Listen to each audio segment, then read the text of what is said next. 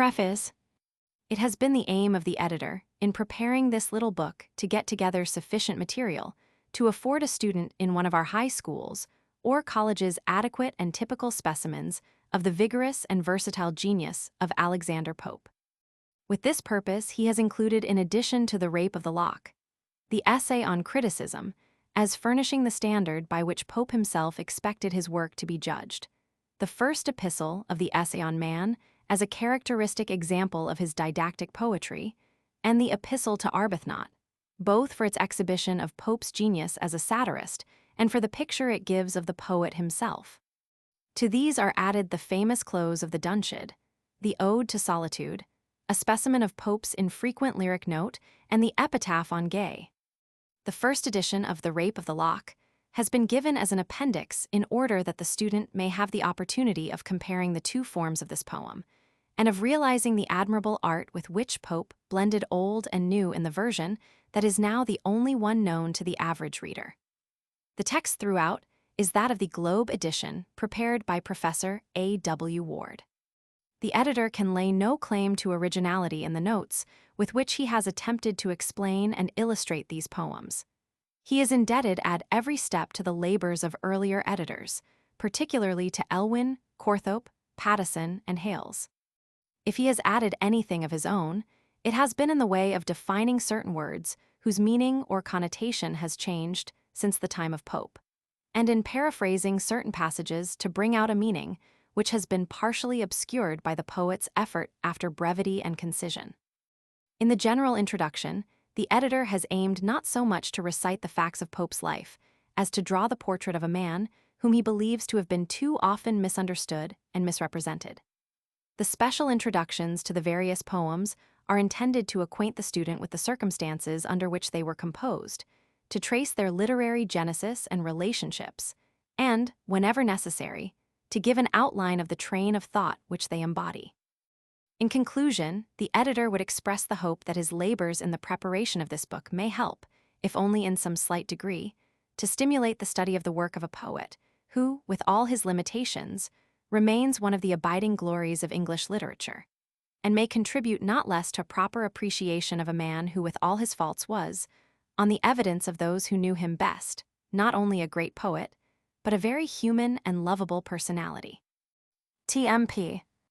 Princeton University, June 4, 1906.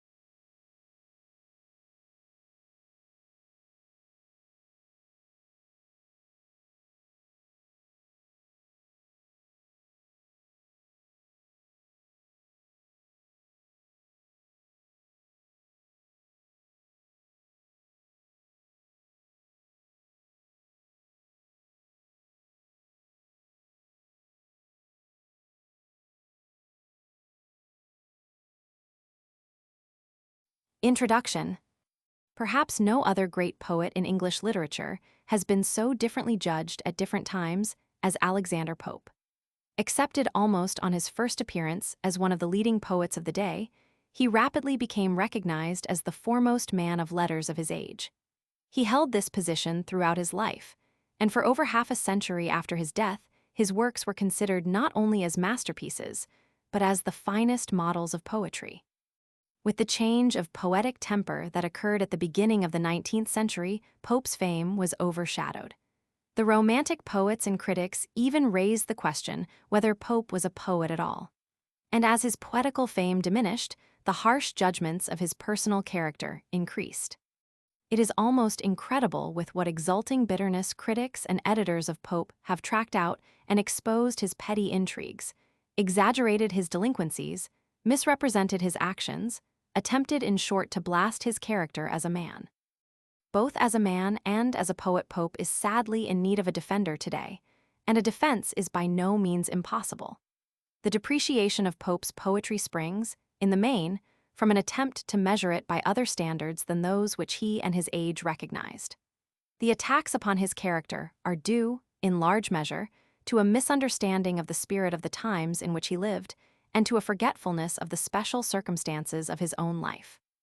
Tried in a fair court by impartial judges, Pope, as a poet, would be awarded a place, if not among the noblest singers, at least high among poets of the second order. And the flaws of character, which even his warmest apologist must admit would on the one hand be explained, if not excused, by circumstances, and on the other more than counterbalanced by the existence of noble qualities to which his assailants seem to have been quite blind. Alexander Pope was born in London on May 21, 1688. His father was a Roman Catholic linen draper who had married a second time. Pope was the only child of this marriage, and seems to have been a delicate, sweet-tempered, precocious, and perhaps a rather spoiled child. Pope's religion and his chronic ill health are two facts of the highest importance to be taken into consideration in any study of his life or judgment of his character. The high hopes of the Catholics for a restoration of their religion had been totally destroyed by the Revolution of 1688. During all Pope's lifetime, they were a sect at once feared, hated, and oppressed by the severest laws. They were excluded from the schools and universities, they were burdened with double taxes, and forbidden to acquire real estate. All public careers were closed to them, and their property and even their persons were in times of excitement at the mercy of informers. In the last year of Pope's life, a proclamation was issued forbidding Catholics to come within 10 miles of London, and Pope himself, in spite of his influential friends, thought it wise to comply with this edict. A fierce outburst of persecution often evokes in the persecuted some of the noblest qualities of human nature. But a long-continued and crushing tyranny that extends to all the details of daily life is only too likely to have the most unfortunate results on those who are subjected to it. And as a matter of fact, we find that the well-to-do Catholics of Pope's day lived in an atmosphere of disaffection, political intrigue, and evasion of the law, most unfavorable for the development of that frank, courageous, and patriotic spirit, for the lack of which Pope himself has so often been made the object of reproach. In a well-known passage of the Epistle to Arbuthnot, Pope has spoken of his life as one long disease. He was in fact a humpbacked dwarf, not over 4 feet 6 inches in height, with long, spider-like legs and arms. He was subject to violent headaches, and his face was lined and contracted with the marks of suffering. In youth, he so completely ruined his health by perpetual studies that his life was despaired of, and only the most careful treatment saved him from an early death. Toward the close of his life, he became so weak that he could neither dress nor undress without assistance. He had to be laced up in stiff stays in order to sit erect, and wore a fur doublet and 3 pairs of stockings to protect himself against the cold. With these physical defects, he had the extreme sensitiveness of mind that usually accompanies chronic ill health, and this sensitiveness was outraged incessantly by the brutal customs of the age. Pope's enemies made as free with his person as with his poetry, and there is little doubt that he felt the former attacks the more bitterly of the two. Dennis, his first critic, called him a short squab gentleman, the very beau of the god of love. His outward form is downright monkey.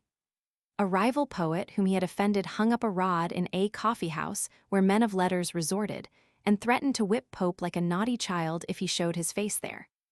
It is said, though perhaps not on the best authority, that when Pope once forgot himself so far as to make love to Lady Mary Wortley Montague, the lady's answer was a fit of immoderate laughter.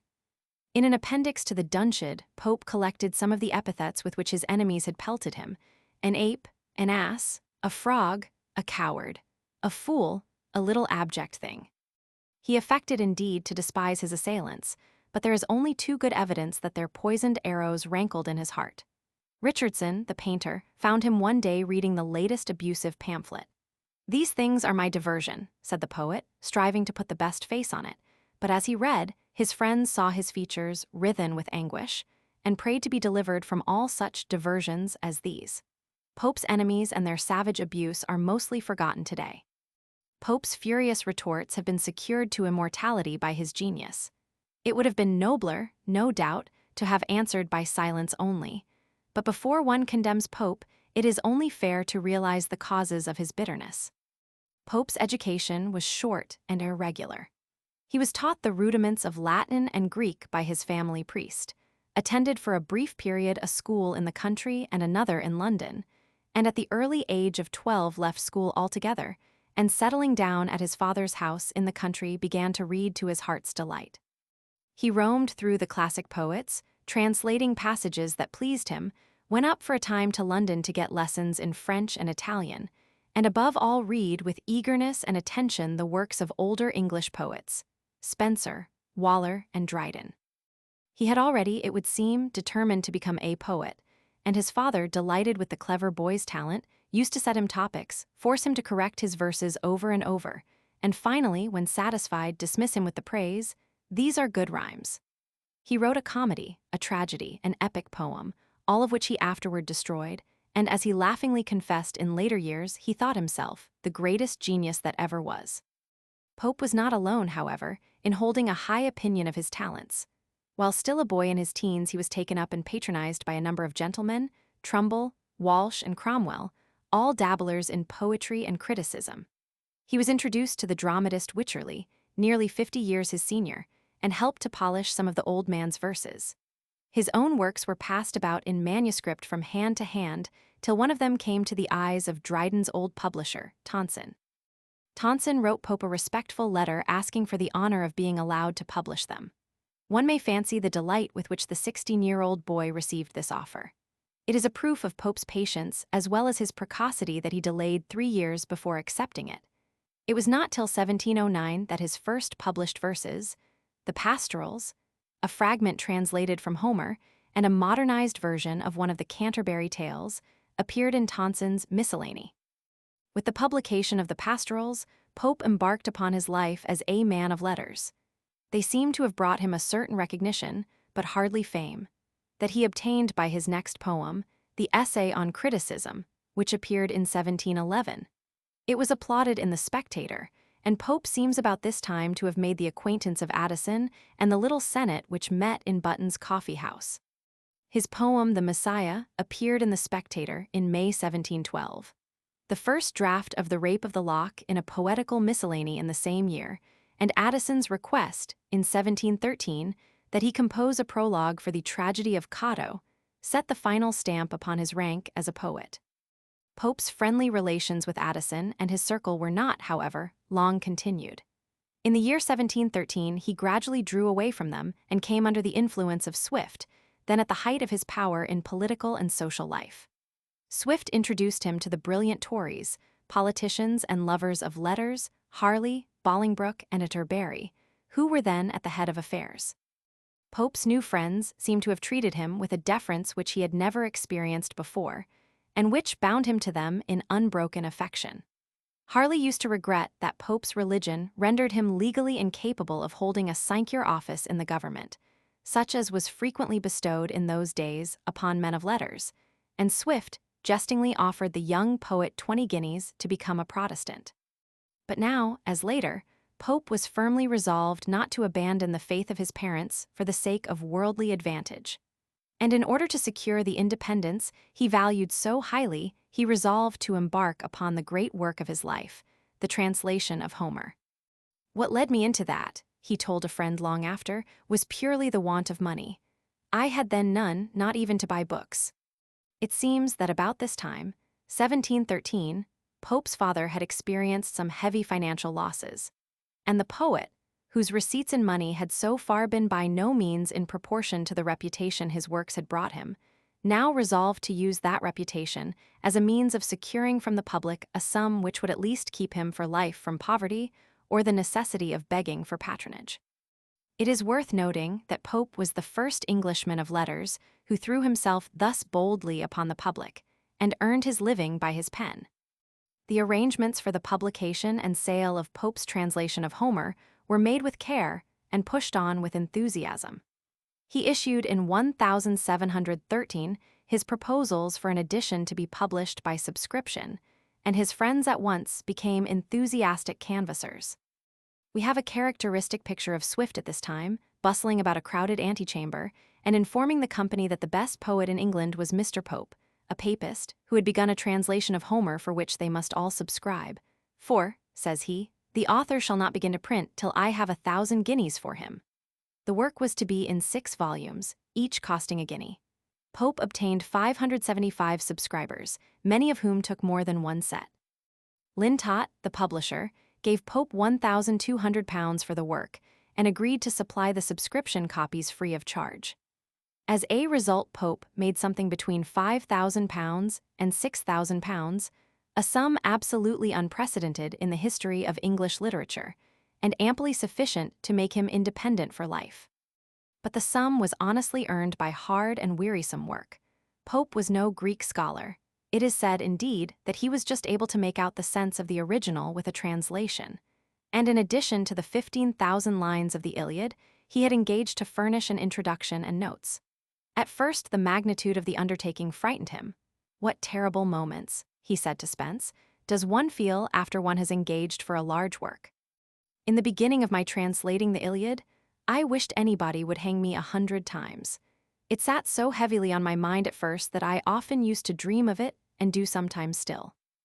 In spite of his discouragement, however, and of the ill health which so constantly beset him, Pope fell gallantly upon his task, and as time went on came almost to enjoy it.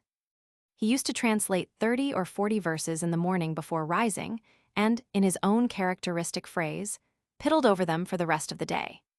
He used every assistance possible, drew freely upon the scholarship of friends, corrected and recorrected with a view to obtaining clearness and point, and finally succeeded in producing a version which not only satisfied his own critical judgment, but was at once accepted by the English-speaking world as the standard translation of Homer.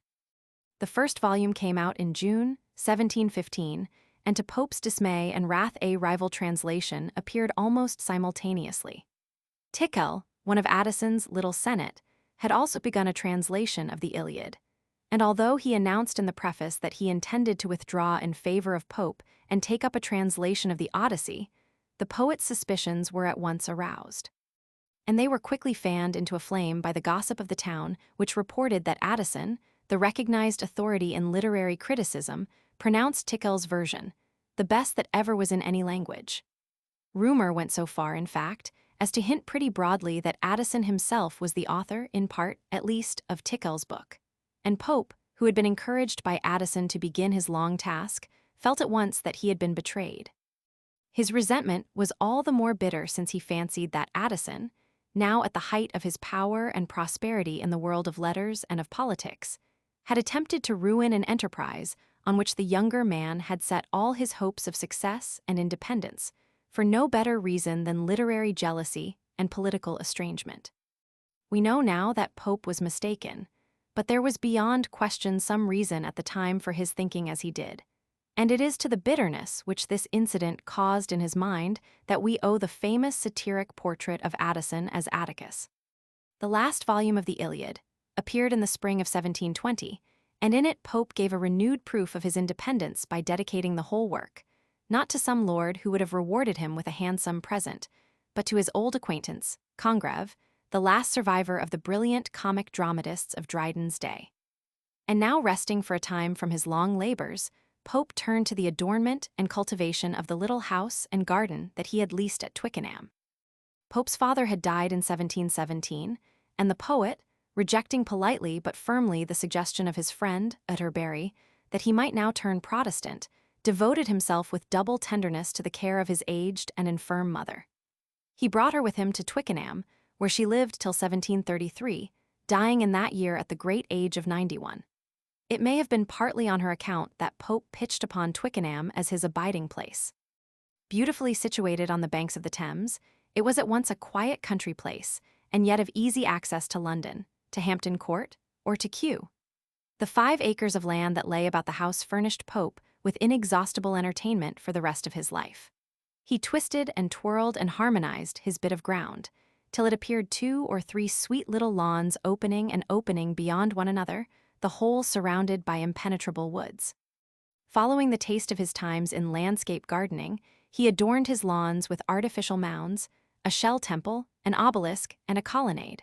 But the crowning glory was the grotto, a tunnel decorated fantastically with shells and bits of looking-glass, which Pope dug under a road that ran through his grounds.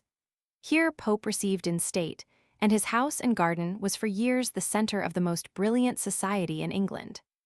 Here Swift came on his rare visits from Ireland, and Bolingbroke on his return from exile. Arbuthnot, Pope's beloved physician, was a frequent visitor, and Peterborough, one of the most distinguished of English soldiers, condescended to help lay out the garden. Congreve came too, at times, and Gay, the laziest and most good-natured of poets. Nor was the society of women lacking at these gatherings. Lady Mary Wortley Montagu, the wittiest woman in England, was often there, until her bitter quarrel with the poet. The grim old Duchess of Marlborough appeared once or twice in Pope's last years, and the Princess of Wales came with her husband to inspire the leaders of the opposition to the hated Walpole and the miserly king. And from first to last, the good angel of the place was the blue-eyed, sweet-tempered Patty Blount, Pope's best and dearest friend. Not long after the completion of the Iliad, Pope undertook to edit Shakespeare and completed the work in 1724. The edition is, of course, quite superseded now, but it has its place in the history of Shakespearean studies as the first that made an effort, though irregular and incomplete, to restore the true text by collation and conjecture. It has its place, too, in the story of Pope's life, since the bitter criticism which it received, all the more unpleasant to the poet since it was in the main true, was one of the principal causes of his writing the Dunciad. Between the publication of his edition of Shakespeare, however, and the appearance of the Dunciad, Pope resolved to complete his translation of Homer, and with the assistance of a pair of friends, got out a version of the Odyssey in 1725. Like the Iliad, this was published by subscription, and as in the former case, the greatest men in England were eager to show their appreciation of the poet by filling up his lists. Sir Robert Walpole, the great Whig statesman, took 10 copies, and Harley, the fallen Tory leader, put himself, his wife, and his daughter down for 16. Pope made, it is said, about £3,700 by this work. In 1726, Swift visited Pope and encouraged him to complete a satire which he seems already to have begun on the dull critics and hack writers of the day. For one cause or another, its publication was deferred until 1728, when it appeared under the title of the Dunciad. Here Pope declared open war upon his enemies. All those who had attacked his works, abused his character, or scoffed at his personal deformities, were caricatured as ridiculous and sometimes disgusting figures in a mock epic poem celebrating the accession of a new monarch to the throne of dullness. The Dunciad is little read today except by professed students of English letters, but it made, naturally enough, a great stir at the time and vastly provoked the wrath of all the dunces whose names it dragged to light. Pope has often been blamed for stooping to such ignoble combat, and in particular for the coarseness of his abuse, and for his bitter jests upon the poverty of his opponents. But it must be remembered that no living writer had been so scandalously abused as Pope, and no writer that ever lived was by nature so quick to feel and to resent insult.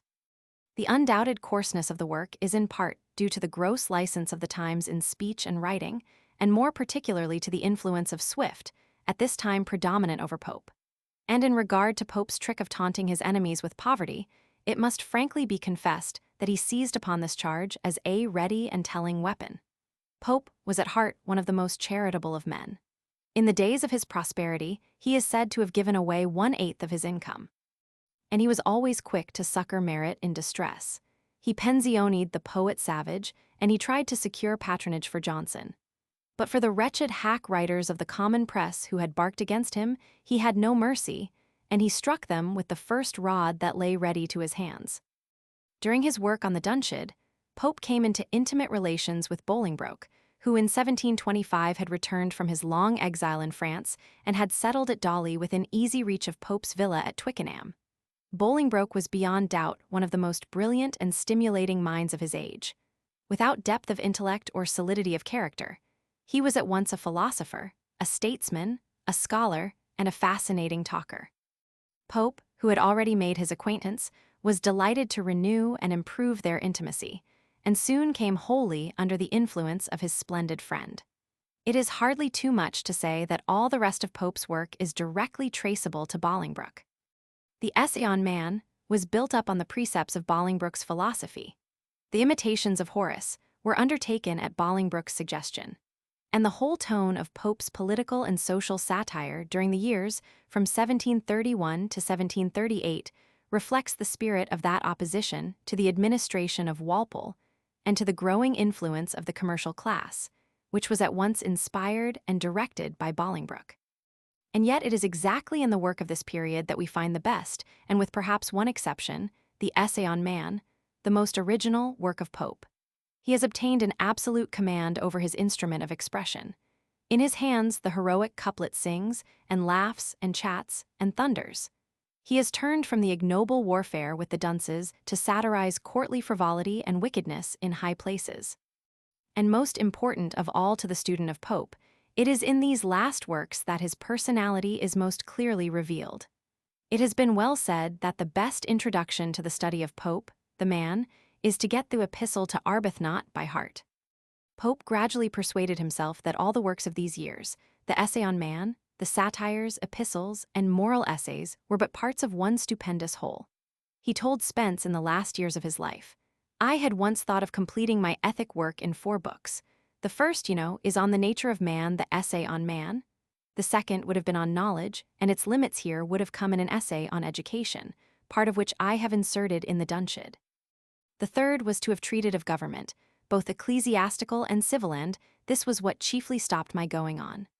I could not have said what I would have said without provoking every church on the face of the earth, and I did not care for living always in boiling water. This part would have come into my Brutus, an epic poem which Pope never completed, which is planned already. The fourth would have been on morality, in 8 or 9 of the most concerning branches of it. It is difficult, if not impossible, to believe that Pope, with his irregular methods of work and a logical habit of thought, had planned so vast and elaborate a system before he began its execution. It is far more likely that he followed his old method of composing on the inspiration of the moment, and produced the works in question with little thought of their relation or interdependence. But in the last years of his life, when he had made the acquaintance of Warburton and was engaged in reviewing and perfecting the works of this period, he noticed their general similarity in form and spirit, and, possibly under Warburton's influence, conceived the notion of combining and supplementing them to form that greater essay on man of which he spoke to Spence, and of which Warburton himself has given us a detailed account. Warburton, a wide-read, pompous, and polemical clergyman, had introduced himself to the notice of Pope by a defense of the philosophical and religious principles of the Essay on Man.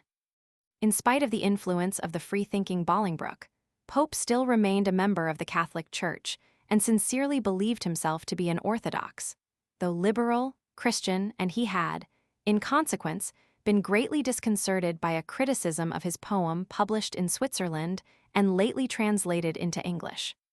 Its author, Pierre de Crousaz, maintained, and with a considerable degree of truth, that the principles of Pope's poem, if pushed to their logical conclusion, were destructive to religion and would rank their author rather among atheists than defenders of the faith. The very word atheist was at that day sufficient to put the man to whom it was applied beyond the pale of polite society. And Pope, who quite lacked the ability to refute in logical argument the attack of de Crousaz, was proportionately delighted when Warburton came forward in his defense, and in a series of letters asserted that Pope's whole intention was to vindicate the ways of God to man, and that de Crousaz had mistaken his purpose and misunderstood his language. Pope's gratitude to his defender knew no bounds. He declared that Warburton understood the essay better than he did himself. He pronounced him the greatest critic he ever knew, secured an introduction to him, introduced him to his own rich and influential friends, in short made the man's fortune for him outright. When the University of Oxford hesitated to give Warburton, who had never attended a university, the degree of D.D., Pope declined to accept the degree of D.C.L., which had been offered him at the same time, and wrote the 4th book of the Dunciad to satirize the stupidity of the university authorities. In conjunction with Warburton, he proceeded further to revise the whole poem, for which his new friend wrote notes and a ponderous introduction, and made the capital mistake of substituting the frivolous but clever Collie Gibber, with whom he had recently become embroiled, for his old enemy, Theobald, as the hero. And the last year of his life was spent in getting out new editions of his poems, accompanied by elaborate commentaries from the pen of Warburton. In the spring of 1744, it was evident that Pope was failing fast. In addition to his other ailments, he was now attacked by an asthmatical dropsy, which no efforts of his physicians could remove. Yet he continued to work almost to the last, and distributed copies of his Ethic Epistles to his friends about 3 weeks before his death, with the smiling remark that, like the dying Socrates, he was dispensing his morality among his friends. His mind began to wander. He complained that he saw all things as through a curtain, and told Spence once, with a smile of great pleasure and with the greatest softness, that he had seen a vision. His friends were devoted in their attendance. Bolingbroke sat weeping by his chair, and on Spence's remarking how Pope with every rally was always saying something kindly of his friends, replied, "I never in my life knew a man that had so tender a heart for his particular friends, or a more general friendship for mankind. I have known him these 30 years, and value myself more for that man's love than here." His head dropped, and his voice broke in tears. It was noticed that whenever Paddy Blount came into the room, the dying flame of life flashed up in a momentary glow. At the very end, a friend reminded Pope that as a professed Catholic he ought to send for a priest. The dying man replied that he did not believe it essential, but thanked him for the suggestion. When the priest appeared, Pope attempted to rise from his bed that he might receive the sacrament kneeling, and the priest came out from the sick room, penetrated to the last degree with the state of mind in which he found his penitent, resigned and wrapped up in the love of God and man. The hope that sustained Pope to the end was that of immortality. "I am so certain of the soul's being immortal," he whispered, almost with his last breath, "that I seem to feel it within me, as it were by intuition." He died on the evening of May 30, so quietly that his friends hardly knew that the end had come. He was buried in Twickenham Church, near the monument he had erected to his parents, and his coffin was carried to the grave by 6 of the poorest men of the parish. It is plain even from so slight a sketch as this that the common conception of Pope as the wicked wasp of Twickenham, a bitter, jealous, and malignant spirit, is utterly out of accord with the facts of his life. Pope's faults of character lie on the surface, and the most perceptible is that which has done him most harm in the eyes of English-speaking men. He was by nature, perhaps by training also, untruthful. If he seldom stooped to an outright lie, he never hesitated to equivocate, and students of his life have found that it is seldom possible to take his word on any point where his own works or interests were concerned.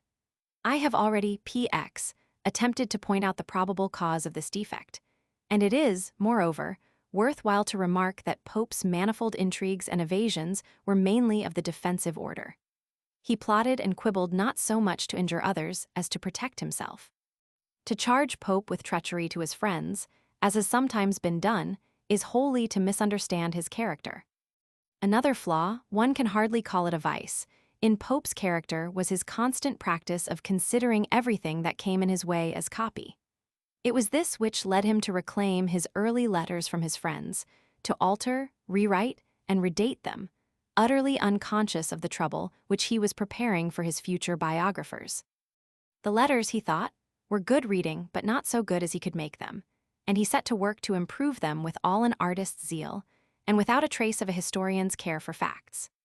It was this which led him to embody in his description of a rich fool's splendid house and park certain unmistakable traces of a living nobleman's estate, and to start in genuine amazement and regret when the world insisted on identifying the nobleman and the fool. And when Pope had once done a good piece of work, he had all an artist's reluctance to destroy it. He kept bits of verse by him for years and inserted them into appropriate places in his poems. This habit, it was that brought about perhaps the gravest charge that has ever been made against Pope, that of accepting £1,000 to suppress a satiric portrait of the old Duchess of Marlborough, and yet of publishing it in a revision of a poem that he was engaged on just before his death. The truth seems to be that Pope had drawn this portrait in days when he was at bitter enmity with the Duchess, and after the reconcilement that took place, unwilling to suppress it entirely, had worked it over, and added passages out of keeping with the first design, but pointing to another lady with whom he was now at odds. Pope's behavior, we must admit, was not altogether creditable, but it was that of an artist reluctant to throw away good work, not that of a ruffian who stabs a woman he has taken money to spare. Finally, Pope was throughout his life, and notably in his later years, the victim of an irritable temper and a quick, abusive tongue. His irritability sprang in part, we may believe, from his physical sufferings, even more, however, from the exquisitely sensitive heart which made him feel a coarse insult as others would a blow. And of the coarseness of the insults that were heaped upon Pope, no one, except the careful student of his life, can have any conception. His genius, his morals, his person, his parents, and his religion were overwhelmed in one indiscriminate flood of abuse. Too high-spirited to submit tamely to these attacks, too irritable to laugh at them, he struck back, and his weapon was personal satire which cut like a whip and left a brand like a hot iron. And if at times, as in the case of Addison, Pope was mistaken in his object and assaulted one who was in no sense his enemy, the fault lies not so much in his alleged malice as in the unhappy state of warfare in which he lived. Over against the faults of Pope, we may set more than one noble characteristic. The sensitive heart and impulsive temper that led him so often into bitter warfare made him also most susceptible to kindness and quick to pity suffering. He was essentially of a tender and loving nature, a devoted son, and a loyal friend, unwearied in acts of kindness and generosity. His ruling passion, to use his own phrase, was a devotion to letters, and he determined as early and worked as diligently to make himself a poet as ever Milton did. His wretched body was dominated by a high and eager mind, and he combined in an unparalleled degree the fiery energy of the born poet with the tireless patience of the trained artist. But perhaps the most remarkable characteristic of Pope is his manly independence. In an age when almost without exception his fellow writers stooped to accept a great man's patronage or sold their talents into the slavery of politics, Pope stood aloof from patron and from party. He repeatedly declined offers of money that were made him, even when no condition was attached. He refused to change his religion, though he was far from being a devout Catholic, in order to secure a comfortable place. He relied upon his genius alone for his support, and his genius gave him all that he asked, a modest competency. His relations with his rich and powerful friends were marked by the same independent spirit. He never cringed or flattered, but met them on even terms, and raised himself by merit alone from his position as the unknown son of an humble shopkeeper to be the friend and associate of the greatest fortunes and most powerful minds in England. It is not too much to say that the career of a man of letters as we know it today, a career at once honorable and independent, takes its rise from the life and work of Alexander Pope. The long controversies that have raged about Pope's rank as a poet seem at last to be drawing to a close, and it has become possible to strike a balance between the exaggerated praise of his contemporaries and the reckless depreciation of romantic critics. That he is not a poet of the first order is plain, if for no other reason than that he never produced a work in any of the greatest forms of poetry. The drama, the epic, the lyric, were all outside his range. On the other hand, unless a definition of poetry be framed in, Dr. Johnson has well remarked that to circumscribe poetry by a definition will only show the narrowness of the definer, which shall exclude all gnomic and satiric verse, and so debar the claims of Hesiod, Juvenal, and Boileau. It is impossible to deny that Pope is a true poet. Certain qualities of the highest poet Pope no doubt lacked: lofty imagination, intense passion, wide human sympathy.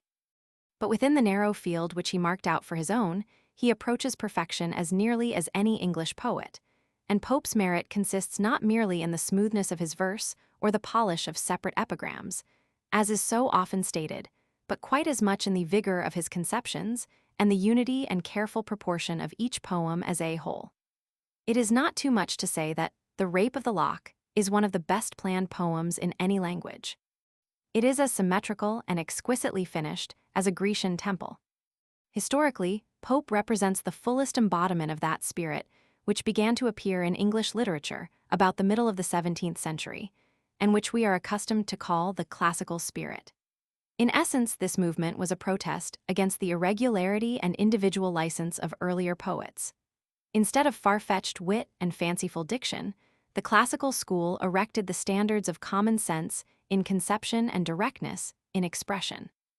And in so doing, they restored poetry which had become the diversion of the few to the possession of the many. Pope, for example, is preeminently the poet of his time. He dealt with topics that were of general interest to the society in which he lived. He pictured life as he saw it about him. And this accounts for his prompt and general acceptance by the world of his day. For the student of English literature, Pope's work has a threefold value.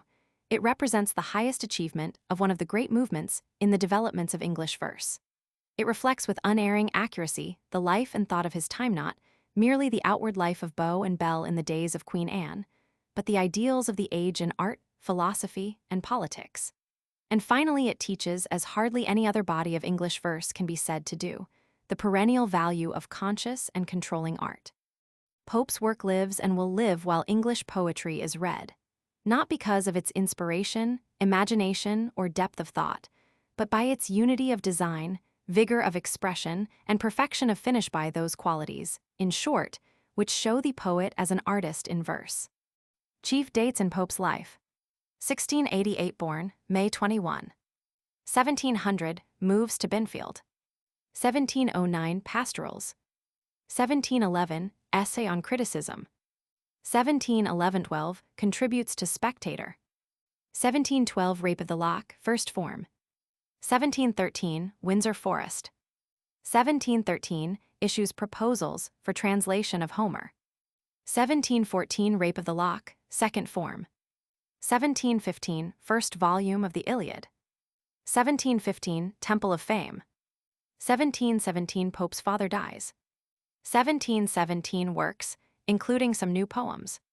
1719, settles at Twickenham. 1726, and last volume of the Iliad. 1722, begins translation of Odyssey. 1725, edits Shakespeare. 1726, finishes translation of Odyssey. 1727-8, miscellanies by Pope and Swift. 1728-9, Dunshed. 1731-2, moral essays, of taste, of the use of riches. 1733-4, essay on man. 1733-8, satires and epistles. 1735, works. 1735, letters, published by Curlell. 1741, works in prose, volume Roman II, includes the correspondence with Swift. 1742, fourth book of Dunshed. 1742, revised Dunshed. 1744, died, May 30. 1751, first collected edition, published by Warburton, 9 vols. Selections from Pope.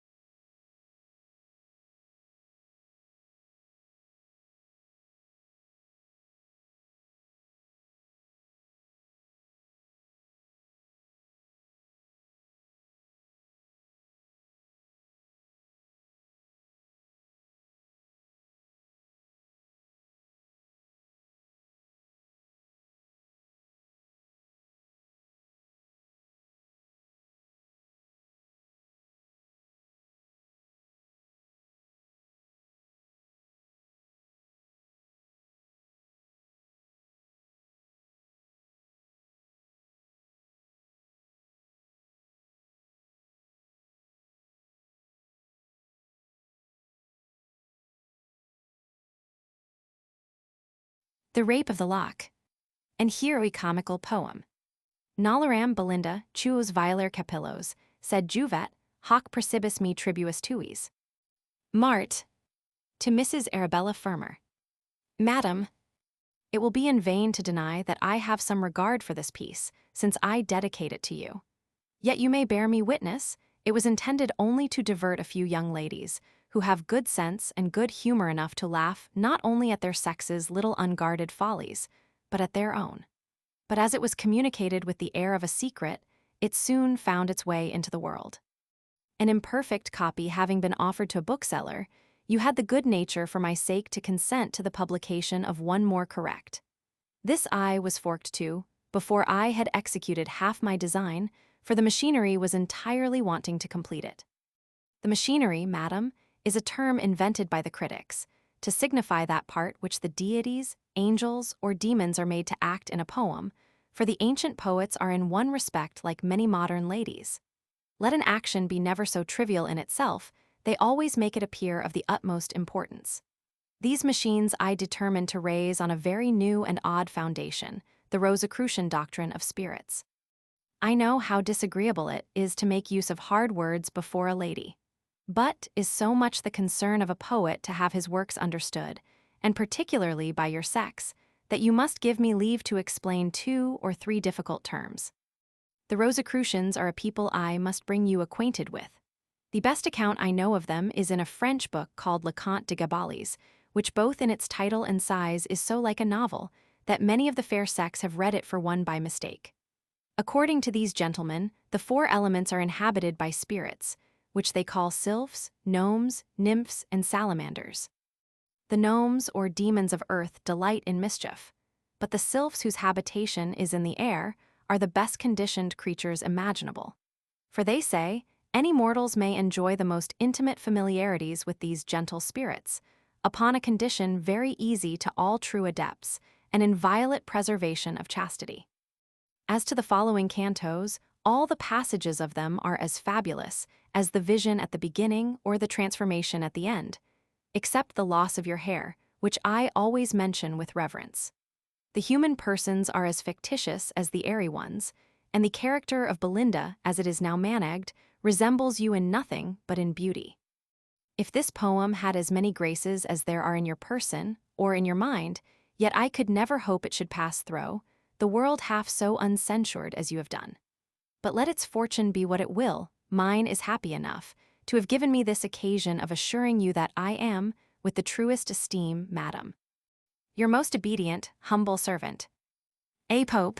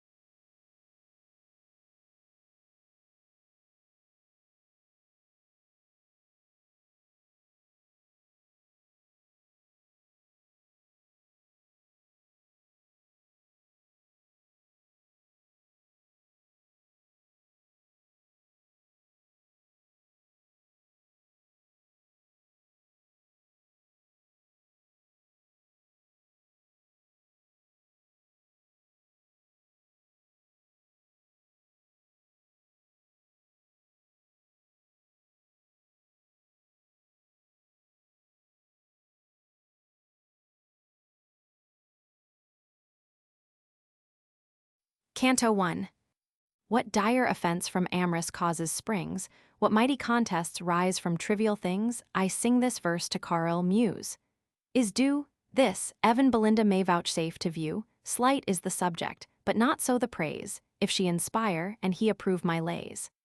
Say what strange motive, goddess, could compel a well-bred Lord T assault a gentle belle? Oh, say what stranger cause, yet unexplored, could make a gentle belle reject a lord in tasks so bold, can little men engage, and in soft bosoms dwells such mighty rage. Soul through white curtains shot a timorous ray, and oped those eyes that must eclipse the day. Now lapdogs give themselves the rousing shake, and sleepless lovers, just at 12, awake, thrice rung the bell, the slipper knocked the ground, and the pressed watch returned a silver sound. Belinda still her downy pillow pressed, her guardian sylph prolonged the balmy rest. 'Twas he had summoned to her silent bed the morning dream that hovered o'er her head, a youth more glittering than a birthnight bow, that even in slumber caused her cheek to glow, seemed to her ear his winning lips to lay, and thus in whispers said, or seemed to say. Fairest of mortals, thou distinguished care of thousand bright inhabitants of air, if e'er one vision touch. Thy infant thought of all the nurse and all the priest have taught, of airy elves by moonlight shadows seen, the silver token, and the circled green, or virgins visited by angel powers, with golden crowns and wreaths of heavenly flowers, hear and believe. Thy own importance know, nor bound thy narrow views to things below. Some secret truths from learned pride concealed, to maids alone and children are revealed. What though no credit doubting wits may give, the fair and innocent shall still believe. Know then, unnumbered spirits round thee fly, the light militia of the lower sky. These, though unseen, are ever on the wing, hang o'er the box, and hover round the ring. Think what an equipage thou hast in air, and view with scorn 2 pages and a chair. As now your own, our beings were of old, and once enclosed in woman's beauteous mold. Thence, by a soft transition, we repair from earthly vehicles to these of air. Think not, when woman's transient breath is fled, that all her vanities at once are dead. Succeeding vanities she still regards, and though she plays no more, or looks the cards, her joy in gilded chariots, when alive, and love of amber, after death survive. For when the fair in all their pride expire, to their first elements their souls retire. The sprites of fiery termagants in flame mount up, and take a salamander's name. Soft yielding minds to water glide away, and sip, with nymphs, their elemental tea. The graver prude sinks downward to a gnome, in search of mischief still on earth to roam. The light coquettes in sylphs aloft repair, and sport and flutter in the fields of air. No further yet. Whoever fair and chaste rejects mankind is by some sylph embracked, for spirits, freed from mortal laws, with ease assume what sexes and what shapes they please. What guards the purity of melting maids in courtly balls and midnight masquerades? Safe from the treacherous friend, the daring spark, the glance by day, the whisper in the dark when kind occasion prompts their warm desires, when music softens and when dancing fires. 'Tis but their sylph, the wise celestials know, though honor is the word with men below. Some nymphs there are, too conscious of their face for life predestined to the gnome's embrace. These swell their prospects and exalt their pride, when offers are disdained and love denied. Then gay ideas crowd the vacant brain, while peers and dukes and all their sweeping train, and garters, stars, and coronets appear, and in soft sounds your grace salutes their ear. Tea is these that early taint the female soul, instruct the eyes of young coquettes to roll, teach infant cheeks a bidden blush to know, and little hearts to flutter at a bow. Oft, when the world imagine women stray, the sylphs through mystic mazes guide their way, throw all the giddy circle they pursue, and old impertinence expel by new. What tender maid but must a victim fall to one man's treat, but for another's ball, when Florio speaks what virgin could withstand, if gentle Damon did not squeeze her hand? With varying vanities from every part, they shift the moving toy-shop of their heart, wear wigs, with sword knots strive, bow banish bow, and coaches drive. This erring mortal's levity may call, O blind to truth. The sylphs contrive it all. Of these am I, who thy protection claim, a watchful sprite, and Ariel is my name. Late, as I rang the crystal wilds of air, in the clear mirror of thy ruling star I saw, alas, some dread event impend, ere to the main this morning sun descend, but heaven reveals not what, or how, or where. By the sylph, O pious maid, beware. This to disclose is all thy guardian can, beware of all, but most beware of man. He said, when Shock, who thought she slept too long, leaped up, and whacked his mistress with his tongue. 'Twas then, Belinda, if reports say true, thy eyes first opened on a billet doux, wounds, charms, and ardors were no sooner read, but all the vision vanished from thy head. And now, unveiled, the toilet stands displayed, each silver vase in mystic order laid. First, robed in white, the nymph intent adores, with head uncovered, the cosmetic powers. A heavenly image in the glass appears, to that she bends, to that her eyes she rears, inferior priestess, at her altar's side. Trembling begins the sacred rites of pride. Unnumbered treasures ope at once, and here the various offerings of the world appear. From each she nicely culls with curious toil, and decks the goddess with the glittering spoil. This casket India's glowing gems unlocks, and all Arabia breathes from yonder box. The tortoise here and elephant unite, transformed to combs, the speckled and the white. Here files of pins extend their shining rows, puffs, powders, patches, Bibles, billet doux. Now awful beauty puts on all its arms, the fair each moment rises in her charms, repairs her smiles, awakens every grace, and calls forth all the wonders of her face sees by degrees a purer blush arise, and keener lightnings quicken in her eyes. The busy sylphs surround their darling care, these set the head, and those divide the hair, some fold the sleeve, whilst others plait the gown, and Betty's praised for labors not her own.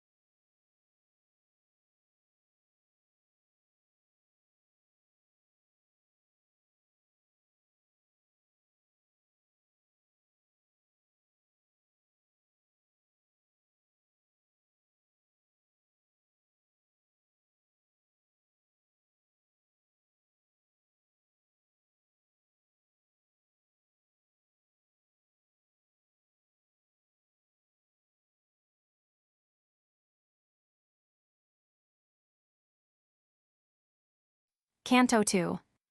Not with more glories in ethereal plain. The sun first rises o'er the purpled main, then, issuing forth, the rival of his beams launched on the bosom of the silver Thames. Fair nymphs and well-dressed youths around her shone.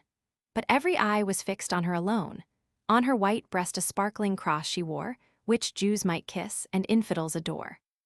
Her lively looks a sprightly mind disclose, quick as her eyes, and as unfixed as those. Favors to none, to all she smiles extends, oft she rejects, but never once offends. Bright as the sun, her eyes the gazers strike, and like the sun they shine on all alike. Yet graceful ease and sweetness void of pride might hide her faults, if bells had faults to hide. If to her share some female errors fall, look on her face and you'll forget 'em all.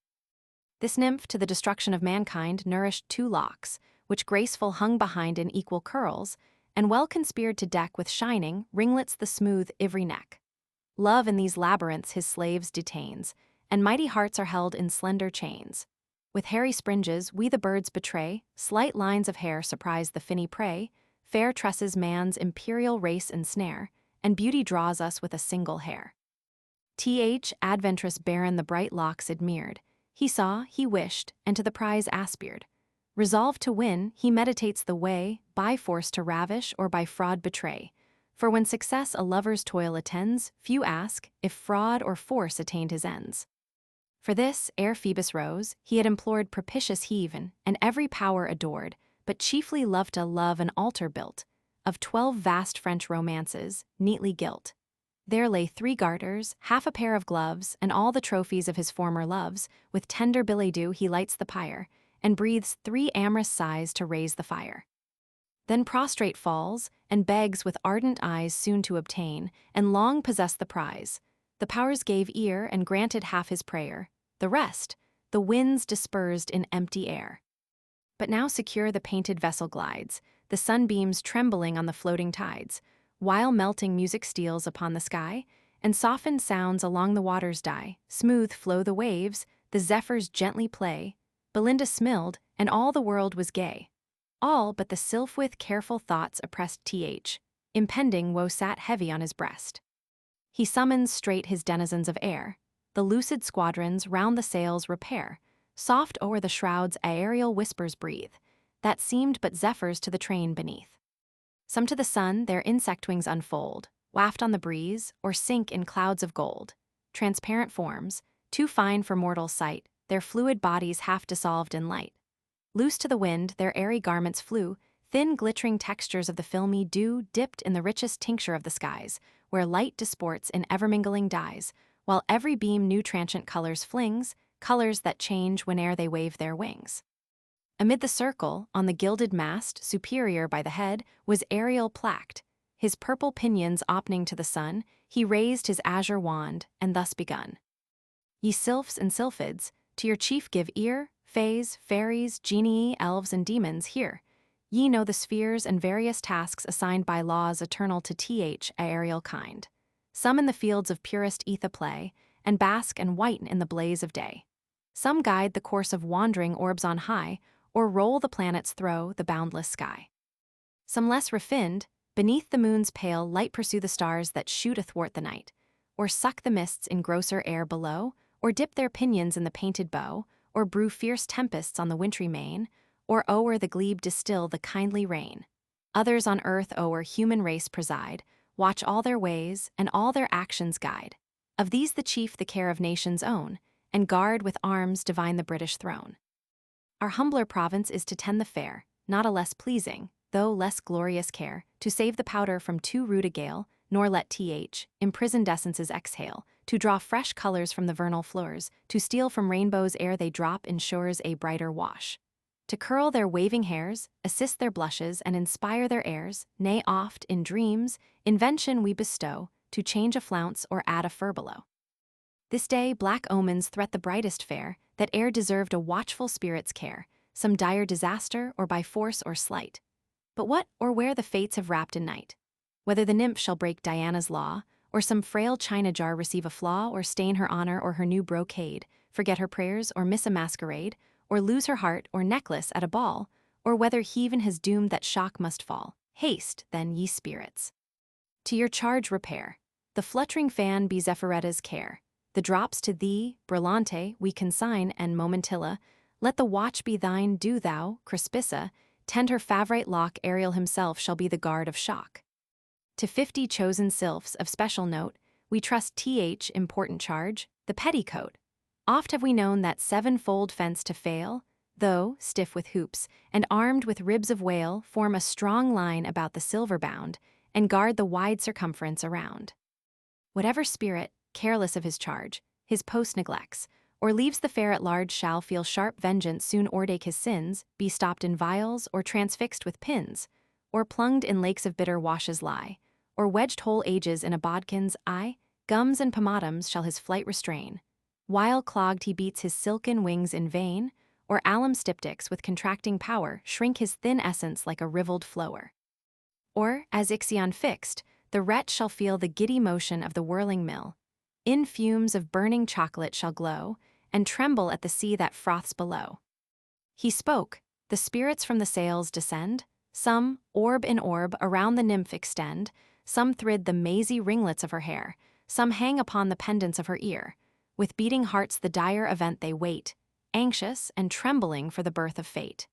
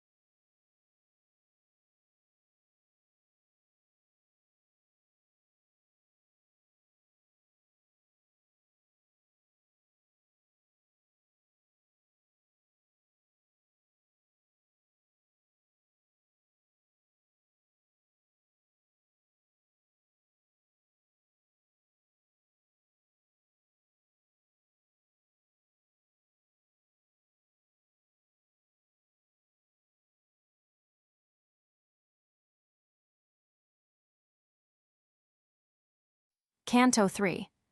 Close by those meads, forever crowned with floors, where Thames with pride surveys his rising tors, there stands a structure of majestic frame, which from the neighboring Hampton takes its name.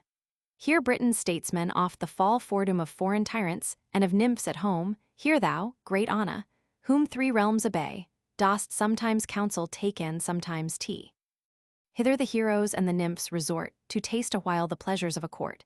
In various talk instructive hours they passed. Who gave the ball or paid the visit last? One speaks the glory of the British Queen, and one describes a charming Indian screen. A third interprets motions, looks, and eyes, at every word a reputation dies. Snuff or the fan supply each pause of chat, with singing, laughing, ogling, and all that. Meanwhile, declining from the noon of day, the sun obliquely shoots his burning ray. The hungry judges soon the sentence sign, and wretches hang that juryman may dine. The merchant from exchange returns in peace, and the long labors of the toilet cease. Belinda now, whom thirst of fame invites, burns to encounter 2 adventurous knights, at Amber singly to decide their doom, and swells her breast with conquests yet to come. Straight the 3 bands prepare in arms to join, each band the number of the sacred 9. Soon as she spreads her hand, aerial guard descend, and sit on each important card. First Ariel perched upon a matador, then each, according to the rank they bore, for Sylphs, yet mindful of their ancient race, are, as when women, wondrous fond of place. Behold, 4 kings in majesty revered, with hoary whiskers and a forky beard, and 4 fair queens whose hands sustain a flower expressive emblem of their softer power, 4 knaves in garbs succinct, a trusty band, caps on their heads, and halberts in their hand, and party-colored troops. A shining train draw forth to combat on the velvet plain. The skillful nymph reviews her force with care. Let spades be trumps, she said, and trumps they were. Now move to war her sable matadors, in show like leaders of the swarthy Moors. Spadilio first, unconquerable lord, led off 2 captive trumps and swept the board, as many more Manilio forked to yield, and marched a victor from the verdant field. Him Basto followed, but his fate more hard gained but 1 trump and 1 plebeian card. With his broad sabre next, a chief in years, the hoary majesty of spades appears, puts forth 1 manly leg, to sight revealed, the rest, his many-colored robe concealed. The rebel knave, who dares his prince engage, proves the just victim of his royal rage. Evan mighty Pam, that kings and queens o'erthrew and mowed down armies in the fights of lieu, sad chance of war. Now destitute of aid, falls undistinguished by the victor spade. Thus far both armies to Belinda yield, now to the barren fate inclines the field. His warlike Amazon her host invades, imperial consort of the crown of spades. The club's black tyrant first her victim died, spite of his haughty mien and barbarous pride. What boots the regal circle on his head, his giant limbs, in state unwieldy spread, that long behind he trails his pompous robe, and of all monarchs only grasps the globe. The baron now his diamonds pours apace, embroidered king who shows but half his face, and his refulgent queen, with powers combined of broken troops and easy conquest find. Clubs, diamonds, hearts in wild disorder seen, with throngs promiscuous strow the level green. Thus when dispersed a rooted army runs of Asia's troops and Afric's sable sons, with like confusion different nations fly, of various habit and of various dye. The pirked battalions disunited fall in heaps on heaps, 1 fate o'erwhelms them all. The knave of diamonds tries his wily arts and wins, oh shameful chance, the queen of hearts. At this, the blood the virgin's cheek forsook, a livid paleness spreads o'er all her look, she sees, and trembles at approaching ill, just in the jaws of ruin and codil. And now, as oft in some distempered state, on 1 nice trick depends the general fate. An ace of hearts steps forth. The king unseen lurked in her hand, and mourned his captive queen. He springs to vengeance with an eager pace, and falls like thunder on the prostrate ace. The nymph exulting fills with shouts the sky, the walls, the woods, and long canals reply. O thoughtless mortals, ever blind to fate, too soon dejected, and too soon elate. Sudden these honors shall be snatched away, and cursed for ever this victorious day. For lo, the board with cups and spoons is crowned, the berries crackle, and the mill turns round. On shining altars of Japan they raise the silver lamp. The fiery spirits blaze, from silver spouts the grateful liquors glide, while China's earth receives the smoking tide. At once they gratify their scent and taste, and frequent cups prolong the rich repast. Straight hover round the fair her airy band, some, as she sipped, the fuming liquor fanned, some o'er her lap their careful plumes displayed, trembling and conscious of the rich brocade. Coffee, which makes the politician wise and see through all things with his half-shut eyes, sent up in vapors to the baron's brain new stratagems, the radiant lock to gain. Assis, rash youth. Desist eret is too late, fear the just gods, and think of Scylla's fate. Chang to a bird, and sent to flit in air, she dearly pays for Nissus, injured hair. But when to mischief mortals bend their will, how soon they find fit instruments of ill. Just then, Clarissa drew with tempting grace a two-edged weapon from her shining case. So ladies in romance assist their knight, present the spear, and arm him for the fight. He takes the gift with reverence, and extends the little engine on his fingers' ends. This just behind Belinda's neck he spread, as o'er the fragrant steams she bends her head. Swift to the lock 1,000 sprites repair, 1,000 wings, by turns, blow back the hair, and thrice they twitched the diamond in her ear. Thrice she looked back, and thrice the foe drew near. Just in that instant, anxious Ariel sought the close recesses of the virgin's thought, as on the nosegay in her breast reclined. He watched ideas rising in her mind. Sudden he viewed, in spite of all her art, an earthly lover lurking at her heart. Amazed, confused, he found his power expired, resigned to fate, and with a sigh retired. The peer now spreads the glittering forefex wide, enclosed the lock, now joins it to divide. Even then, before the fatal engine closed, a wretched sylph too fondly interposed. Fate erged the shears, and cut the sylph in twain, but airy substance soon unites again. The meeting points the sacred hair dissever from the fair head, forever and forever. Then flash the living lightning from her eyes, and screams of horror rend affrighted skies. Not louder shrieks to pitying heaven are cast, when husbands, or when lapdogs breathe their last, or when rich china vessels fallen from high, in glittering dust and painted fragments lie. Let wreaths of triumph now my temples twine. The victor cried, the glorious prize is mine. While fish in streams, or birds delight in air, or in a coach and six the British fair, as long as Atalantes shall be read, or the small pillow grace a lady's bed, while visits shall be paid on solemn days, when numerous waxlights in bright order blaze, while nymphs take treats, or assignations give, so long my honor, name, and praise shall live. What time would spare, from steel receives its date, and monuments like men submit to fate. Steel could the labor of the gods destroy, and strike to dust imperial towers of Troy. Steel could the works of mortal pride confound, and hew triumphal arches to the ground. What wonder then, fair nymph, thy hairs should feel the conquering force of unresisted steel.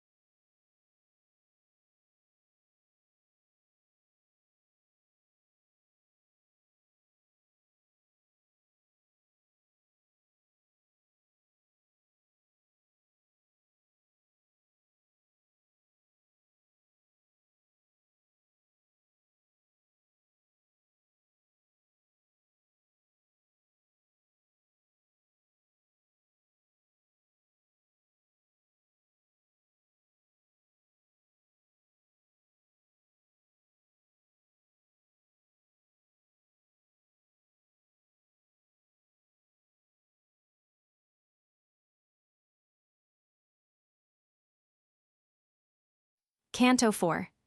But anxious cares the pensive nymph oppressed, and secret passions labored in her breast. Not youthful kings in battle seized alive, not scornful virgins who their charms survive, not ardent lovers robbed of all their bliss, not ancient ladies when refused a kiss. Not tyrants fierce that unrepenting die, not Cynthia when her manteau's pinned awry, ere felt such rage, resentment, and despair, as thou, sad virgin, for thy ravished hair. For that sad moment, when the Sylphs withdrew and Ariel weeping from Belinda flew, Umbriel, a dusky, melancholy sprite, as ever sullied the fair face of light, down to the central earth, his proper scene, repaired to search the gloomy cave of spleen. Swift on his sooty pinions flits the gnome, and in a vapor reached the dismal dome. No cheerful breeze this sullen region knows, the dreaded east is all the wind that blows. Here in a grotto, sheltered close from air, and screened in shades from day's detested glare. She sighs for ever on her pensive bed, pain at her side, and megrim at her head.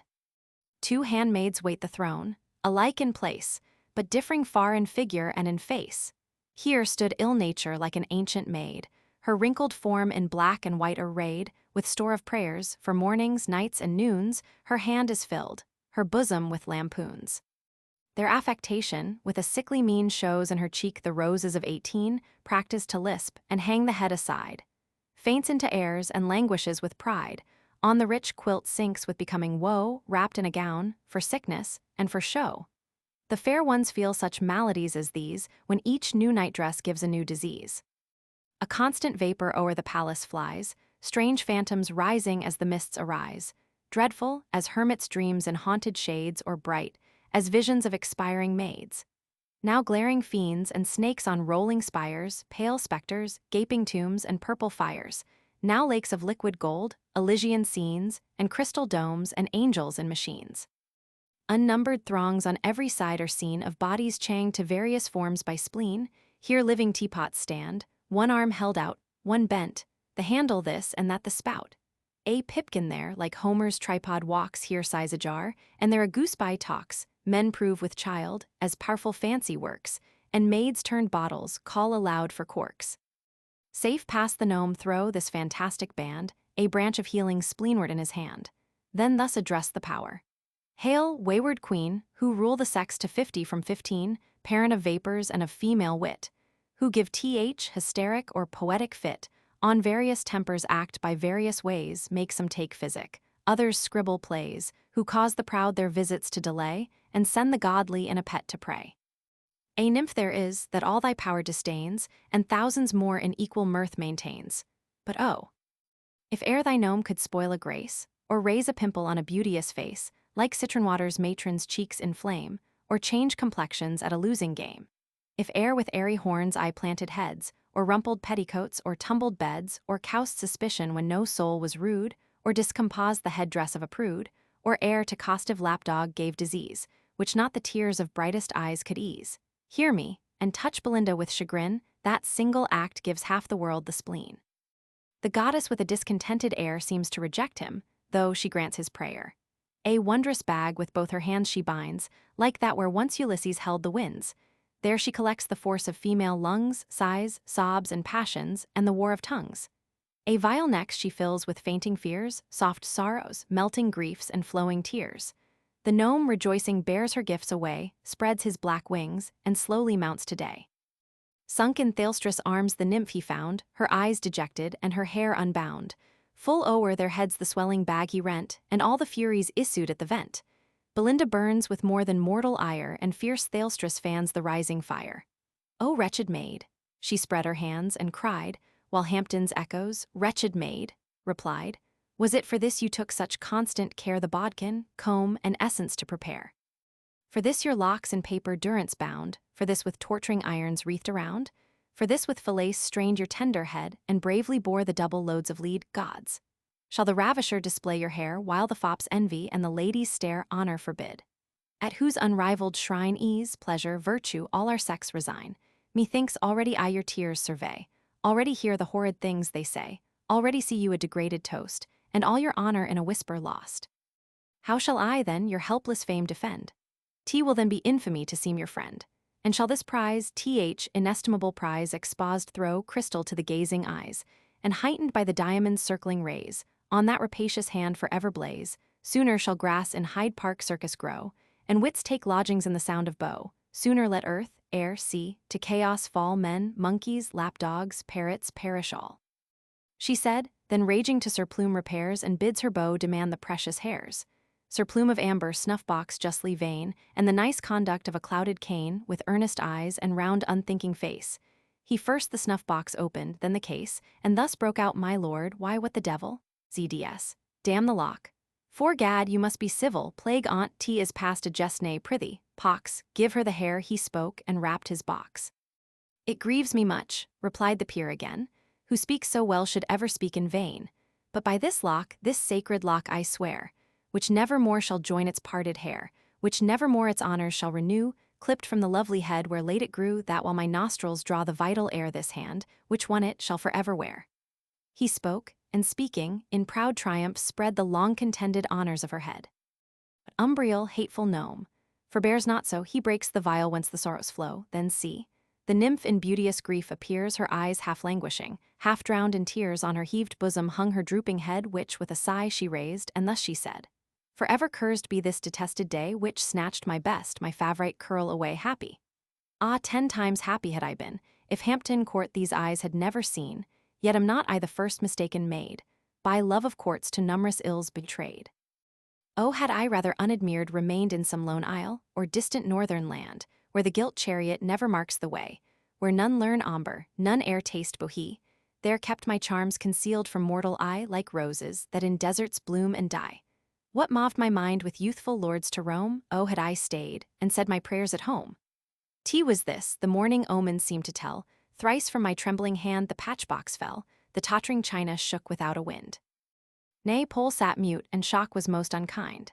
A Sylph too, me of the threats of fate, in mystic visions, now believed too late, see the poor remnants of these slighted hairs. My hands shall rend whatever thy rapine spares. These in 2 sable ringlets taught to break, once gave new beauties to the snowy neck. The sisterlock now sits uncouth, alone, and in its fellow's fate foresees its own. Uncurled it hangs, the fatal shears demands, and tempts once more thy sacrilegious hands.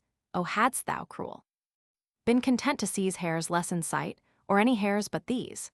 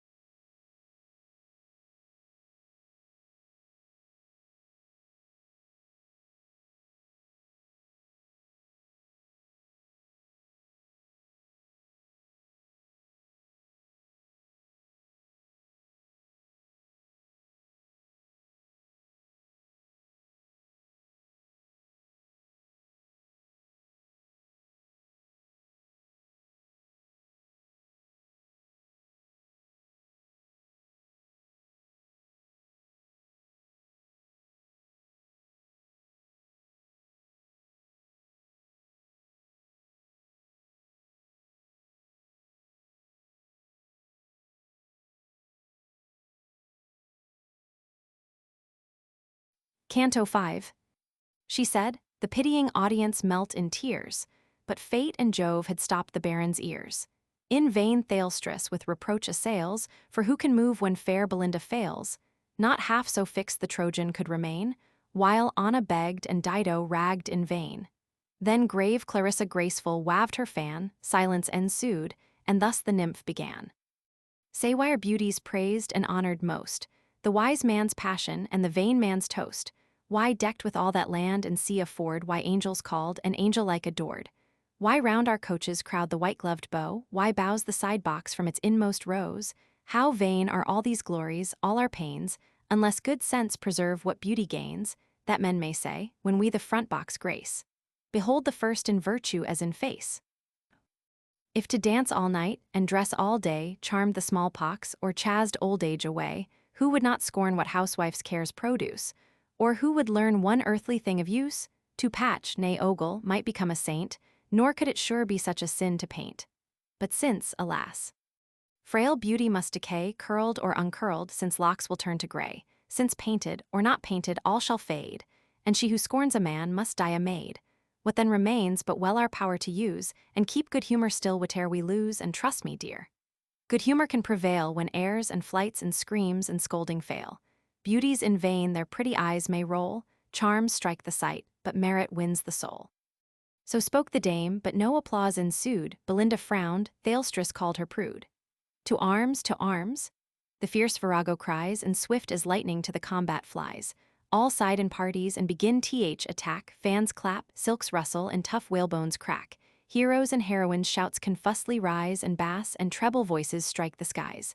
No common weapons in their hands are found, like gods they fight, nor dread a mortal wound. So when bold Homer makes the gods engage, and heavenly breasts with human passions rage, 'gainst Pallas, Mars, Latona, Hermes arms, and all Olympus rings with loud alarms, Jove's thunder roars, heaven trembles all around, blue Neptune storms, the bellowing deeps resound, earth shakes her nodding tours, the ground gives way, and the pale ghosts start at the flash of day. Triumphant Umbriel on a sconce's height clapped his glad wings, and sate to view the fight. Propped on the bodkin spears, the sprites survey the growing combat, or assist the fray. While thro' the press enragged Thalestris flies and scatters death around from both her eyes, Beau and Witling perished in the throng, one died in metaphor and one in song. O cruel nymph! A living death I bear, cried Dapperwit and sunk beside his chair. A mournful glance Sir Fopling upwards cast, those eyes are made so killing was his last. Thus on meander's flurry margin lies expiring swan, and as he sings he dies. When bold Sir Plume had drawn Clarissa down, Chloe stepped in, and killed him with a frown. She smiled to see the doughty hero slain, but at her smile the beau revived again. Now Jove suspends his golden scales in air, weighs the men's wits against the ladies' hair. The doubtful beam long nods from side to side. At length the wits mount up, the hairs subside. See, fierce Belinda on the baron flies, with more than usual lightning in her eyes, nor feared the chief unequal fight to try, who sought no more than on his foe to die. But this bold lord with manly strength endued, she with one finger and a thumb subdued, just where the breath of life his nostrils drew, a charge of snuff the wily virgin threw, the gnomes direct, to every atom just, the pungent grains of titillating dust. Sudden, with starting tears each eye o'erflows, and the high dome re-echoes to his nose. Now meet thy fate, incensed Belinda cried, and drew a deadly bodkin from her side. The same, his ancient personage to deck, her great-great-grandsire wore about his neck in 3 seal rings, which after, melted down, formed a vast buckle for his widow's gown. Her infant grandame's whistle next it grew, the bells she jingled, and the whistle blew then in a bodkin gracked her mother's hairs, which long she wore, and now Belinda wears. Boast not my fall, he cried, insulting foe, thou by some other shalt be laid as low, nor think, to die dejects my lofty mind. All that I dread is leaving you behind. Rather than so, let me still survive, and burn in Cupid's flames but burn alive. Restore the lock, she cries, and all around restore the lock. The vaulted roofs rebound. Not fierce Othello in so loud a strain roared for the handkerchief that cowsed his pain. But see how oft ambitious aims are crossed, and chiefs contend, till all the prize is lost. The lock, obtained with guilt, and kept with pain in every place is sought, but sought in vain. With such a prize no mortal must be blessed, so heaven decrees. With heaven who can contest. Some thought it mounted to the lunar sphere, since all things lost on earth are treasured there. Their heroes' wits are kept in ponderous vases, and bows in snuff-boxes and tweezer cases. There broken vows and deathbed alms are found, and lovers' hearts with ends of ribbon bound. The courtier's promises and sick man's prayers, the smiles of harlots, and the tears of heirs, cages for gnats, and chains to yoke a flea, dried butterflies, and tomes of casuistry. But trust the muse she saw it upward rise, though marked by none but quick, poetic eyes. So Rome's great founder to the heavens withdrew to Proculus alone confessed in view a sudden star. It shot through liquid air, and drew behind a radiant trail of hair. Not Berenice's locks first rose so bright, the heavens bespangling with dishevelled light. The Sylphs behold it kindling as it flies, and pleased pursue its progress thro' the skies. This the beau monde shall from them all survey, and hail with music its propitious ray. This the blessed lover shall for Venus take, and send up vows from Rosamunda's lake. This partridge soon shall view in cloudless skies, when next he looks thro' Galileo's eyes, and hence egregious wizard shall foredoom the fate of Louis, and the fall of Rome. Then cease, bright nymph, to mourn thy ravished hair, which adds new glory to the shining sphere. Not all the tresses that fair head can boast shall draw such envy as the lock you lost. For after all the murders of your eye, when, after millions slain, yourself shall die, when those fair suns shall set, as set they must, and all those tresses shall be laid in dust, this lock the muse shall consecrate to fame, and midst the stars inscribe Belinda's name.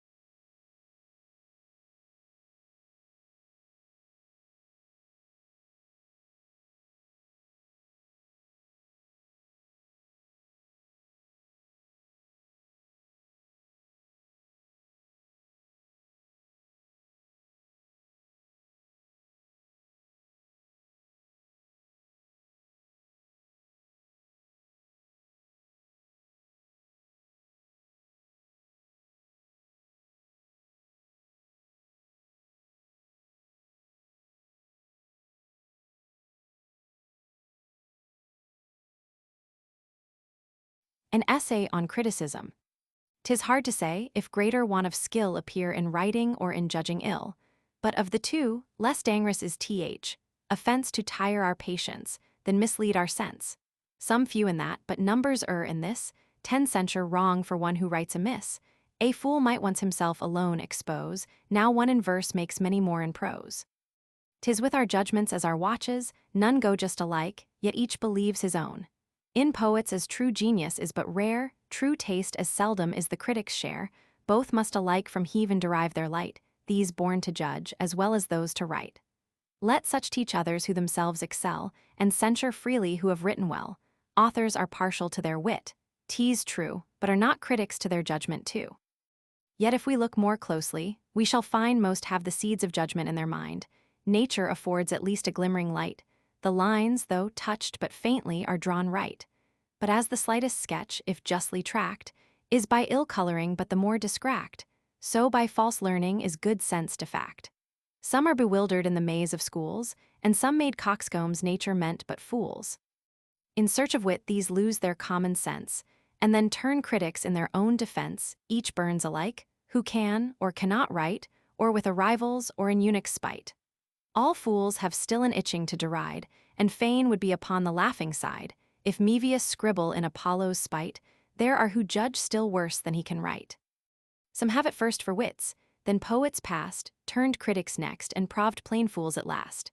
Some neither can for wits nor critics pass, as heavy mules are neither horse nor ass. Those half-learned witlings, numerous in our isle, as half-formed insects on the banks of Nile, unfinished things, one knows not what to call their generation so equivocal to tell 'em, would 100 tongues require, or one vain wits, that might 100 tire. But you who seek to give and merit fame, and justly bear a critic's noble name, be sure yourself and your own reach to know, how far your genius, taste, and learning go. Launch not beyond your depth, but be discreet, and mark that point where sense and dullness meet.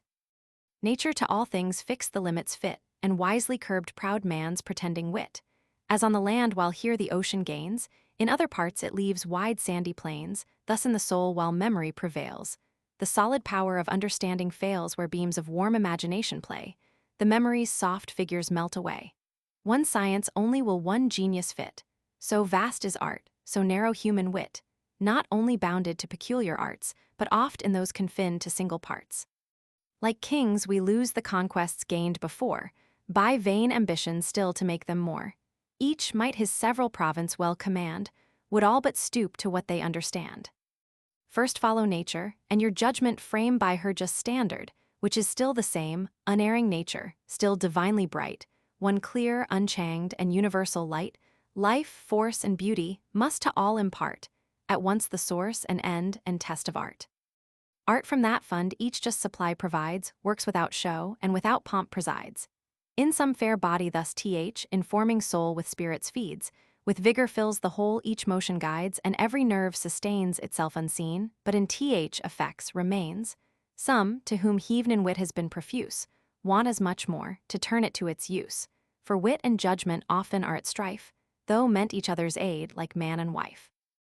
Is more to guide, than spur the muse's steed, restrain his fury, than provoke his speed. The winged courser, like a generous horse, shows most true mettle when you check his course. Those rules of old discovered, not devist, are nature still, but nature methodized.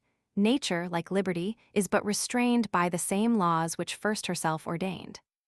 Hear how learned Greece her useful rules indites, when to repress, and when indulge our flights. High on Parnassus, top her sons she showed, and pointed out those arduous paths they trod held from afar, aloft, immortal prize, and urged the rest by equal steps to rise. Just precepts thus from great examples given she drew from them what they derived from heaven. The generous critic fanned the poet's fire, and taught the world with reason to admire. Then criticism the muse's handmaid proved, to dress her charms and make her more beloved. But following wits from that intention strayed, who could not win the mistress, wooed the maid. Against the poets their own arms they turned, sure to hate most the men from whom they learned. So modern apothecaries, taught the art by doctors' bills to play the doctor's part, bold in the practice of mistaken rules, prescribe, apply, and call their masters fools. Some on the leaves of ancient authors prey, nor time nor moths e'er spoiled so much as they. Some dryly plain, without invention's aid, write dull receipts how poems may be made. These leave the sense, their learning to display, and those explain the meaning quite away. You then whose judgment the right course would steer, know well each ancient's proper character.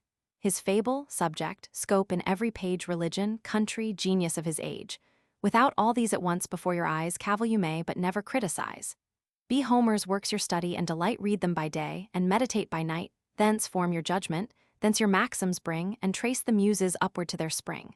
Still with itself compard, his text peruse, and let your comment be the Mantuan muse. When first young Marrow in his boundless mind a work T outlast immortal Rome designed, perhaps he seemed above the critic's law, and but from nature's fountains scorned to draw. But when T examine every part he came, nature and Homer were, he found, the same. Convinced, amazed, he checks the bold design, and rules as strict his labored work confine, as if the Stagirite o'erlooked each line. Learn hence for ancient rules a just esteem, to copy nature is to copy them. Some beauties yet no precepts can declare, for there's a happiness as well as care. Music resembles poetry, in each are nameless graces which no methods teach, and which a master hand alone can reach, if, where the rules not far enough extend, since rules were made but to promote their end, some lucky license answer to the full intent proposed, that license is a rule. Thus Pegasus, a nearer way to take, may boldly deviate from the common track, from vulgar bounds with brave disorder part, and snatch a grace beyond the reach of art, which without passing thro' the judgment, gains the heart, and all its end at once attains. In prospects thus, some objects please our eyes, which out of nature's common order rise, the shapeless rock or hanging precipice. Great wits sometimes may gloriously offend, and rise to faults true critics dare not mend. But though the ancients thus their rules invade, as kings dispense with laws themselves have made moderns beware, or if you must offend against the precept, ne'er transgress its end, let it be seldom, and compelled by need, and have, at least, their precedent to plead. The critic else proceeds without remorse, seizes your fame, and puts his laws in force. I know there are to whose presumptuous thoughts those freer beauties, even in them, seem faults. Some figures monstrous and misshapped appear, considered singly, or beheld too near, which, but proportioned to their light or place, due distance reconciles to form and grace. A prudent chief not always must display his powers in equal ranks and fair array, but with occasion and the place comply, conceal his force, nay seem sometimes to fly. Those oft are stratagems which error seem, nor is it Homer nods, but we that dream. Still green with bays each ancient altar stands above the reach of sacrilegious hands, secure from flames, from envy's fiercer rage, destructive war, and all-involving age. See, from each clime the learned their incense bring here, in all tongues consenting paeans ring, in praise so just let every voice be joined, and fill the general chorus of mankind. Hail, bards triumphant! Born in happier days, immortal heirs of universal praise. Whose honors with increase of ages grow, as streams roll down, enlarging as they flow, nations unborn your mighty names shall sound, and worlds applaud that must not yet be found. O may some spark of your celestial fire, the last, the meanest of your sons inspire, that on weak wings from far pursues your flights, glows while he reads, but trembles as he writes, to teach vain wits a science little known admire superior sense, and doubt their own. Of all the causes which conspire to blind man's erring judgment, and misguide the mind, what the weak head with strongest bias rules is pride, the never-failing voice of fools. Whatever nature has in worth denied, she gives in large recruits of needful pride. For as in bodies, thus in souls, we find what wants in blood and spirits, swelled with wind. Pride, where wit fails, steps in to our defense, and fills up all the mighty void of sense. If once right reason drives that cloud away truth breaks upon us with resistless day, trust not yourself, but your defects to know, make use of every friend and every foe. A little learning is a dangerous thing, drink deep, or taste not the Pierian's spring. Their shallow draughts intoxicate the brain, and drinking largely sobers us again. Furred at first sight with what the muse imparts, in fearless youth we tempt the heights of arts, while from the bounded level of our mind short views we take, nor see the lengths behind, but more advanced, behold with strange surprise new distant scenes of endless science rise. So pleased at first the touring Alps we try mount o'er the vales, and seem to tread the sky eternal snows appear already past, and the first clouds and mountains seem the last. But those attained, we tremble to survey the growing labors of the lengthened way th. Increasing prospect tires our wandering eyes, hills peep o'er hills, and Alps on Alps arise. A perfect judge will read each work of wit with the same spirit that its author writ. Survey the whole, nor seek slight faults to find where nature moves, and rapture warms the mind, nor lose, for that malignant dull delight, the generous pleasure to be charmed with wit. But in such lays is neither ebb, nor flow correctly cold and regularly low, that shunning faults, one quiet tenor keep, we cannot blame indeed but we may sleep. In wit as nature, what affects our hearts is not th exactness of peculiar parts, 'tis not a lip or eye we beauty call, but the joint force and full result of all. Thus when we view some well-proportioned dome, the world's just wonder and even thine, O Rome.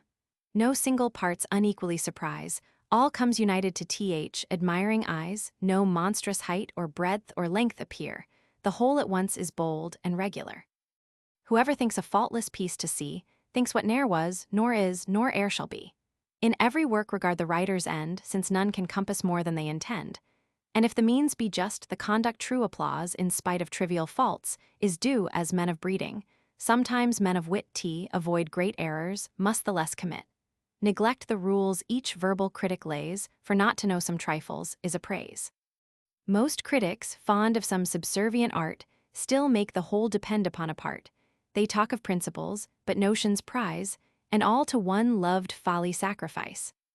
Once on a time, La Mancha's night, they say a certain bard encountering on the way discoursed in terms as just, with looks as sage as e'er could Denis of the Grecian stage, concluding all were disparate sots and fools, who durst depart from Aristotle's rules. Our author, happy in a judge so nice, product his play, and begged the knight's advice, made him observe the subject and the plot, the manners, passions, unities, what not, all which, exact to rule, were brought about, were but a combat in the lists left out. What, leave the combat out? Exclaims the knight, yes, or we must renounce the stagirite. Not so, by, he answers in a rage, knights, squires, and steeds must enter on the stage. So vast a throng the stage can ne'er contain, then build anew or act it in a plain. Thus critics, of less judgment than caprice, curious not knowing, not exact but nice, form short ideas, and offend in arts, as most in manners, by a love to parts. Some to conceit alone their taste confine, and glittering thoughts struck out at every line, pleased with a work where nothing's just or fit, one glaring chaos and wild heap of wit. Poets like painters, thus, unskilled to trace the naked nature and the living grace, with gold and jewels cover every part, and hide with ornaments their want of art. True wit is nature to advantage dressed, what oft was thought, but ne'er so well expressed. Something, whose truth convinced at sight we find, that gives us back the image of our mind. As shades more sweetly recommend the light, so modest plainness sets off sprightly wit. For works may have more wit than does 'em good, as bodies perish through excess of blood. Others for language all their care express, and value books, as women men, for dress. Their praise is still the style is excellent, the sense they humbly take upon content. Words are like leaves, and where they most abound, much fruit of sense beneath is rarely found. False eloquence, like the prismatic glass, its gaudy color spreads on every place. The face of nature we no more survey, all glares alike, without distinction gay. But true expression, like unchanging sun, clears and improves whate'er it shines upon. It gilds all objects, but it alters none. Expression is the dress of thought, and still appears more decent, as more suitable. A vile conceit in pompous words expressed is like a clown in regal purple dressed. For different styles with different subjects sort, as several garbs with country, town, and court. Some by old words to fame have made pretense, ancients in phrase, mere moderns in their sense, such labored nothings, in so strange a style amaze unlearned, and make the learned smile. Unlucky, as Fungoso in the play, these sparks with awkward vanity display, what the fine gentleman wore yesterday. And but so mimic ancient wits at best, as apes our grandsires, in their doublets dressed. In words, as fashions, the same rule will hold, alike fantastic, if too new or old. Be not the first by whom the new are tried, nor yet the last to lay the old aside. But most by numbers judge a poet's song, and smooth or rough, with them is right or wrong. In the bright muse though thousand charms conspire, her voice is all these tuneful fools admire, who haunt Parnassus but to please their ear, not mend their minds. as some to church repair, not for the doctrine, but the music there. These equal syllables alone require, though, oft the ear the open vows tire, while expletives their feeble aid do join, and 10 low words oft creep in one dull line, while they ring round the same unvaried chimes, with sure returns of still expected rhymes, where you find the cooling western breeze. In the next line it whispers through the trees. If crystal streams with pleasing murmurs creep, the reader's threatened, not in vain, with sleep. Then, at the last and only couplet fraught with some unmeaning thing they call a thought, a needless Alexandrine ends the song that, like a wounded snake, drags its slow length along. Leave such to tune their own dull rhymes, and know what's roundly smooth or languishingly slow, and praise the easy vigor of a line, where Denham's strength and Waller's sweetness join. True ease in writing comes from art, not chance, as those move easiest who have learned to dance. 'Tis not enough no harshness gives offense. The sound must seem an echo to the sense. Soft is the strain when zephyr gently blows, and the smooth stream in smoother numbers flows. But when loud surges lash the sounding shore, the hoarse, rough verse should like the torrent roar. When Ajax strives some rock's vast weight to throw, the line too labors, and the words move slow. Not so, when swift Camilla scours the plain, flies o'er unbending corn, and skims along the main. Hear how Timotheus varied lays surprise, and bid alternate passions fall and rise. While, at each change, the son of Libyan Jove now burns with glory, and then melts with love. Now his fierce eyes with sparkling fury glow, now sighs steal out, and tears begin to flow. Persians and Greeks like turns of nature found. And the world's victor stood subdued by sound. The power of music all our hearts allow, and what Timotheus was, is Dryden now. Avoid extremes, and shun the fault of such, who still are pleased too little or too much. At every trifle scorn to take offense, that always shows great pride, or little sense. Those heads, as stomachs, are not sure the best, which nauseate all, and nothing can digest. Yet let not each gay turn thy rapture move, for fools admire, but men of sense approve, as things seem large which we through mists descry, dullness is ever apt to magnify. Some foreign writers, some our own despise, the ancients only or the moderns prize. Thus wit, like faith, by each man is applied to one small sect, and all are damned beside. Meanly they seek the blessing to confine, and force that sun but on a part to shine, which not alone the southern wit sublimes, but ripens spirits in cold northern climes, which from the first has shone on ages past, and lights the present, and shall warm the last, though each may feel increases and decays, and see now clearer and now darker days. Regard not then if wit be old or new, but blame the false, and value still the true. Some ne'er advance a judgment of their own, but catch the spreading notion of the town, they reason and conclude by precedent, and own stale nonsense which they ne'er invent. Some judge of authors' names, not works, and then nor praise nor blame the writings, but the men. Of all this serval herd the worst is he that in proud dullness joins with quality, a constant critic at the great man's board, to fetch and carry nonsense for my lord. What woeful stuff this madrigal would be, in some starved hackney sonneteer or me. But let a lord once own the happy lines, how the wit brightens, how the style refines, before his sacred name flies every fault, and each exalted stanza teems with thought. The vulgar thus through imitation err, as oft the learned by being singular, so much they scorn the crowd, that if the throng by chance go right, they purposely go wrong. So schismatics the plain believers quit, and are but damned for having too much wit. Some praise at morning what they blame at night, but always think the last opinion right. A muse by these is like a mistress ust, this hour she's idolized, the next a buzzed, while their weak heads like towns unfortified, twixt sense and nonsense daily change their side. Ask them the cause, they're wiser still, they say, and still tomorrow's wiser than today. We think our fathers fools, so wise we grow, our wiser sons, no doubt, will think us so. Once school divines this zealous isle o'erspread, who knew most sentences, was deepest read, faith, gospel, all seemed made to be disputed, and none had sense enough to be confuted. Scotists and Thomists now in peace remain, amidst their kindred cobwebs in Duck Lane. If faith itself has different dresses worn, what wonder modes in which should take their turn oft, leaving what is natural and fit. The current folly proves the ready wit, and authors think their reputation safe, which lives as long as fools are pleased to laugh. Some valuing those of their own side or mind, still make themselves the measure of mankind. Fondly we think we honor merit then, when we but praise ourselves in other men. Parties in wit attend on those of state, and public faction doubles private hate. pride, malice, folly against Dryden rose, in various shapes of parsons, critics, beaux, but sense survived when merry jests were past, for rising merit will buoy up at last.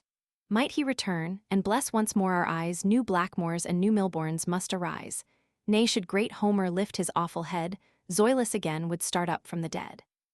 Envy will merit as its shade pursue, but like a shadow, proves the substance true, for envied wit, like soul eclipsed, makes known opposing body's grossness, not its own.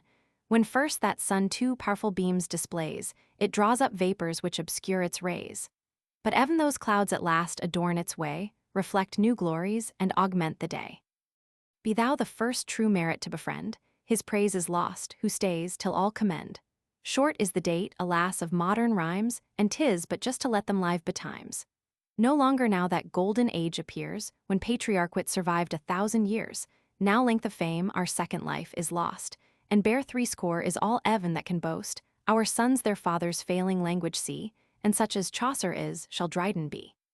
So when the faithful pencil has designed some bright idea of the master's mind, where a new world leaps out at his command, and ready nature waits upon his hand, when the ripe colors soften and unite, and sweetly melt into just shade and light, when mellowing years their full perfection give, and each bold figure just begins to live, the treacherous colors the fair art betray, and all the bright creation fades away.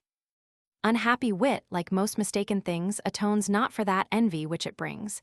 In youth alone its empty praise we boast. But soon the short-lived vanity is lost. Like some fair flower the early spring supplies, that gaily blooms, but even in blooming dies. What is this wit, which must our cares employ? The owner's wife that other men enjoy, then most our trouble still when most admired, and still the more we give, the more required, whose fame with pains we guard, but lose with ease, sure some to vex, but never all to please. Tease what the vicious fear, the virtuous shun, by fools is hated, and by knaves undone. If wit so much from ignorance undergo, I'll let not learning too commence its foe. Of old, those met rewards who could excel, and such were praised who but endeavored well. Though triumphs were to generals only due, crowns were reserved to grace the soldiers too now. They who reach Parnassus' lofty crown, employ their pains to spurn some others down. And while self-love each jealous writer rules, contending wits become the sport of fools. But still the worst with most regret commend, for each ill author is as bad a friend. To what base ends, and by what abject ways, are mortals urged throw sacred lust of praise? Ah, ne'er so dire a thirst of glory boast, nor in the critic let the man be lost. Good nature and good sense must ever join, to err is human, to forgive divine. But if in noble minds some dregs remain not yet purged off, of spleen and sour disdain, discharge that rage on more provoking crimes, nor fear a dearth in these flagitious times. No pardon vile obscenity should find, though wit and art conspire to move your mind. But dullness with obscenity must prove as shameful sure as impotence in love. In the fat age of pleasure, wealth, and ease sprung the rank weed, and thrived with large increase, when love was all an easy monarch's care, seldom at council, never in a war. Jilts rolled the state, and statesmen farces writ. Nay, wits had pensions, and young lords had wit. The fair sate panting at a courtier's play, and not a mask went unimproved away.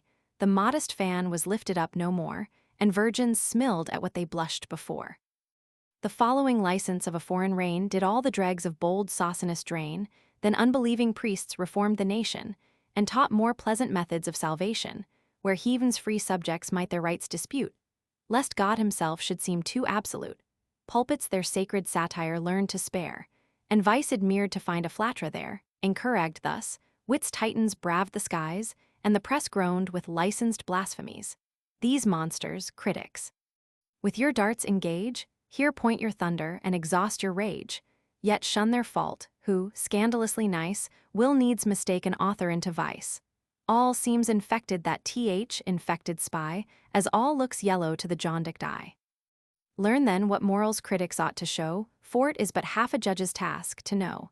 'Tis not enough, taste, judgment, learning, join, in all you speak, let truth and candor shine, that not alone what to your sense is due all may allow, but seek your friendship too. Be silent always when you doubt your sense, and speak, though sure, with seeming diffidence.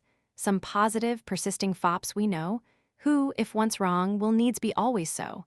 But you, with pleasure own your errors past, and make each day a critic on the last.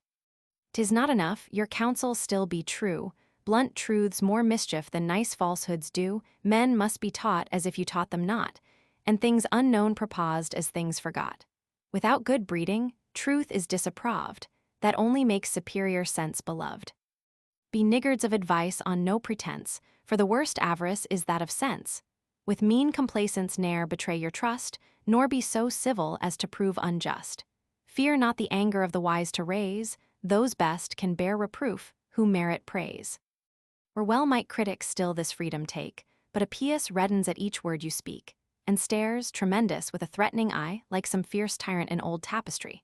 Fear most attacks an honorable fool, whose right it is uncensured to be dull. Such, without wit, are poets when they please, as without learning they can take degrees. Leave dangerous truths to unsuccessful satires, and flattery to fulsome dedicators, whom, when they praise, the world believes no more than when they promise to give scribbling o'er. Tea is best sometimes your censure to restrain, and charitably let the dull be vain. Your silence there is better than your spite, for who can rail so long as they can write? Still humming on, their drowsy course they keep, and lashed so long, like tops, are lashed asleep. False steps but help them to renew the race, as, after stumbling, jades will mend their pace. What crowds of these, impenitently bold, in sounds and jingling syllables grown old, still run on poets, in a raging vein, even to the dregs and squeezings of the brain, strain out the last dull droppings of their sense, and rhyme with all the rage of impotence. Such shameless bards we have, and yet 'tis true there are as mad abandoned critics too. The bookful blockhead, ignorantly read with loads of learned lumber in his head, with his own tongue still edifies his ears and always listening to himself appears. All books he reads, and all he reads assails, from Dryden's fables down to Durfey's tales. With him, most authors steal their works or buy. Garth did not write his own dispensary. Name a new play, and he's the poet's friend, nay showed his faults but when would poets mend? No place so sacred from such fops is barred, nor is Paul's church more safe than Paul's churchyard, nay, fly to altars, there they'll talk you dead, for fools rush in where angels fear to tread. Distrustful sense with modest caution speaks, it still looks home and short excursions makes. But rattling nonsense in full volleys breaks, and never shocked and never turned aside, bursts out, resistless, with a thundering tide. But where's the man, who counsel can bestow, still pleased to teach, and yet not proud to know unbiased, or by favor or by spite, not dully prepossessed, nor blindly right, though learned, well-bred, and though well-bred, sincere, modestly bold, and humanly severe, who to a friend his faults can freely show, and gladly praise the merit of a foe. Blessed with a taste exact, yet unconfined, a knowledge both of books and humankind, generous converse, a soul exempt from pride, and love to praise with reason on his side. Such once were critics, such the happy few Athens and Rome in better ages knew. The mighty Stagirite first left the shore, spread all his sails, and durst the deeps explore. He steered securely and discovered far, led by the light of the Meonian star, poets, a race long unconfined and free, still fond and proud of savage liberty, received his laws, and stood convinced tea was fit, who conquered nature, should preside o'er wit. Horace still charms with graceful negligence, and without method talks us into sense, will, like a friend, familiarly convey the truest notions in the easiest way. He, who supreme in judgment, as in wit might boldly censure as he boldly writ, yet judged with coolness, though he sung with fire, his precepts teach but what his works inspire. Our critics take a contrary extreme, they judge with fury, but they write with phlegm, nor suffers Horace more in wrong translations by wits, than critics in as wrong quotations. See Dionysius Homer's thoughts refine, and call new beauties forth from every line, fancy and art in gay Petronius please, the scholar's learning with the courtier's ease. In grave Quintilian's copious work, we find the justest rules and clearest method joined. Thus useful arms in magazines we place, all ranged in order and disposed with grace. But less to please the eye than arm the hand, still fit for use and ready at command. Thee, bold Longinus, all the nine inspire, and bless their critic with a poet's fire, an ardent judge, who zealous in his trust, with warmth gives sentence, yet is always just, whose own example strengthens all his laws, and is himself that great sublime he draws. Thus long succeeding critics justly reigned, license repressed, and useful laws ordained. Learning and Rome alike in empire grew, and art still followed where her eagles flew from the same foes at last, both felt their doom, and the same age saw learning fall and Rome. With tyranny then superstition joined, as that the body this enslaved the mind, much was believed, but little understood, and to be dull was construed to be good. A second deluge learning thus o'errun, and the monks finished what the Goths begun. At length Erasmus, that great injured name, the glory of the priesthood and the shame, stemmed the wild torrent of a barbarous age, and drove those holy vandals off the stage. But see, each muse in Leo's golden days starts from her trance, and trims her withered bays Rome's ancient genius. O'er its ruins spread, shakes off the dust, and rears his reverend head. Then sculpture and her sister arts revive, stones leap to form, and rocks began to live, with sweeter notes each rising temple rung, a Raphael painted and a Vita sung. Immortal Vita, on whose honored brow the poet's bays and critics' ivy grow, Cremona now shall ever boast thy name, as next in place to Mantua, next in fame. But soon by impious arms from Latium chased, their ancient bounds the banished muses passed, thence arts o'er all the northern world advance. But critic learning flourished most in France. The rules a nation, born to serve, obeys, and Boileau still in right of Horace sways. But we, brave Britons, foreign laws despised, and kept unconquered and uncivilized, fierce for the liberties of wit, and bold, we still defied the Romans, as of old. Yet some there were, among the sounder few of those who less presumed, and better knew, who durst assert the juster ancient cause, and here restored wit's fundamental laws. Such was the Muse, whose rules and practice tell, nature's chief masterpiece is writing well. Such was Roscommon, not more learned than good, with manners generous as his noble blood.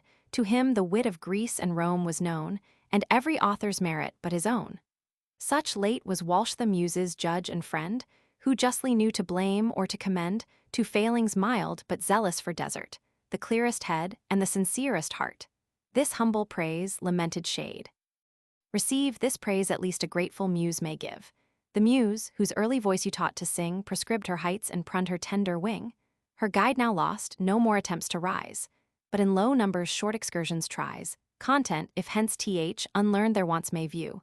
The learned reflect on what before they knew, careless of censure, nor too fond of fame, still pleased to praise, yet not afraid to blame, averse alike to flatter or offend. Not free from faults, nor yet too vain to mend.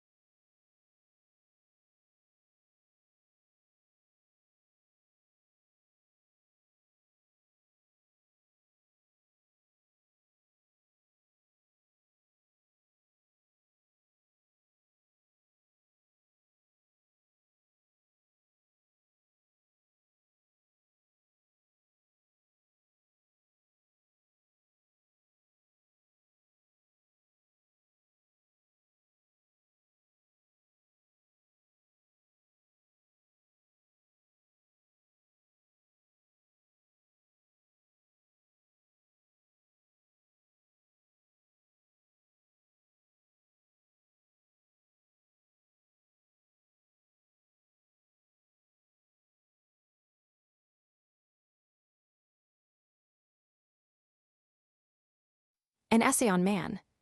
To H. St. John Lord Bolingbroke. The design. Having proposed to write some pieces on human life and manners, such as, to use my Lord Bacon's expression, come home to men's business and bosoms, I thought it more satisfactory to begin with considering man in the abstract, his nature and his state. Since, to prove any moral duty, to enforce any moral precept, or to examine the perfection or imperfection of any creature whatsoever, it is necessary first to know what condition and relation it is placed in, and what is the proper end and purpose of its being. The science of human nature is, like all other sciences, reduced to a few clear points. There are not many certain truths in this world. It is therefore in the anatomy of the mind as in that of the body. More good will accrue to mankind by attending to the large, open, and perceptible parts than by studying too much such finer nerves and vessels, the conformations and uses of which will forever escape our observation. The disputes are all upon these last, and I will venture to say, they have less sharpened the wits than the hearts of men against each other, and have diminished the practice, more than advanced the theory of morality. If I could flatter myself that this essay has any merit, it is in steering betwixt the extremes of doctrines seemingly opposite, in passing over terms utterly unintelligible, and in forming a temperate yet not inconsistent, and a short yet not imperfect system of ethics. This I might have done in prose, but I chose verse and even rhyme for two reasons. The one will appear obvious, that principles, maxims, or precepts so written both strike the reader more strongly at first, and are more easily retained by him afterwards. The other may seem odd, but is true. I found I could express them more shortly this way than in prose itself. And nothing is more certain than that much of the force as well as grace of arguments or instructions depends on their conciseness. I was unable to treat this part of my subject more in detail without becoming dry and tedious, or more poetically, without sacrificing perspicuity to ornament, without wandering from the precision or breaking the chain of reasoning. If any man can unite all these without diminution of any of them, I freely confess he will compass a thing above my capacity. What is now published is only to be considered as a general map of man, marking out no more than the greater parts, their extent, their limits, and their connection, and leaving the particular to be more fully delineated in the charts which are to follow. Consequently, these epistles in their progress, if I have health and leisure to make any progress, will be less dry and more susceptible of poetical ornament. I am here only opening the fountains and clearing the passage. To deduce the rivers, to follow them in their course, and to observe their effects may be a task more agreeable. P. Argument of Epistle I. Of the nature and state of man, with respect to the universe. Of man in the abstract. IV. 17, and see that we can judge only with regard to our own system, being ignorant of the relations of systems and things. Roman 2. V. 35, and see that man is not to be deemed imperfect, but a being suited to his place and rank in the creation, agreeable to the general order of things, and conformable to ends and relations to him unknown. Roman 3. V. 77, and see that it is partly upon his ignorance of future events, and partly upon the hope of a future state, that all his happiness in the present depends. Roman 4. V. 109, and see the pride of aiming at more knowledge and pretending to more perfections, the cause of man's error and misery. The impiety of putting himself in the place of God, and judging of the fitness or unfitness, perfection or imperfection, justice or injustice of his dispensations. VV. 131, and see the absurdity of conceding himself the final cause of the creation, or expecting that perfection in the moral world, which is not in the natural. Romans 6. V. 173, and see the unreasonableness of his complaints against providence, while on the one hand he demands the perfections of the angels, and on the other the bodily qualifications of the brutes, though to possess any of the sensitive faculties in a higher degree would render him miserable. Romans 7. V. 207. That throughout the whole visible world an universal order and gradation in the sensual and mental faculties is observed, which causes a subordination of creature to creature, and of all creatures to man. The gradations of sense, instinct, thought, reflection, reason, that reason alone countervails fill the other faculties. Roman 8. V. 233. How much further this order and subordination of living creatures may extend, above and below us, were any part of which broken, not that part only, but the whole connected creation must be destroyed. Roman 9. V. 250. The extravagance, madness, and pride of such a desire. XV. 281, and see the consequence of all, the absolute submission to the end, due to providence, both as to our present and future state.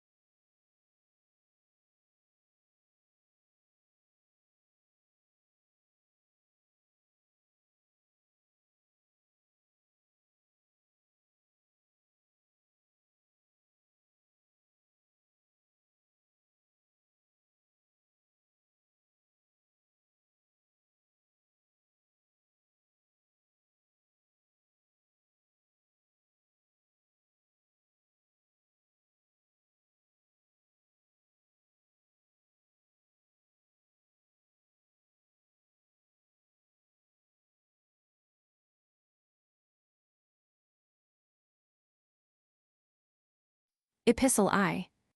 Awake, my Saint John, leave all meaner things to low ambition and the pride of kings. Let us, since life can little more supply than just to look about us and to die expatiate free o'er all the scene of man, a mighty maze. But not without a plan, a wild, where weeds and flowers promiscuous shoot, or garden, tempting with forbidden fruit. Together let us beat this ample field, try what the open, what the covert yield, the latent tracks, the giddy heights, explore of all who blindly creep or sightless soar, eye nature's walks, shoot folly as it flies, and catch the manners living as they rise, laugh where we must, be candid where we can, but vindicate the ways of God to man. I say first of God above or man below, what can we reason but from what we know of man, what see we but his station here from which to reason or to which refer, throw worlds unnumbered though the God be known.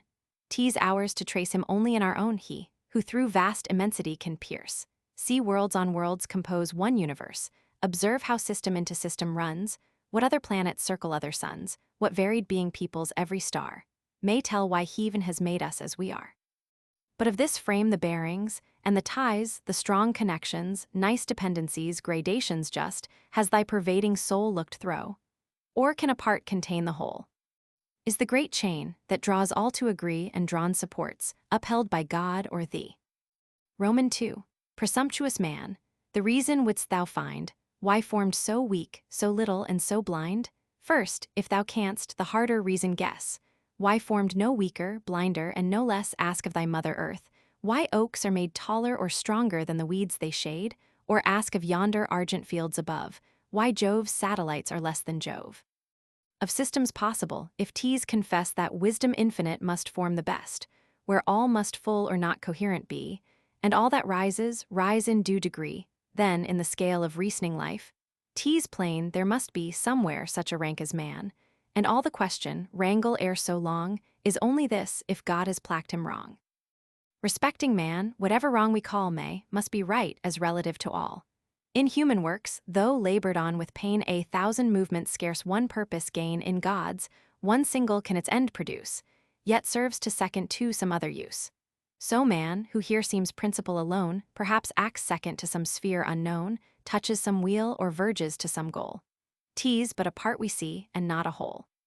When the proud steed shall know why man restrains his fiery course, or drives him o'er the plains, when the dull ox, why now he breaks the clod, is now a victim and now Egypt's god. Then shall man's pride and dullness comprehend his actions, passions, beings, use and end, why doing, suffering, checked, impelled, and why this hour a slave, the next a deity. Then say not man's imperfect, heav'n in fault, say rather man's as perfect as he ought, his knowledge measured to his state and place, his time a moment, and appoint his space. If to be perfect in a certain sphere, what matter, soon or late or here or there, the blessed today is as completely so, as who began 1,000 years ago. Roman 3. Heaven from all creatures hides the book of fate, all but the page prescribed their present state. From brutes what men, from men what spirits know, or who could suffer being here below, the lamb thy riot dooms to bleed today. Had he thy reason, would he skip and play, pleased to the last, he crops the flurry food, and licks the hand just raised to shed his blood. O blindness to the future. Kindly given, that each may fill the circle marked by heaven, who sees with equal eye, as God of all, a hero perish, or a sparrow fall, atoms or systems into ruin hurled, and now a bubble burst, and now a world. Hope humbly then, with trembling pinions sore wait the great teacher death, and God adore. What future bliss he gives not thee to know, but gives that hope to be thy blessing now. Hope springs eternal in the human breast, man never is but always to be blessed. The soul, uneasy and confined from home, rests and expatiates in a life to come. Lo, the poor Indian, whose untutored mind sees God in clouds or hears him in the wind, his soul, proud science never taught to stray far as the solar walk, or milky way, yet simple nature to his hope has given, behind the cloud-topped hill and humbler heaven, some safer world in depth of woods embracked, some happier island in the watery waste, where slaves once more their native land behold, no fiend's torment, no Christian's thirst for gold. To be contents his natural desire, he asks no angel's wing, no seraph's fire, but thinks, admitted to that equal sky, his faithful dog shall bear him company. Roman 4, go wiser thou, and in thy scale of sense, Weight thy opinion against providence, call imperfection what thou fancies to such. Say, here he gives too little, there too much. Destroy all creatures for thy sport or gust, yet cry, if man's unhappy, God's unjust. If man alone engross not heaven's high care, alone made perfect here, immortal there. Snatch from his hand the balance and the rod, rejudge his justice, be the God of God. In pride, in reasoning pride, our error lies, all quit their sphere and rush into the skies. Pride still is aiming at the blessed abodes, men would be angels would be gods. Aspiring to be gods, if angels fell, aspiring to be angels, men rebel, and who but wishes to invert the laws of order, sins against eternal cause. V ask for what end the heavenly bodies shine earth for whose use.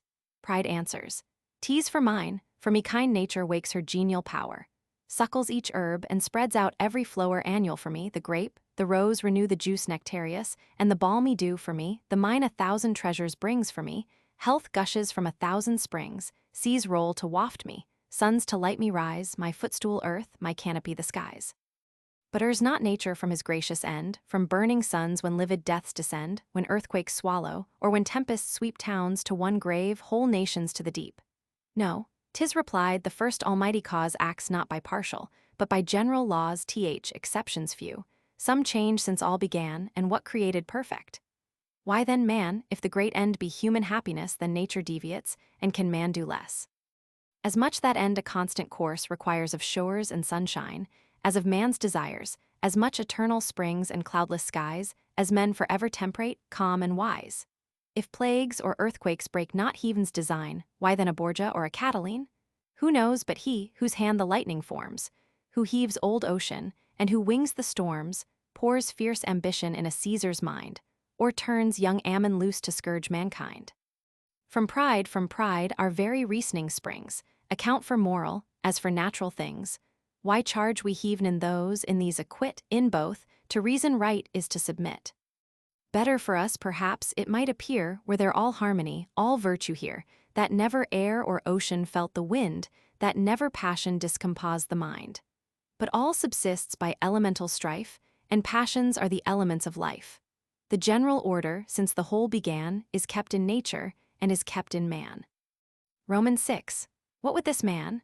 Now upward will he soar, and little less than angel would be more. Now looking downwards, just as grieved appears to want the strength of bulls, the fur of bears. Made for his use all creatures if he call, say what their use had he the powers of all. Nature to these, without profusion, kind, the proper organs, proper powers assigned, each seeming want compensated of course, here with degrees of swiftness. They're of force all in exact proportion to the state, nothing to add and nothing to abate. Each beast, each insect, happy in its own, is heaven unkind to man, and man alone shall he alone, whom rational we call, be pleased with nothing, if not blessed with all. The bliss of man, could pride that blessing find, is not to act or think beyond mankind, no powers of body or of soul to share. But what his nature and his state can bear. Why has not man a microscopic eye? For this plain reason, man is not a fly. Say what the use were finer optics given inspecta might, not comprehend the heaven or touch, if tremblingly alive all o'er, to smart and agonize at every pore, or quick effluvia darting throw, the brain die of a rose in aromatic pain. If nature thundered in his opening ears, and stunned him with the music of the spheres, how would he wish that heaven had left him still the whispering zephyr, and the purling rill? Who finds not providence all good and wise, alike in what it gives and what denies? Romans 7. Far as creation's ample range extends, the scale of sensual mental powers ascends. Mark how it mounts, to man's imperial race from the green myriads in the peopled grass. What modes of sight betwixt each wide extreme?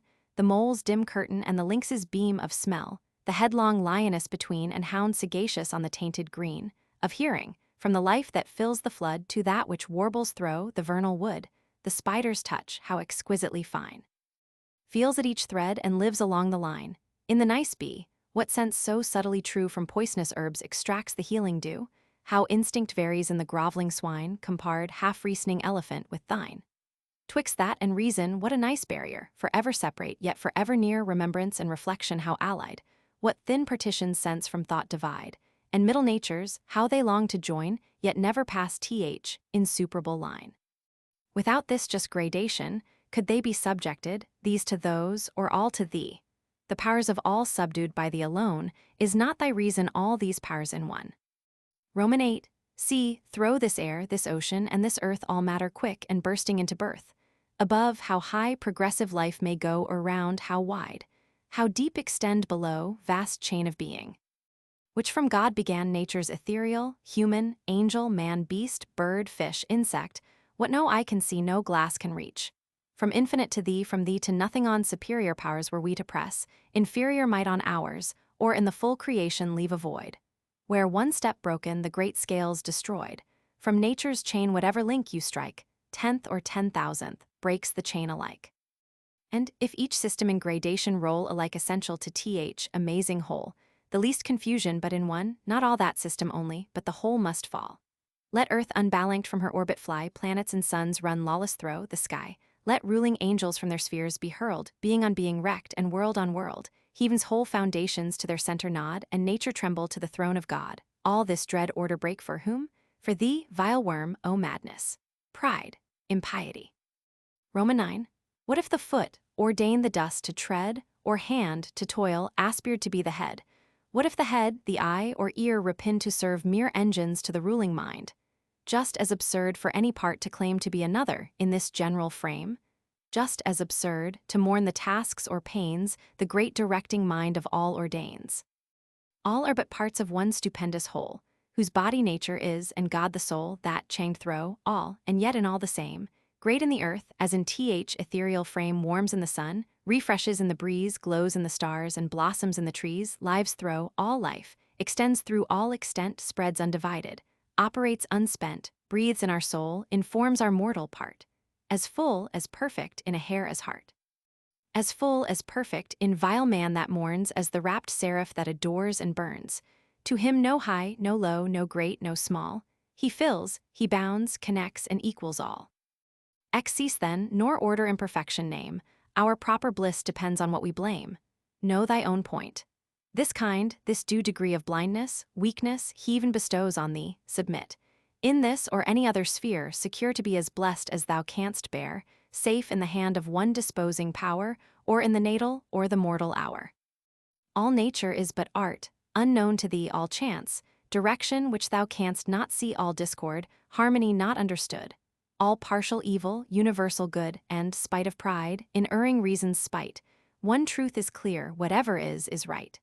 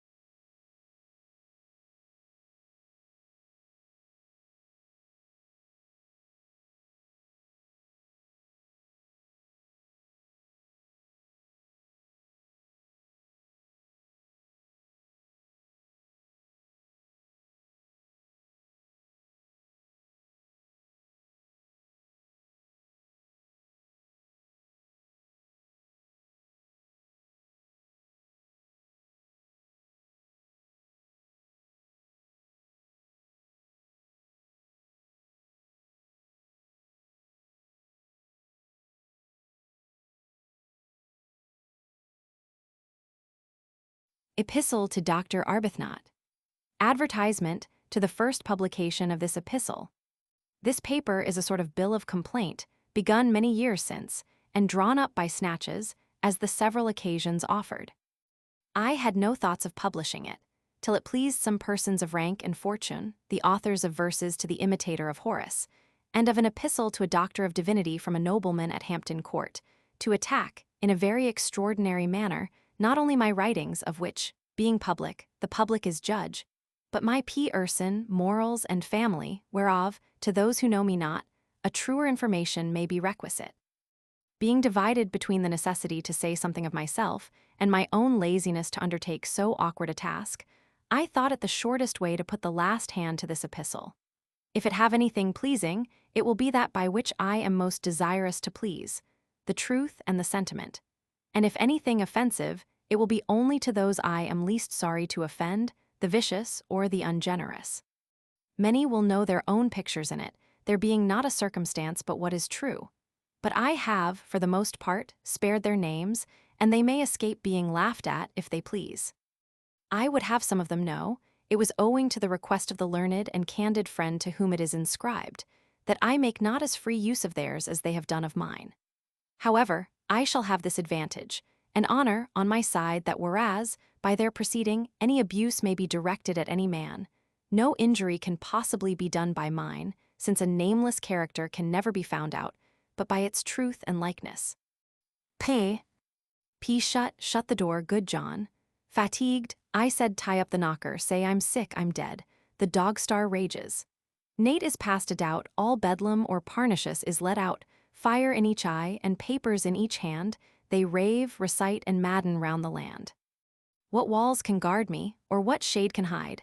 They pierce my thickets, through my grot they glide, by land, by water they renew the charge, they stop the chariot, and they board the barge. No place is sacred, not the church is free, even Sunday shines no Sabbath day to me, then from the mint walks forth the man of rhyme, happy to catch me just at dinner time. Is there a parson, much bemuzzed in beer, a maudlin poetess, a rhyming peer, a clerk, foredoomed his father's soul to cross?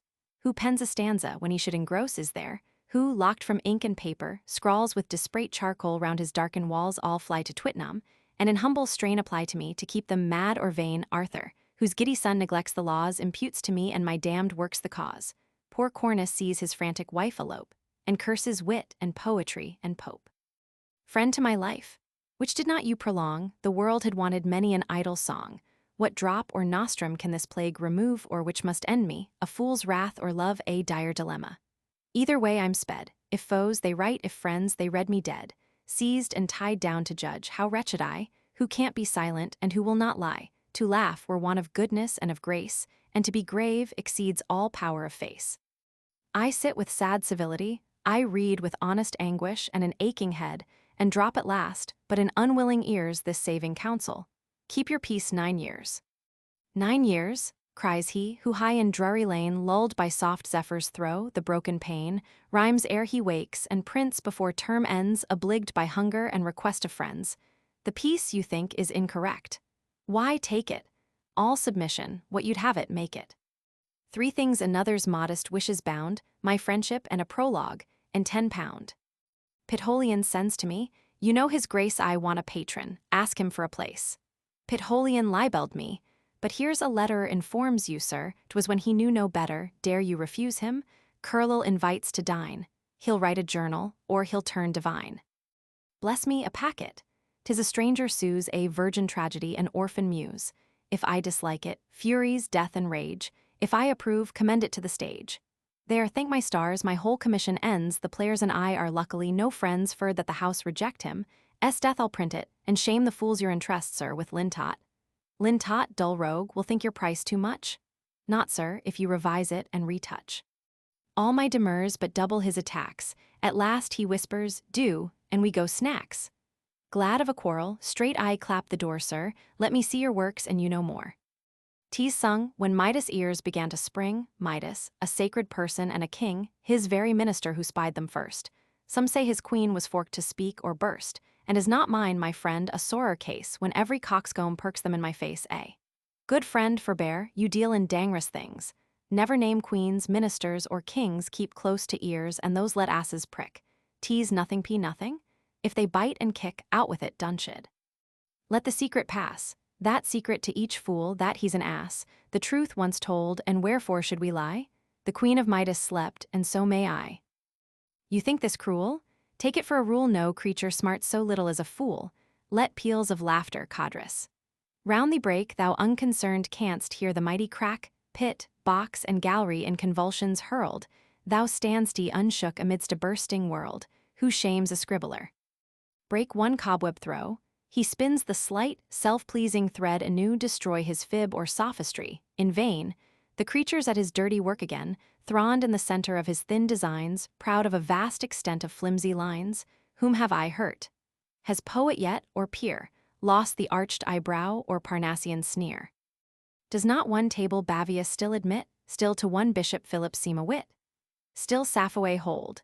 For God's sake you will offend no names, be calm, learn prudence of a friend, I too could write, and I am twice as tall, but foes like these P1 flatters worse than all of all mad creatures. If the learned are right, it is the slaver kills and not the bite. A fool quite angry is quite innocent, alas! 'Tis 10 times worse when they repent. One dedicates in high heroic prose, and ridicules beyond 100 foes. One from all Grub Street will my fame defend, and more abusive, calls himself my friend. This prints my letters, that expects a bribe, and others roar aloud. Subscribe, subscribe. There are who to my person pay their court. I cough like Horace, and though lean am short. Ammon's great son one shoulder had too high, such Ovid's knows, and sir?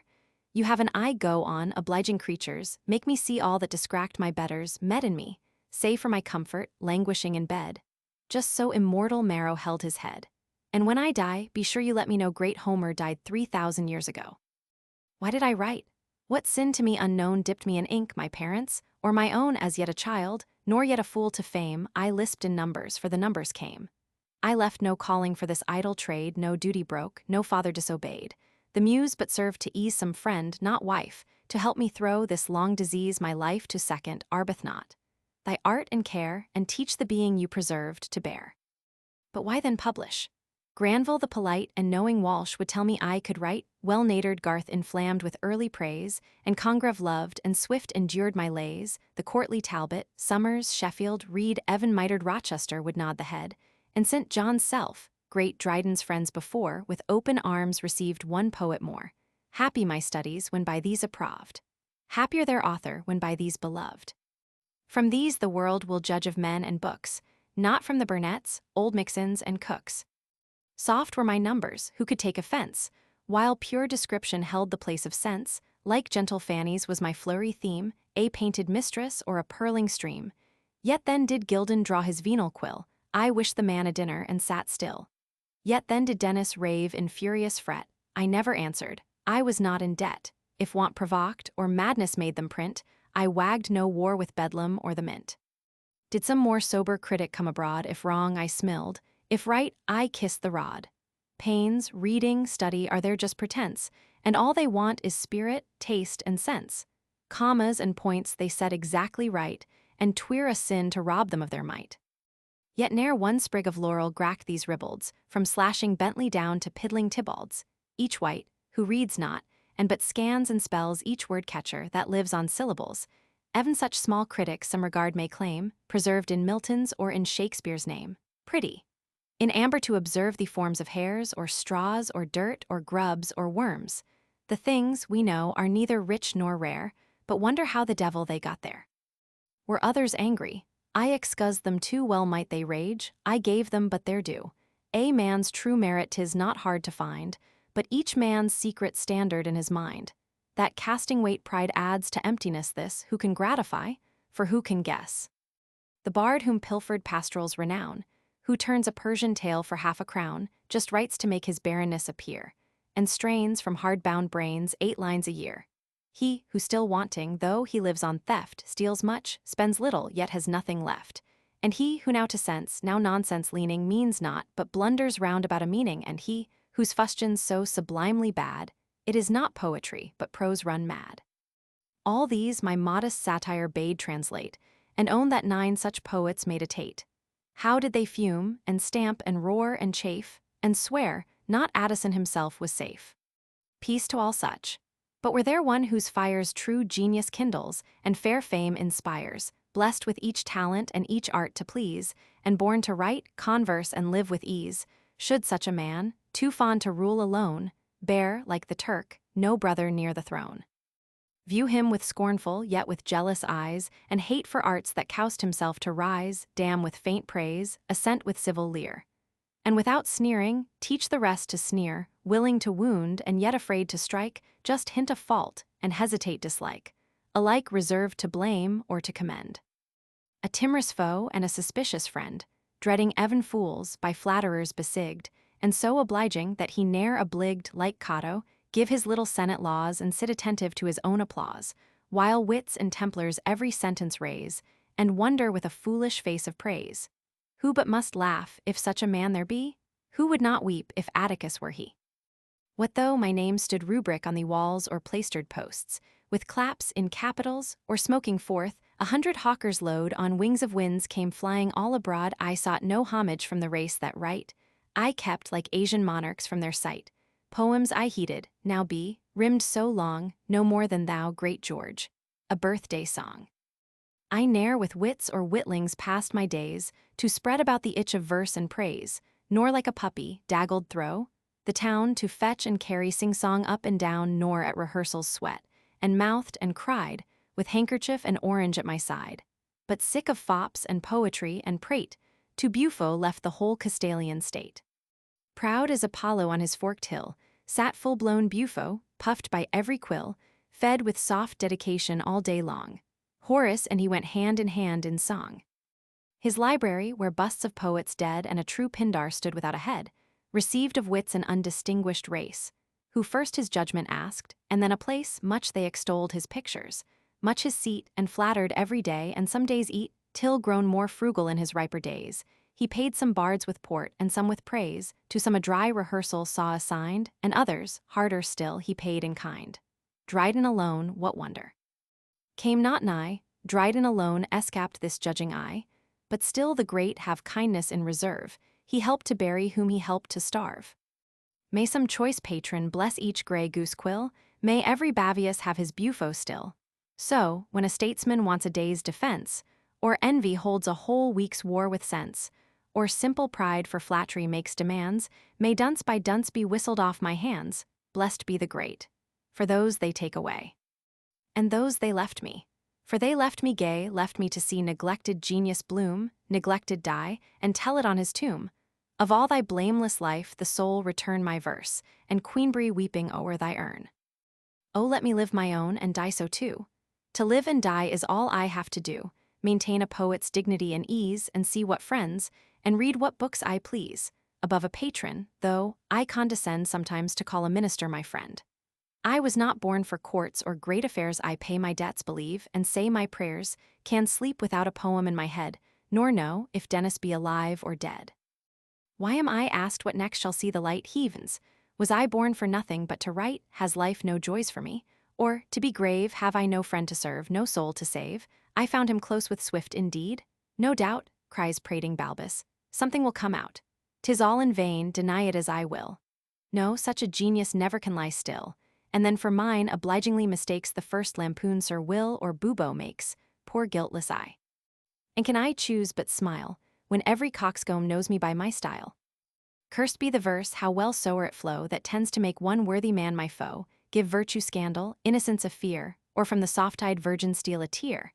But he who hurts a harmless neighbor's peace, insults fall'n worth, or beauty in distress, who loves a lie, lame slander helps about, who writes a libel or who copies out, that fop, whose pride affects a patron's name, yet absent, wounds an author's honest fame, who can your merits selfishly approve? And show the sense of it without the love, who has the vanity to call you friend, yet wants the honor injured to defend? Who tells whate'er you think, whate'er you say, and if he lie not, must at least betray?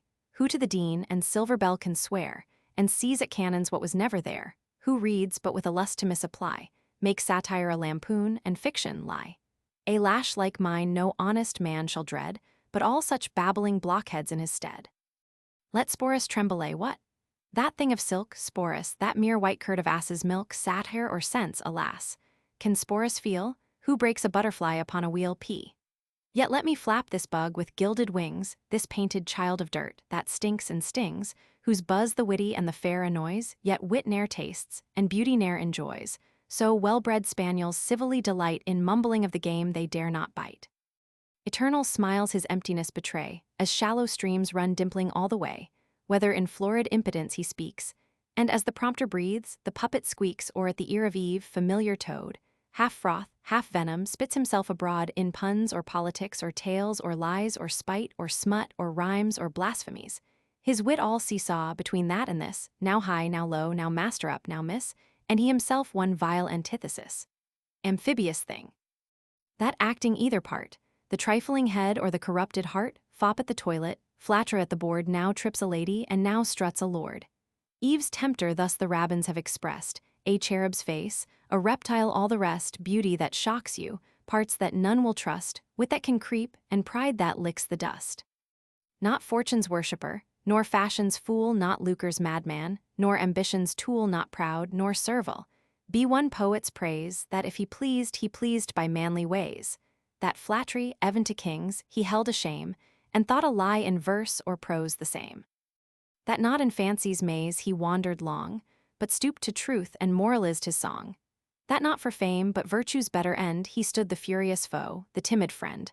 The damning critic, half-approving wit, the coxcomb hit, or fearing to be hit, laughed at the loss of friends he never had, the dull, the proud, the wicked, and the mad, the distant threats of vengeance on his head, the blow unfelt, the tear he never shed. The tale revived, the lie so oft o'erthrown imputed trash, and dullness not his own, the morals blackened when the writings scape. The libelled person and the pictured shape abuse on all he loved or loved him spread, a friend in exile or a father dead, the whisper that to greatness still too near, perhaps yet vibrates on his sovereign's ear. Welcome for thee, fair virtue. All the past for thee, fair virtue. Welcome even the last, a. But why insult the poor, affront the great? P. A knave's a knave to me in every state. Alike my scorn, if he succeed or fail, Sporus at court, or Japhet in a jail, a hireling scribbler, or a hireling peer. Knight of the post corrupt, or of the shire, if on a pillory, or near a throne he gain his prince's ear, or lose his own. Yet soft by nature, more a dupe than wit, Sappho can tell you how this man was bit. This dreaded satirist Dennis will confess foe to his pride, but friend to his distress. So humble, he has knocked at Tybald's door, has drunk with Cibber, nay, has rimmed for more. Full 10 years slandered, did he once reply? 3,000 sons went down on Wellstead's lie. To please a mistress one aspersed his life, he lashed him not, but let her be his wife. Let Budgel charge low Grub Street on his quill, and write whate'er he pleased, except his will let the two curls of town and court, abuse his father, mother, body, soul, and muse. Yet why? That father held it for a rule. It was a sin to call our neighbor fool. That harmless mother thought no wife a whore. Hear this, and spare his family, James, more unspotted names and memorable long, if there be force in virtue or in song. Of gentle blood part shed in honor's cause, while yet in Britain honor had applause, each parent sprung a what fortune, pray P. Their own and better got than bestias from the throne, born to no pride, inheriting no strife, nor marrying discord in a noble wife, stranger to civil and religious rage, the good man walked in noxious through his age. Nor courts he saw, no suits would ever try, nor dared an oath, nor hazarded a lie. Unlearned, he knew no schoolman's subtle art, no language, but the language of the heart. By nature honest, by experience wise, healthy by temperance and by exercise, his life, though long, to sickness passed unknown. His death was instant and without a groan. O grant me, thus to live and thus to die, who sprung from kings shall know less joy than I. O friend, may each domestic bliss be thine, be no unpleasing melancholy mine. Me, let the tender office long engage, to rock the cradle of reposing age, with lenient arts extend a mother's breath, make languor smile and smooth the bed of death, explore the thought, explain the asking eye, and keep a while one parent from the sky on cares like these if length of days attend. May he even, to bless those days, preserve my friend, preserve him social, cheerful, and serene, and just as rich as when he served a queen. A. Whether that blessing be denied or given, thus far was right, the rest belongs to heaven.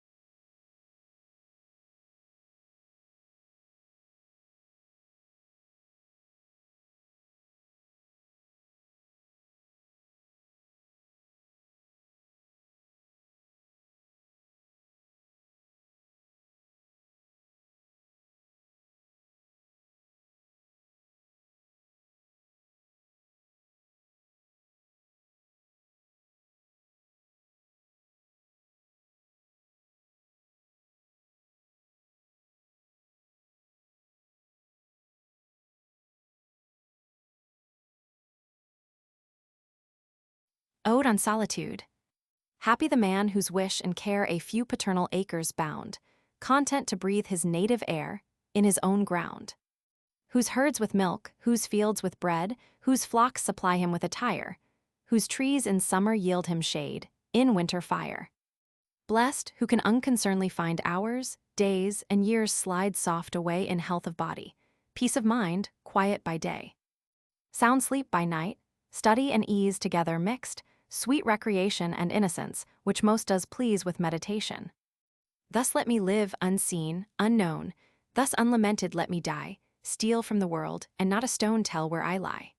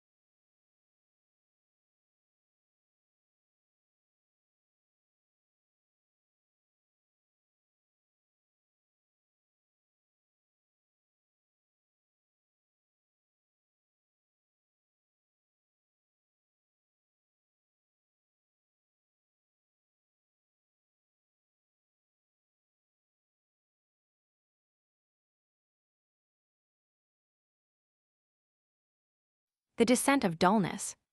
In vain the all-composing hour resistless falls. The muse obeys the power, she comes. The sable throne behold of night primeval and of chaos old. Before her, fancy's gilded clouds decay, and all its varying rainbows die away. Wit shoots in vain its momentary fires, the meteor drops and in a flash expires. As one by one, at dread Medea's strain, the sickening stars fade off ethereal plane, as Argus eyes by Hermes' wand oppressed, claused one by one to everlasting rest. Thus at her felt approach, and secret might, art after art goes out, and all is night. See skulking truth to her old cavern fled, mountains of casuistry heaped o'er her head. Philosophy, that leaned on heaven before, shrinks to her second cause, and is no more. Physic of metaphysic begs defense, and metaphysic calls for aid on sense. See mystery to mathematics fly, in vain. They gaze, turn giddy, rave, and die. Religion blushing veils her sacred fires, and unawares morality expires. For public flame nor private dares to shine, nor human spark is left, nor glimpse divine. Lo, thy dread empire, chaos, is restored, light dies before thy uncreating word, thy hand, great anarch. Lets the curtain fall, and universal darkness buries all.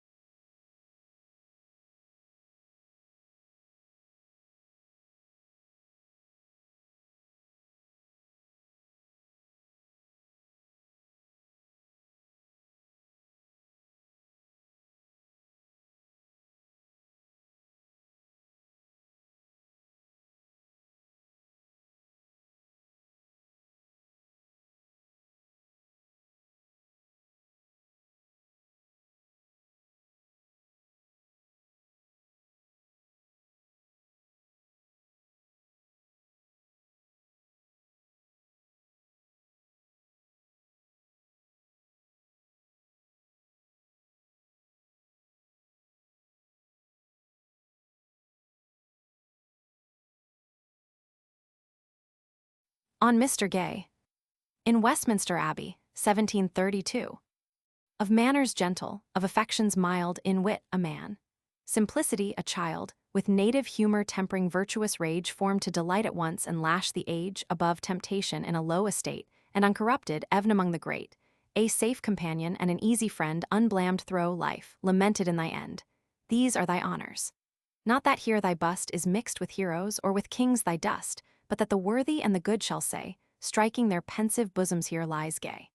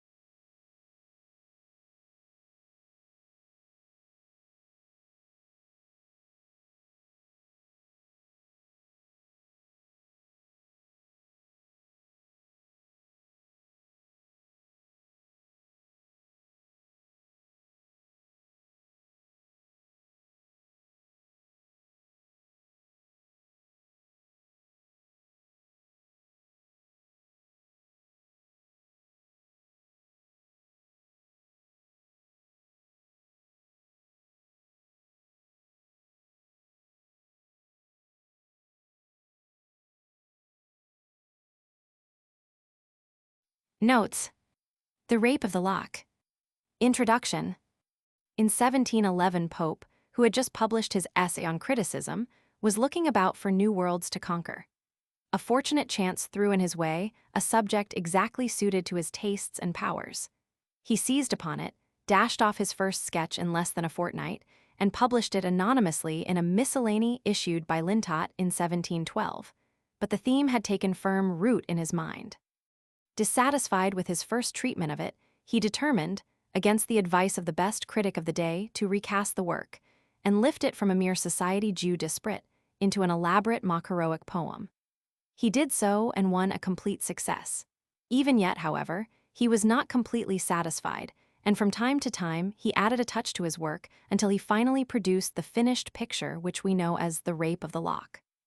As it stands, it is an almost flawless masterpiece, a brilliant picture and light-hearted mockery of the gay society of Queen Anne's day, on the whole the most satisfactory creation of Pope's genius, and, perhaps, the best example of the mock heroic in any literature. The occasion which gave rise to The Rape of the Lock has been so often related that it requires only a brief restatement. Among the Catholic families of Queen Anne's day, who formed a little society of their own, Miss Arabella Fermor was a reigning belle. In a youthful frolic which overstepped the bounds of propriety, Lord Petre, a young nobleman of her acquaintance, cut off a lock of her hair. The lady was offended, the two families took up the quarrel, a lasting estrangement, possibly even a duel, was threatened. At this juncture, a common friend of the two families, a Mr. Carl, nephew of a well-known Jacobite exile for whom he is sometimes mistaken, suggested to Pope to write a poem to make a jest of it, and so kill the quarrel with laughter. Pope consented, wrote his first draft of The Rape of the Lock, and passed it about in manuscript. Pope says himself that it had its effect in the two families. Certainly nothing more is heard of the feud. How Miss Fermor received the poem is a little uncertain. Pope complains in a letter written some months after the poem had appeared in print that the celebrated lady is offended. According to Johnson, she liked the verses well enough to show them to her friends, and a niece of hers said years afterward that Mr. Pope's praise had made her aunt very troublesome and conceited. It is not improbable that Belinda was both flattered and offended. Delighted with the praise of her beauty, she may none the less have felt called upon to play the part of the offended lady when the poem got about, and the ribald wits of the day began to read into it double meanings, which reflected upon her reputation. To soothe her ruffled feelings, Pope dedicated the second edition of the poem to her in a delightful letter, in which he thanked her for having permitted the publication of the first edition to forestall an imperfect copy offered to a bookseller, declared that the character of Belinda resembled her in nothing but in beauty, and affirmed that he could never hope that his poem should pass through the world half so uncensured as she had done. It would seem that the modern critics who have undertaken to champion Miss Fermor against what they are pleased to term the revolting behavior of the poet are fighting a needless battle. A pretty girl who would long since have been forgotten sat as an unconscious model to a great poet. He made her the central figure in a brilliant picture and rendered her name immortal. That is the whole story, and when carping critics begin to search the poem for the improprieties of conduct to which they say Pope alluded, one has but to answer in Pope's own words. If to her share some female errors fall, look on her face, and you'll forget 'em all. Pope's statement in the dedication that he had been forced into publishing the first draft of the poem before his design of enlarging it was half executed is probably to be taken, like many of his statements, with a sufficient grain of salt. Pope had a curious habit of protesting that he was forced into publishing his letters, poems, and other trifles, merely to forestall the appearance of unauthorized editions. It is more likely that it was the undoubted success of The Rape of the Lock, in its first form, which gave him the idea of working up the sketch into a complete mock heroic poem. Examples of such a poem were familiar enough to Pope. Not to go back to the pseudo-Homeric mock epic which relates the battle of the frogs and mice, Vita in Italy and Boileau in France, with both of whom Pope, as the Essay on Criticism shows, was well acquainted, had done work of this kind. Vita's description of the game of chess in his Scacia Ludus certainly gave him the model for the game of Ombre in the third canto of The Rape of the Lock. Boileau's Lutrin probably suggested to him the idea of using the mock heroic for the purposes of satire. Now it was a dogma of the critical creed of the day, which Pope devoutly accepted, that every epic must have a well-recognized machinery.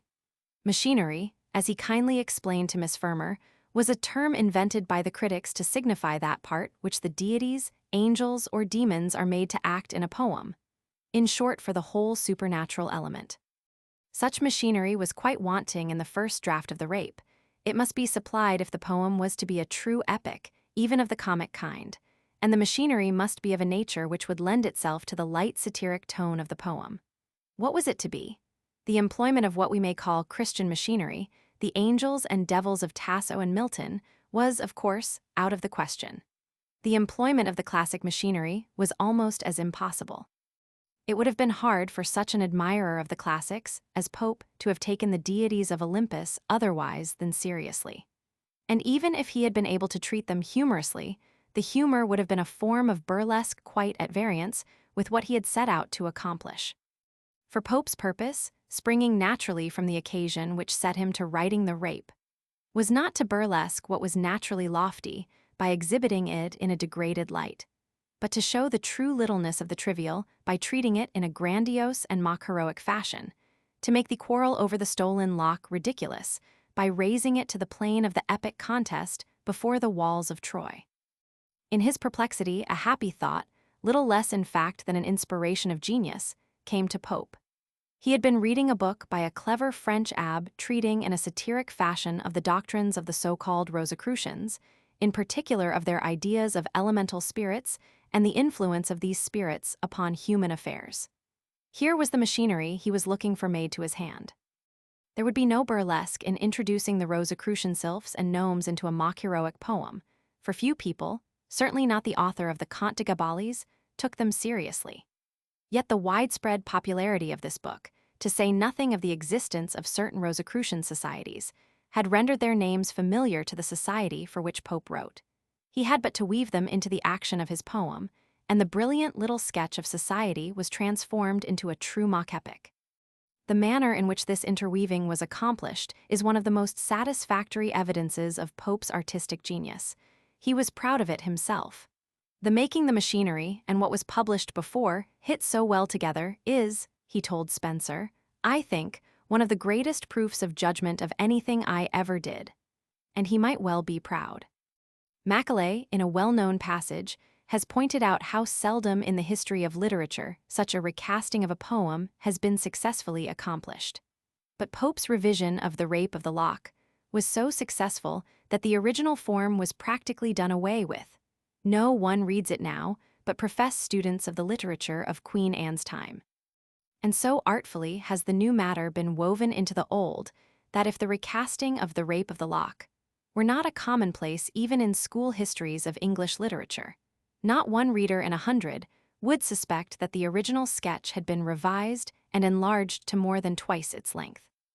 It would be an interesting task for the student to compare the two forms printed in this edition, to note exactly what has been added and the reasons for its addition, and to mark how Pope has smoothed the junctures and blended the old and the new. Nothing that he could do would admit him more intimately to the secrets of Pope's mastery of his art. A word must be said in closing as to the merits of The Rape of the Lock and its position in English literature. In the first place, it is an inimitable picture of one phase, at least of the life of the time, of the gay, witty, heartless society of Queen Anne's day. Slowly recovering from the licentious excesses of the Restoration, society at this time was perhaps unmoral rather than immoral. It was quite without ideals, unless indeed the conventions of good form may be dignified by that name. It lacked the brilliant enthusiasm of Elizabethan times, as well as the religious earnestness of the Puritans, and the devotion to patriotic and social ideals which marked a later age. Nothing, perhaps, is more characteristic of the age than its attitude toward women. It affected indeed a tone of high-flown adoration which thinly veiled a cynical contempt. It styled woman a goddess and really regarded her as little better than a doll. The passion of love had fallen from the high estate it once possessed and become the mere relaxation of the idle moments of a man of fashion. In the comedies of Congreve, for example, a lover, even if honestly in love, thinks it as incumbent upon him to make light of his passion before his friends, as to exaggerate it in all the forms of affected compliment before his mistress. In The Rape of the Lock, Pope has caught and fixed forever the atmosphere of this age. It is not the mere outward form and circumstance, the manners and customs, the patching, powdering, ogling gambling of the day that he has reproduced, though his account of these would alone suffice to secure the poem immortality as a contribution to the history of society. The essential spirit of the age breathes from every line. No great English poem is at once so brilliant and so empty, so artistic, and yet so devoid of the ideals on which all high art rests. It is incorrect, I think, to consider Pope in The Rape of the Lock as the satirist of his age. He was indeed clever enough to perceive its follies and witty enough to make sport of them, but it is much to be doubted whether he was wise enough at this time to raise his eyes to anything better. In the social satires of Pope's great admirer, Byron, we are at no loss to perceive the ideal of personal liberty, which the poet opposes to the conventions he tears to shreds. Is it possible to discover in The Rape of the Lock any substitute for Belinda's fancies and the Baron's freaks? The speech of Clarissa, which Pope inserted as an afterthought to point the moral of the poem, recommends Belinda to trust to merit rather than to charms. But merit is explicitly identified with good humor, a very amiable quality, but hardly of the highest rank among the moral virtues. And the avowed end and purpose of merit is merely to preserve what beauty gains, the flattering attentions of the other sex surely, the lowest ideal ever set before womankind. The truth is, I think, that The Rape of the Lock represents Pope's attitude toward the social life of his time in the period of his brilliant youth. He was at once dazzled, amused, and delighted by the gay world in which he found himself. The apples of pleasure had not yet turned to ashes on his lips, and it is the poet's sympathy with the world he paints which gives to the poem the air, most characteristic of the age itself, of easy, idle, unthinking gaiety. We would not have it otherwise. There are sermons and satires in abundance in English literature, but there is only one Rape of the Lock. The form of the poem is in perfect correspondence with its spirit. There is an immense advance over the essay on criticism, in ease, polish, and balance of matter and manner. And it is not merely in matters of detail that the supremacy of the latter poem is apparent. The Rape of the Lock is remarkable among all Pope's longer poems as the one complete and perfect whole. It is no mosaic of brilliant epigrams, but an organic creation. It is impossible to detach any one of its witty paragraphs and read it with the same pleasure it arouses when read in its proper connection. Thalestris' call to arms and Clarissa's moral reproof are integral parts of the poem. And as a result, perhaps, of its essential unity, The Rape of the Lock bears witness to the presence of a power in Pope that we should hardly have suspected from his other works, the power of dramatic characterization. Elsewhere, he has shown himself a master of brilliant portraiture, but Belinda, the Baron, and Thalestris are something more than portraits. They are living people, acting and speaking with admirable consistency. Even the little sketch of Sir Plume is instinct with life. Finally, The Rape of the Lock, in its limitations and defects, no less than in its excellencies, represents a whole period of English poetry, the period which reaches with but few exceptions from Dryden to Wordsworth. The creed which dominated poetic composition during this period is discussed in the introduction to the essay on criticism, CP 103, and is admirably illustrated in that poem itself. Its repression of individuality, its insistence upon the necessity of following in the footsteps of the classic poets, and of checking the outbursts of imagination by the rules of common sense, simply incapacitated the poets of the period from producing works of the highest order. And its insistence upon man as he appeared in the conventional, urban society of the day as the one true theme of poetry, its belief that the end of poetry was to instruct and improve either by positive teaching or by negative satire, still further limited its field. One must remember in attempting an estimate of The Rape of the Lock that it was composed with an undoubting acceptance of this creed and within all these narrowing limitations. And when this is borne in mind, it is hardly too much to say that the poem attains the highest point possible. In its treatment of the supernatural, it is as original as a poem could be at that day. The brilliancy of its picture of contemporary society could not be heightened by a single stroke. Its satire is swift and keen, but never ill-natured, and the personality of Pope himself shines through every line. Johnson advised authors who wish to attain a perfect style to give their days and nights to a study of Addison. With equal justice, one might advise students who wish to catch the spirit of our so-called Augustan age and to realize at once the limitations and possibilities of its poetry, to devote themselves to the study of The Rape of the Lock. Dedication. Mrs. Arabella. The title of Mrs. was still given in Pope's time to unmarried ladies as soon as they were old enough to enter society. The Rosicrucian doctrine. The first mention of the Rosicrucians is in a book published in Germany in 1614, inviting all scholars to join the ranks of a secret society said to have been founded 2 centuries before by a certain Christian Rosencreuz who had mastered the hidden wisdom of the East. It seems probable that this book was an elaborate hoax, but it was taken seriously at the time, and the 17th century saw the formation of numerous groups of Brothers of the Rosy Cross. They dabbled in alchemy, spiritualism, and magic, and mingled modern science with superstitions handed down from ancient times. Pope probably knew nothing more of them than what he had read in Le Conte de Gabalis. This was the work of a French abbé, de Montfaucon and Villers, 1635–1673, who was well known in his day both as a preacher and a man of letters. It is really a satire upon the fashionable mystical studies, but treats in a tone of pretended seriousness of secret sciences, of elemental spirits, and of their intercourse with men. It was translated into English in 1680 and again in 1714. Canto 1. Lines 1–2. Pope opens his mock epic with the usual epic formula, the statement of the subject. Compare the first lines of the Iliad, the Aeneid, and Paradise Lost. In L7 he goes on to call upon the goddess, i.e. the muse, to relate the cause of the rape. This, too, is an epic formula. Compare Aeneid, I8, and Paradise Lost, I2733.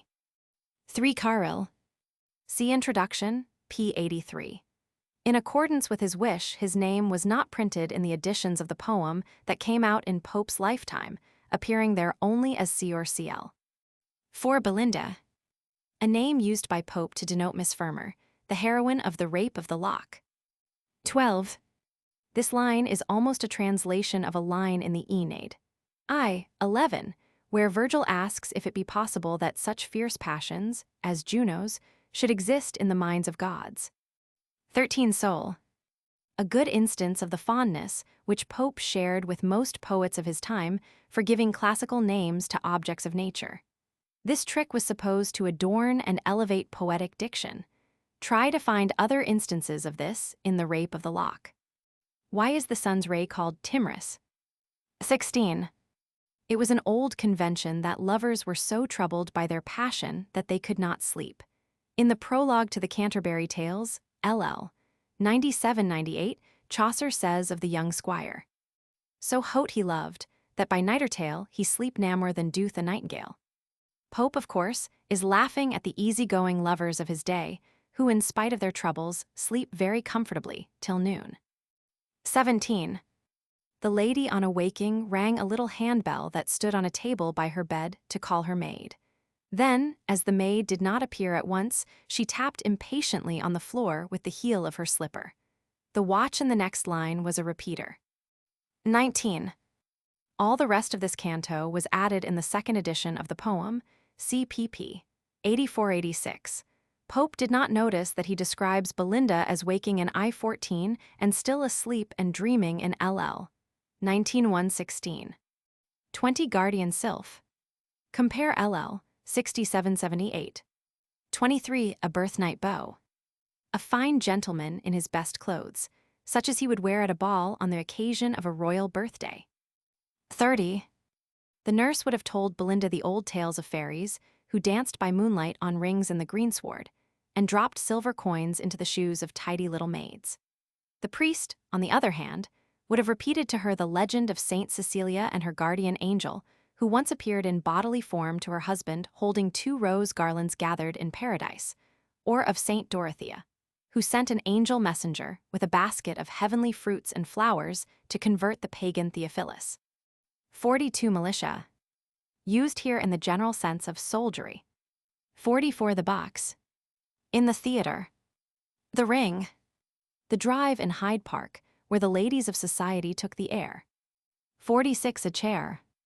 A sedan chair in which ladies used to be carried about. Why is Belinda told to scorn it? 50. What is the meaning of vehicles in this line? 56 Ombre. The fashionable game of cards in Pope's day. See his account of a game in Canto 3 and the notes on that passage. 57-67. See Introduction, p. 85. 69-70. Compare Paradise Lost, I 423-431. 79. Conscious of their face, proud of their beauty. 81 These. The gnomes who urge the vain beauties to disdain all offers of love and play the part of prudes. 85 Garters, Stars, and Coronets. The Garter is the badge of the Knights of the Garter, an order founded by Edward Roman III, to which only noble princes and noblemen of the highest rank were admitted. Stars are the jeweled decorations worn by members of other noble orders. Coronets are the inferior crowns worn by princes and nobles, not by sovereigns. 86 Your Grace. The title bestowed in England on a duchess. The idea in this passage, LL. 83-86, is that the gnomes fill the girls' minds with hopes of a splendid marriage, and so induce them to deny love. 94 Impertinence. Purposeless flirtation. 97-98 Florio, Damon. Poetic names for fine gentlemen, no special individuals are meant. 100 Why is a woman's heart called a toy shop? 101 Sword knots. Tassels worn at the hilts of swords.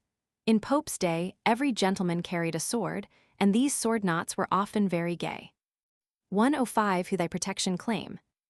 What is the exact meaning of his phrase? 108 Thy ruling star. The star that controls thy destinies, a reference to the old belief in astrology. 115 Shock. Belinda's pet dog. His name would seem to show that he was a rough-haired terrier. 118. Does this line mean that Belinda had never seen a billet-doux before? 119 Wounds, charms, and ardors. The usual language of a love letter at this time. 124 The cosmetic powers. The deities that preside over a lady's toilet. Note the playful satire with which Pope describes Belinda's toilet as if it were a religious ceremony. Who is th, inferior priestess, in L 127. 131 Nicely. Carefully. 134 Arabia. Famous for its perfumes. 145 Set the head. Arrange the headdress. 147 Betty. Belinda's maid. Canto 2. 4 Launched. Embarked. 25 springes. Snares. 26 the finny prey. A characteristic instance of Pope's preference or circumlocution to a direct phrase. 35-36. A regular formula in classical epics. In Virgil, Xi 794-795, Phoebus grants part of the prayer of a runs, the other part he scatters to the light winds. 38 vast French romances. These romances were the customary reading of society in Pope's day when there were as yet no English novels. Some of them were of enormous length. Addison found several of them in a typical ladies' library, great folio volumes, finely bound in gilt. Spectator, 37. 58 all but the Sylph. So in Homer, 125. While all the rest of the army is sleeping, Agamemnon is disturbed by fear of the doom impending over the Greeks at the hands of Hector. 60 waft. Wave or flutter. 70 superior by the head. So in Homer, Iliad, Roman 3, 225-27, Ajax is described as towering over the other Greeks by head and shoulders. 73 sylphids. A feminine form of sylphs. 74. This formal opening of Ariel's address to his followers is a parody of a passage in Paradise Lost, v. 606-1. 75 spheres. Either worlds or, in a more general sense, regions. 79. What are the wandering orbs, and how do they differ from planets in L. 80? 97 awash. A lotion for the complexion. 105. Diana, the virgin huntress, was in a peculiar sense the goddess of chastity. 106 china jar. The taste for collecting old china was comparatively new in England at this time. It had been introduced from Holland by Queen Anne's sister, Queen Mary, and was eagerly caught up by fashionable society. 113 the drops. The diamond earrings. 118 the petticoat. The huge hoop skirt which had recently become fashionable. Addison, in a humorous paper in the Tatler, number 116, describes one as about 24 yards in circumference. 128 bodkin. A large needle. 133 rivelled. An obsolete raiment of Abrevald. 133 Ixion. According to classical mythology, Ixion was punished for his sins by being bound forever upon a whirling wheel. 134 mills. The mill in which cakes of chocolate were ground up preparatory to making the beverage. 138 orban orbs. In concentric circles. 139 thrid. A variant form of thread. Canto 3. 3 a structure. Hampton Court, a palace on the Thames, a few miles above London. It was begun by Wolsey and much enlarged by William Roman III. Queen Anne visited it occasionally, and cabinet meetings were sometimes held there. Pope insinuates L6 that the statesmen who met in these councils were as interested in the conquest of English ladies as of foreign enemies. 8. Tea was still in Queen Anne's day a luxury confined to the rich. It cost, in 1710, from 12 to 28 shillings per pound.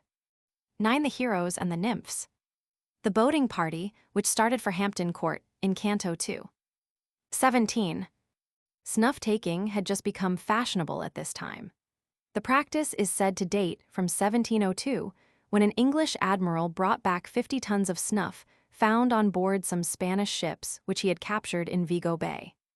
In The Spectator, for August 8, 1711, a mock advertisement is inserted professing to teach the exercise of the snuff-box according to the most fashionable airs and motions. And in the number for April 4, 1712, Steele protests against an impertinent custom the fine women have lately fallen into of taking snuff. 22 dine. The usual dinner hour in Queen Anne's reign was about 3 p.m. Fashionable people dined at 4 or later.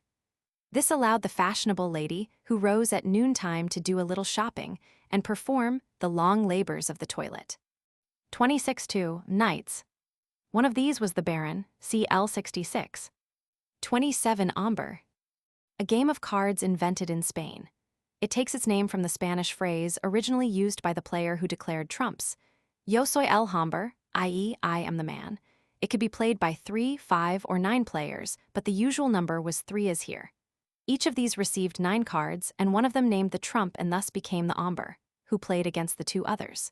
If either of the ombre's opponents took more tricks than the ombre, it was codal, L92. This meant that the opponent took the stake, and the ombre had to replace it for the next hand. A peculiar feature of ombre is the rank or value of the cards. The 3 best cards were called matadors, a Spanish word meaning killers. The first of these matadors was spadillo, the ace of spades. The third was basto, the ace of clubs. The second, manilio, varied according to the suit. If a black suit were declared, manilio was the 2 of trumps. If a red suit, manilio was the 7 of trumps. It is worth noting also that the red aces were inferior to the face cards of their suits, except when a red suit was trump. A brief analysis of the game played on this occasion will clear up the passage and leave the reader free to admire the ingenuity with which Pope has described the contest in terms of epic poetry. Belinda declares spades trumps and so becomes the ombre. She leads one after the other the 3 matadors and takes 3 tricks. She then leads the next highest card, the king of spades, and wins a 4th trick. Being out of trumps, she now leads the king of clubs, but the baron, who has actually held more spades than Belinda, trumps it with the queen of spades. All the trumps are now exhausted, and the baron's long suit of diamonds is established. He takes the 6th, 7th, and 8th tricks with the king, queen, and knave of diamonds, respectively. Everything now depends on the last trick, since Belinda and the baron each have taken 4. The baron leads the ace of hearts, and Belinda takes it with the king, thus escaping codal and winning the stake. 30 the sacred 9. The 9 muses. 41 succinct. Tucked up. 54 1 plebeian card. One of Belinda's opponents is now out of trumps and discards a low card on her lead. 61 Pam. A term applied to the knave of clubs, which was always the highest card in lieu, another popular game of that day. 74 the globe. The jeweled ball which forms one of the regalia of a monarch. The aspect of playing cards has changed not a little since Pope's day, but the globe is still to be seen on the king of clubs. 79 clubs, diamonds, hearts. These are the losing cards played by Belinda, and the 3rd player on the baron's winning diamonds. 99. Pope's old enemy, Dennis, objected to the impropriety of Belinda's filling the sky with exulting shouts, and some modern critics have been foolish enough to echo his objection. The whole scene is a masterpiece of the mock heroic. The game is a battle, the cards are warriors, and Belinda's exclamations of pleasure at winning are in the same fashion magnified into the cheers of a victorious army. 100 long canals. The canals which run through the splendid gardens of Hampton Court, laid out by William Roman III in the Dutch fashion. 106 the berries crackle. It would seem from this phrase that coffee was at that time roasted as well as ground in the drawing room. In a letter written shortly after the date of this poem, Pope describes Swift as roasting coffee with his own hands in an engine made for that purpose. Coffee had been introduced into England about the middle of the 17th century. In 1657, a barber who had opened one of the first coffee houses in London was indicted for making and selling a sort of liquor called coffee, as a great nuisance and prejudice of the neighborhood. In Pope's time, there were nearly 3,000 coffee houses in London. The mill. The coffee mill. 107 altars of Japan. Japan stands for the lamps. 117-118. The parenthesis in these lines contains a hit at the would-be omniscient politicians who haunted the coffee houses of Queen Anne's day, and who professed their ability to see through all problems of state with their eyes half shut. Pope jestingly attributes their wisdom to the inspiring power of coffee. 122 Scylla. The daughter of King Nissus in Grecian legends. Nissus had a purple hair, and so long as it was untouched, he was unconquerable. Scylla fell in love with one of his enemies and pulled out the hair while Nissus slept. For this crime, she was turned into a bird. The story is told in full in Ovid's Metamorphoses, BK, Roman 8. 127 Clarissa. It does not appear that Pope had any individual lady in mind. We do not know, at least, that any lady instigated or aided Lord Petre to cut off the lock. 144 An earthly lover. We know nothing of any love affair of Miss Fermor's. Pope mentions the earthly lover here to account for Ariel's desertion of Belinda, for he could only protect her so long as she rejected mankind. Compare Canto I, LL. 67-68. 147 Forfex. A Latin word meaning scissors. 152. Pope borrowed this idea from Milton, who represents the wound inflicted on Satan by the archangel Michael as healing immediately. Ethereal substance, closed not long divisible. Paradise Lost, Romans 6, 333-31. 165 Atalantes, the New Atalantes. A 4-volume cornucopia of scandal involving almost every public character of the day was published by a Mrs. Manley in 1709. It was very widely read. The Spectator found it, along with a key which revealed the identities of its characters, in the ladies' library already mentioned, Spectator, number 37. 166 The Small Pillow. A richly decorated pillow which fashionable ladies used to prop them up in bed when they received morning visits from gentlemen. Addison gives an account of such a visit in The Spectator, number 45. 167 Solemn Days. Days of marriage or mourning, on which at this time formal calls were paid. 173 The Labor of the Gods. The walls of Troy built by Apollo and Neptune for King Laomedon. 178 Unresisted. Irresistible. Canto 4. 8 Cynthia. A fanciful name for any fashionable lady. No individual is meant. Manteau. A loose upper garment for women. 16 Spleen. The word is used here as a personification of melancholy or low spirits. It was not an uncommon affectation in England at this time. A letter to the Spectator, number 53, calls it the distemper of the great and the polite. 17 The Gnome. Umbriel, who in accordance with his nature now proceeds to stir up trouble.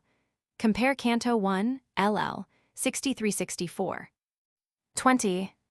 The bitter east wind, which put everyone into a bad humor, was supposed to be one of the main causes of the spleen. 23 She. The goddess of the spleen, compare L79. 84 Megrim. Headache. 29 Store. A large supply. 38 Night dress. The modern dressing gown. The line means that whenever a fashionable beauty bought a new dressing gown, she pretended to be ill in order to show her new possession to sympathetic friends who called on her. 40 Phantoms. These are the visions, dreadful or delightful, of the disordered imagination produced by spleen. 43 Snakes on rolling spires. Like the serpent which Milton describes in Paradise Lost, Roman 9, 501-502, erect amidst his circling spires. 46 Angels and Machines. Angels coming to help their votaries. The word machine here has an old-fashioned technical sense. It was first used to describe the apparatus by which a god was let down upon the stage of the Greek theater. Since a god was only introduced at a critical moment to help the distressed hero, the phrase deus ex machina came to mean a god who rendered aid. Pope transfers it here to angels. 47 Throngs. Pope now describes the mad fancies of people so affected by spleen as to imagine themselves transformed to inanimate objects. 51 Pipkin. A little jar. Homer, Iliad, Roman 18, 373-377, tells how Vulcan had made 20 wonderful tripods on living wheels that moved from place to place of their own accord. 52.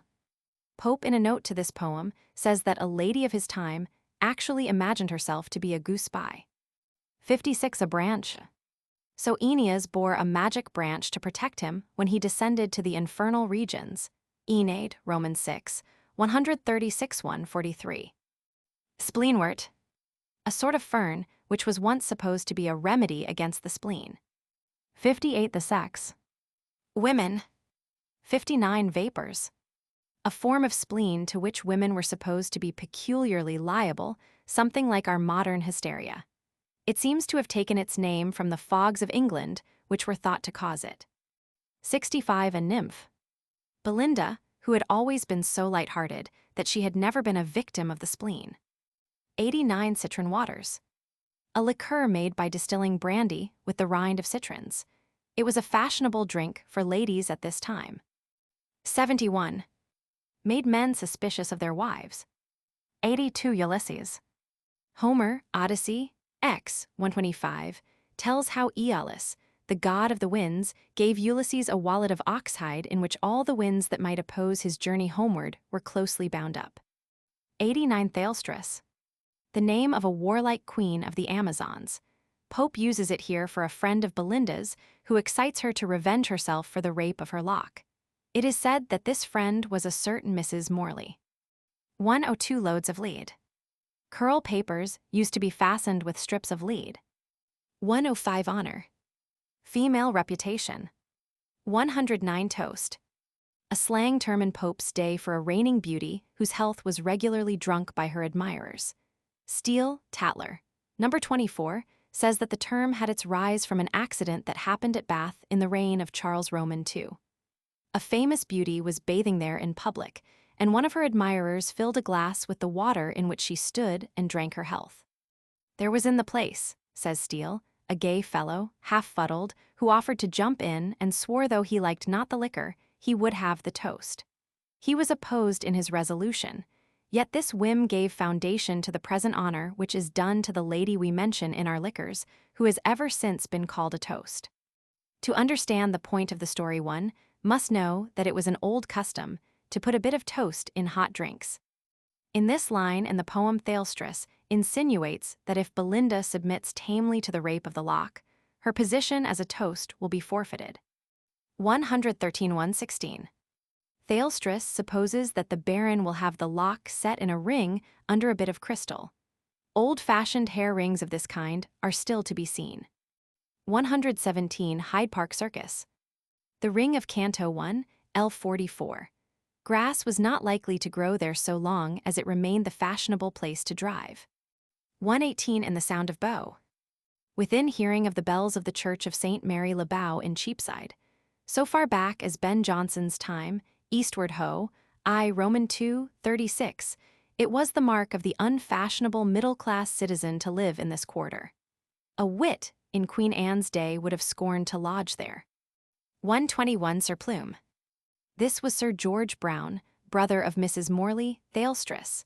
He was not unnaturally offended at the picture drawn of him in this poem. Pope told a friend many years later that nobody was angry but Sir George Brown, and he was a good deal so, and for a long time. He could not bear that Sir Plume should talk nothing but nonsense. 124. A clouded cane. A cane of polished wood with cloud-like markings. In the Tatler, Mr. Bickerstaff sits in judgment on canes and takes away a cane, curiously clouded, with a transparent amber head and a blue ribbon to hang upon his wrist, from a young gentleman as a piece of idle foppery. There are some amusing remarks on the conduct of canes in the same essay. 133.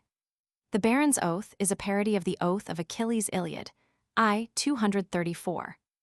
142. The breaking of the bottle of sorrows, etc., is the cause of Belinda's change of mood from wrath, as in L93 to tears. 143-144. 155. The Gilt Chariot. The painted and gilded coach, in which ladies took the air in London. 156. Bohea.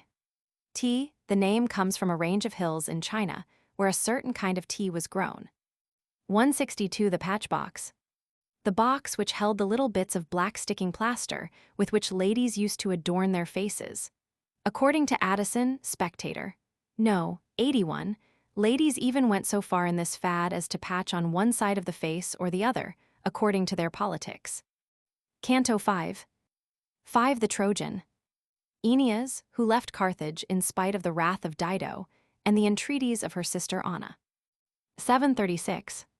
Pope inserted these lines in a late revision in 1717, in order, as he said, to open more clearly the moral of the poem.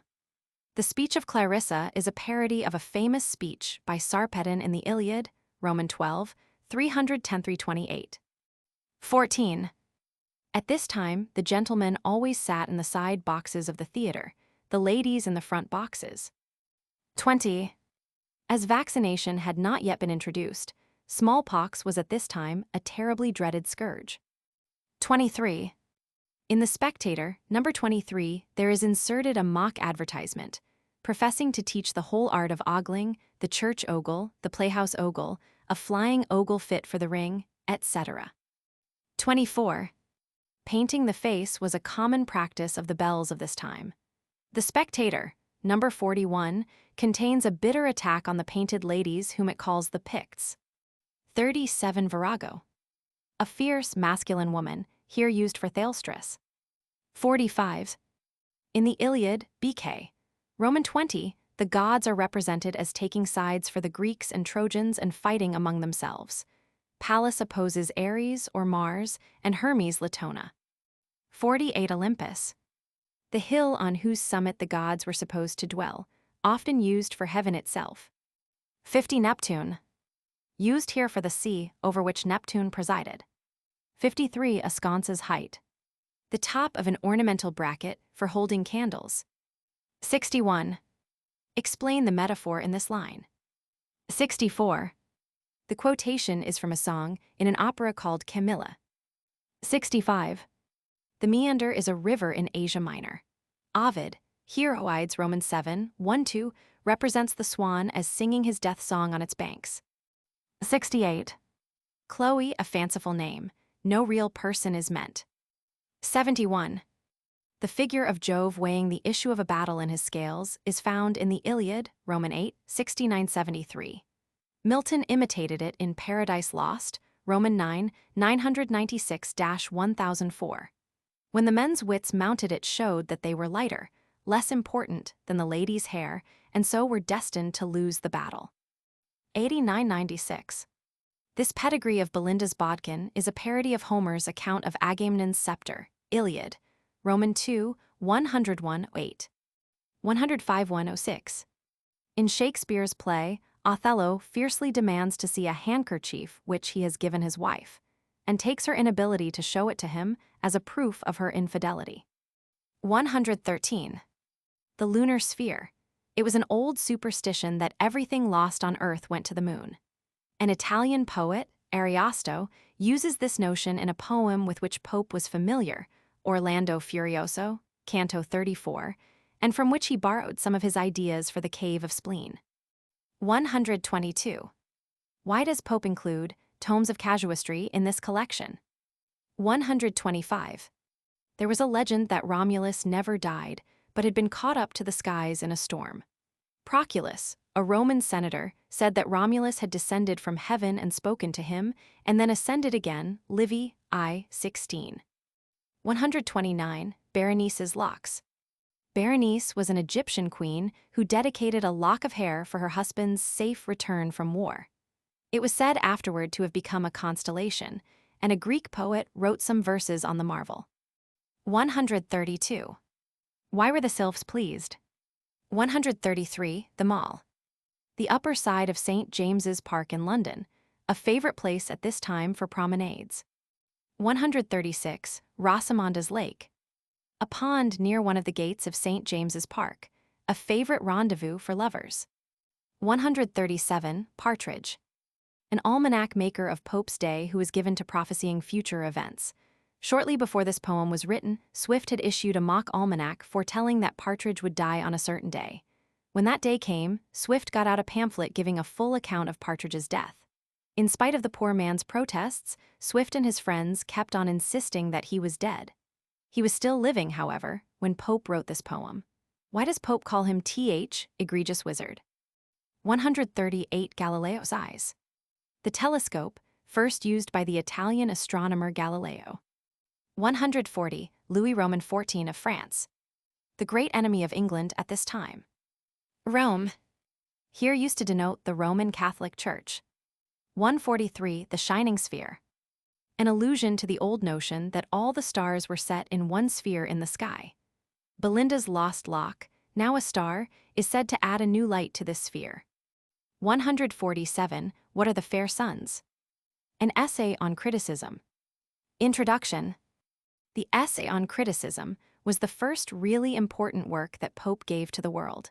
He had been composing verses from early boyhood and had actually published a set of pastorals which had attracted some attention. He was already known to the literary set of London coffee houses as a young man of keen wit and high promise, but to the reading public at large, he was as yet an unknown quantity. With the appearance of the essay, Pope not only sprang at once into the full light of publicity, but seized almost undisputed that position as the first of living English poets, which he was to retain unchallenged till his death. Even after his death down to the Romantic Revival, in fact, Pope's supremacy was an article of critical faith, and this supremacy was in no small measure founded upon the acknowledged merits of the essay on criticism.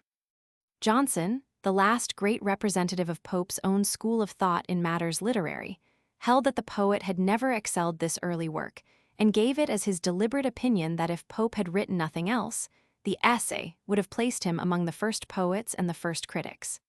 The essay on criticism is hardly an epic-making poem, but it certainly made Alexander Pope. The poem was published anonymously in the spring of 1711, when Pope was 23 years old. There has been considerable dispute as to the date of its composition, but the facts seem to be that it was begun in 1707 and finished in 1709 when Pope had it printed, not for publication, but for purposes of further correction.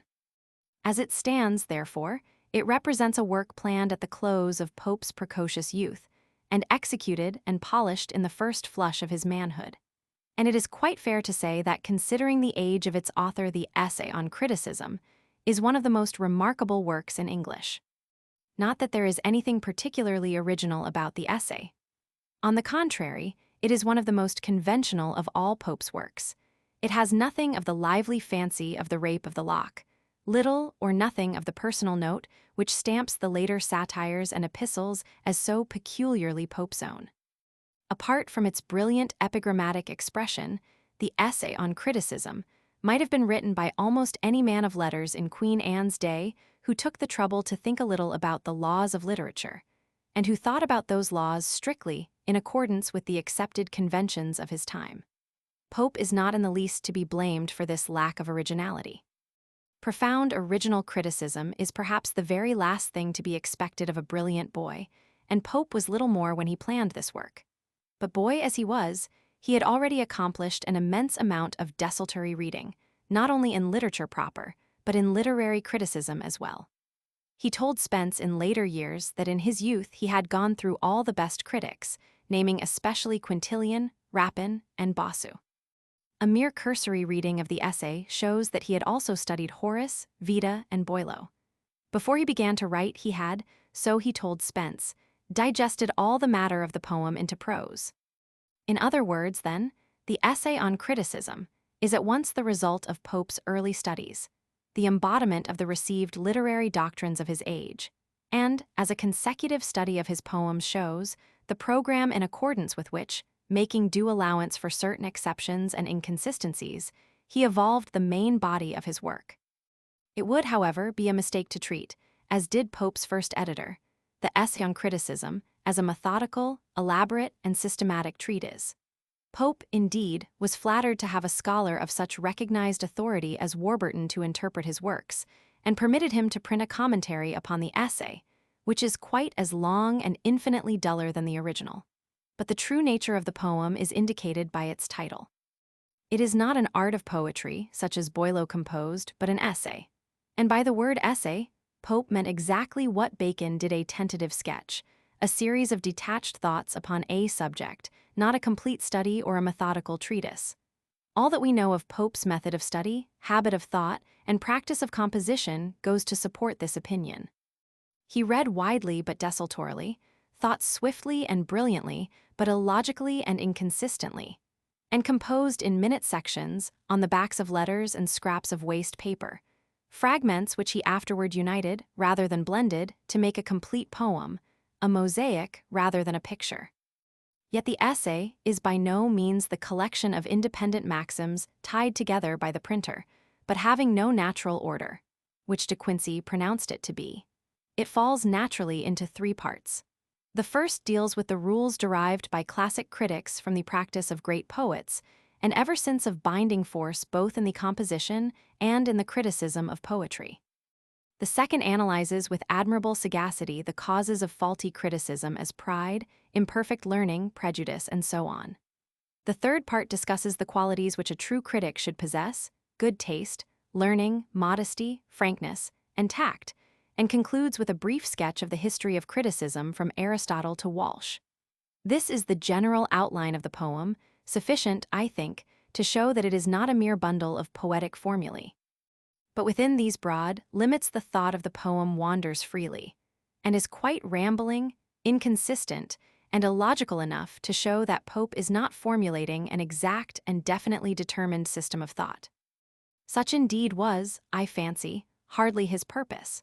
It was rather to give clear, vivid, and convincing expression to certain ideas which were at that time generally accepted as orthodox in the realm of literary criticism. No better expression of these ideas can be found anywhere than in the S itself, but a brief statement in simple prose of some of the most important may serve as a guide to the young student of the essay. In the first place, the ultimate source alike of poetry and criticism is a certain intuitive faculty, common to all men, though more highly developed in some than others, called reason, or, sometimes, good sense. The first rule for the budding poet or critic is follow nature. This, by the way, sounds rather modern and might be accepted by any romantic poet. But by nature was meant not at all the natural impulses of the individual, but those rules founded upon the natural and common reason of mankind, which the ancient critics had extracted and codified from the practice of the ancient poets. Pope says explicitly, to follow nature is to follow them. And he praises Virgil for turning aside from his own original conceptions to imitate Homer, for nature and Homer were, he found, the same. Certain exceptions to these rules were, indeed, allowable. Severer critics than Pope, by the way, absolutely denied this, but only to the ancient poets. The moderns must not dare to make use of them, or at the very best moderns must only venture upon such exceptions to the rules as classic precedents would justify. Inasmuch as all these rules were discovered and illustrated in ancient times, it followed logically that the great breach with antiquity, which is called the Middle Ages, was a period of hopeless and unredeemed barbarism, incapable of bringing forth any good thing. The light of literature began to dawn again with the revival of learning at the Renaissance, but the great poets of the Renaissance, Spenser and Shakespeare, for example, were irregular. That is, they trusted too much to their individual powers and did not accept with sufficient humility the orthodox rules of poetry. This dogma, by the way, is hardly touched upon in the essay, but is elaborated with great emphasis in Pope's later utterance on the principles of literature, the well-known Epistle to Augustus. Finally, with the establishment of the reign of reason in France under Louis Roman XIV, and in England a little later, the full day had come, and literary sins of omission and commission that might be winked at in such an untutored genius as Shakespeare were now unpardonable. This last dogma explains the fact that in the brief sketch of the history of criticism, which concludes the essay, Pope does not condescend to name an English poet or critic prior to the reign of Charles Roman II. It would be beside the purpose to discuss these ideas today or to attempt an elaborate refutation of their claims to acceptance. Time has done its work upon them, and the literary creed of the wits of Queen Anne's day is as antiquated as their periwigs and knee breeches. Except for purposes of historical investigation, it is quite absurd to take the essay on criticism seriously. And yet it has even for us of today a real value. Our age absolutely lacks a standard of literary criticism, and of all standards the one least likely to be accepted is that of Pope and his fellow believers. Individual taste reigns supreme in this democratic age, and one man's judgment is as good as, perhaps a little better than, another's. But even this democratic and individual age may profit by turning back for a time to consider some of the general truths, as valid today as ever, to which Pope gave such inimitable expression, or to study the outlines of that noble picture of the true critic, which Saint Beuve declared every professed critic should frame and hang up in his study. An age which seems at times upon the point of throwing classical studies overboard, as useless lumber might do far worse than listen to the eloquent tribute, which the poet pays to the great writers of antiquity. And finally, nothing could be more salutary for an age in which literature itself has caught something of the taint of the prevailing commercialism, than to bathe itself again in that spirit of sincere and disinterested love of letters which breathes throughout the S, and which, in spite of all his errors and jealousies and petty vices, was the master passion of Alexander Pope. 6. Censure. The word has here its original meaning of judge, not its modern judge severely or blame. 8. Because each foolish poem provokes a host of foolish commentators and critics. 1516. This assertion that only a good writer can be a fair critic is not to be accepted without reservation. 17. The word wit has a number of different meanings in this poem, and the student should be careful to discriminate between them. It means 1. Mind, intellect, L61-2, learning, culture, L727-3, imagination, genius, L82-4, the power to discover amusing analogies or the apt expression of such an analogy, LL. 449, 297-5. A man possessed of wit in its various significations, L45. This last form usually occurs in the plural, LL. 104, 539. 26. The maze of schools. The labyrinth of conflicting systems of thought, especially of criticism. 21. Coxcombs, fools. What is the difference in meaning between these words in this passage? 30-31. In this couplet, Pope hits off the spiteful envy of conceited critics toward successful writers. If the critic can write himself, he hates the author as a rival. If he cannot, he entertains against him the deep grudge an incapable man so often cherishes toward an effective worker. 34. Mevius. A poetaster whose name has been handed down by Virgil and Horace. His name, like that of his associate Bavius, has become a byword for a wretched scribbler. Apollo, here thought of as the god of poetry. The true poet was inspired by Apollo, but a poetaster like Mevius wrote without inspiration, as it were, in spite of the god. 40-43. Pope here compares half-learned critics to the animals which old writers reported were bred from the Nile mud. In Antony and Cleopatra, for example, Lepidus says, "Your serpent of Egypt is bred now of your mud by the operation of your sun, so is your crocodile." Pope thinks of these animals as in the unformed stage, part kindled into life, part a lump of mud. So these critics are unfinished things for which no proper name can be found. Equivocal generation is the old term used to denote spontaneous generation of this sort. Pope applies it here to critics without proper training who spring spontaneously from the mire of ignorance. 44. Tell. Count. 45. The idea is that a vain wit's tongue could outtalk 100 ordinary men's. 53. Pretending wit. Presuming or ambitious mind. 56-58. Memory, understanding, imagination. This is the old threefold division of the human mind. Pope means that where one of these faculties is above the average in any individual, another of them is sure to fall below. Is this always the case? 63. Peculiar arts. Special branches of knowledge. 73. In what sense can nature be called the source, the end, and the test of art? 76. Informing soul. The soul which not only dwells in, but animates and molds the body. 80-81. What two meanings are attached to wit in this couplet? 84. 'Tis more. It is more important. The Muse's steed. Pegasus, the winged horse of Greek mythology, was supposed to be the horse of the Muses and came to be considered a symbol of poetic genius. 86. Generous. Hybrid. 88. What is the difference between discovered and devised? 94. Parnassus top. The Muses were supposed to dwell on the top of Parnassus, a mountain in Greece. Great poets are here thought of as having climbed the mountain to dwell with the Muses. 96. What is cf. text, the immortal prize? 99. She, i.e., learned Greece, especially Greek criticism, which obtained the rules of poetry from the practice of great poets, and, as it were, systematized their inspiration. 104. Following wits. Later scholars. 105. What is meant by the mistress and the maid in this line? 109. Doctor's bills. Prescriptions. 112. These are the prosy commentators on great poets, whose dreary notes often disgust readers with the original. 120 Fable. Plot. 123. What is the difference between cavil and criticize? 129. The Mantuan Muse.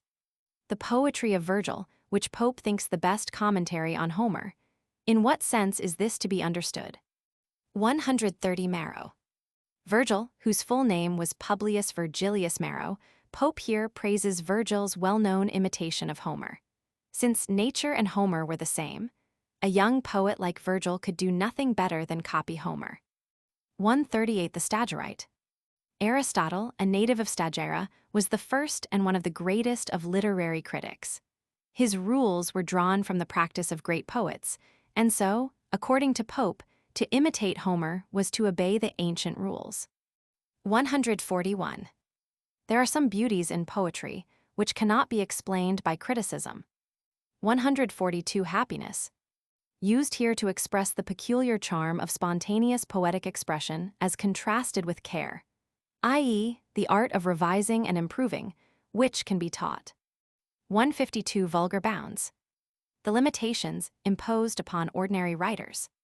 157 Out of Rise. Surpass the ordinary scenes of nature. 159 Great Wits. Poets of real genius. 160 Faults. Here used in the sense of irregularities, exceptions to the rules of poetry. When these are justified by the poet's genius, true critics do not presume to correct them. In many editions, this couplet comes after L. 151. This was Pope's first arrangement, but he later shifted it to its present position. 162 As Kings. The Stuart kings claimed the right to dispense with laws. That is, to set them aside in special instances. In 1686, 11 out of 12 English judges decided in a test case that it is a privilege inseparably connected with the sovereignty of the king to dispense with penal laws, and that according to his own judgment.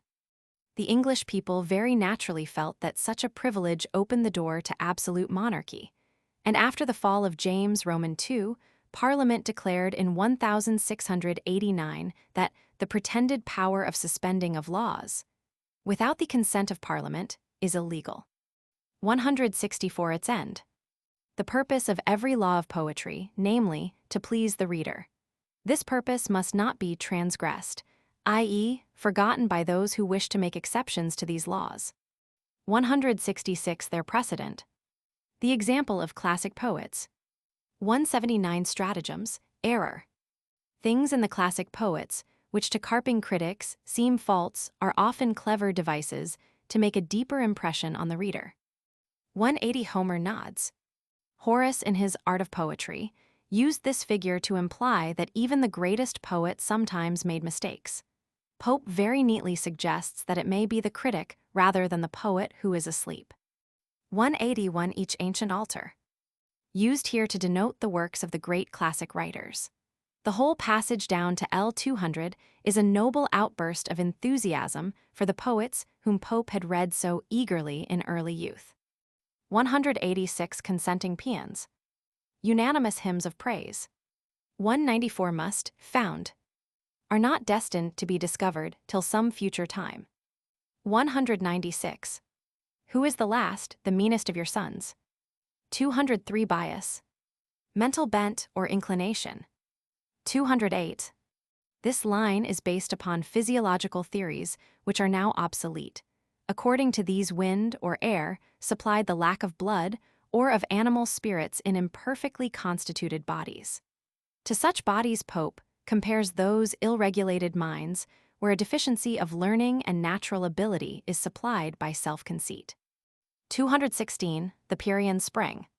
The spring of the Muses, who were called Pierids in Greek mythology.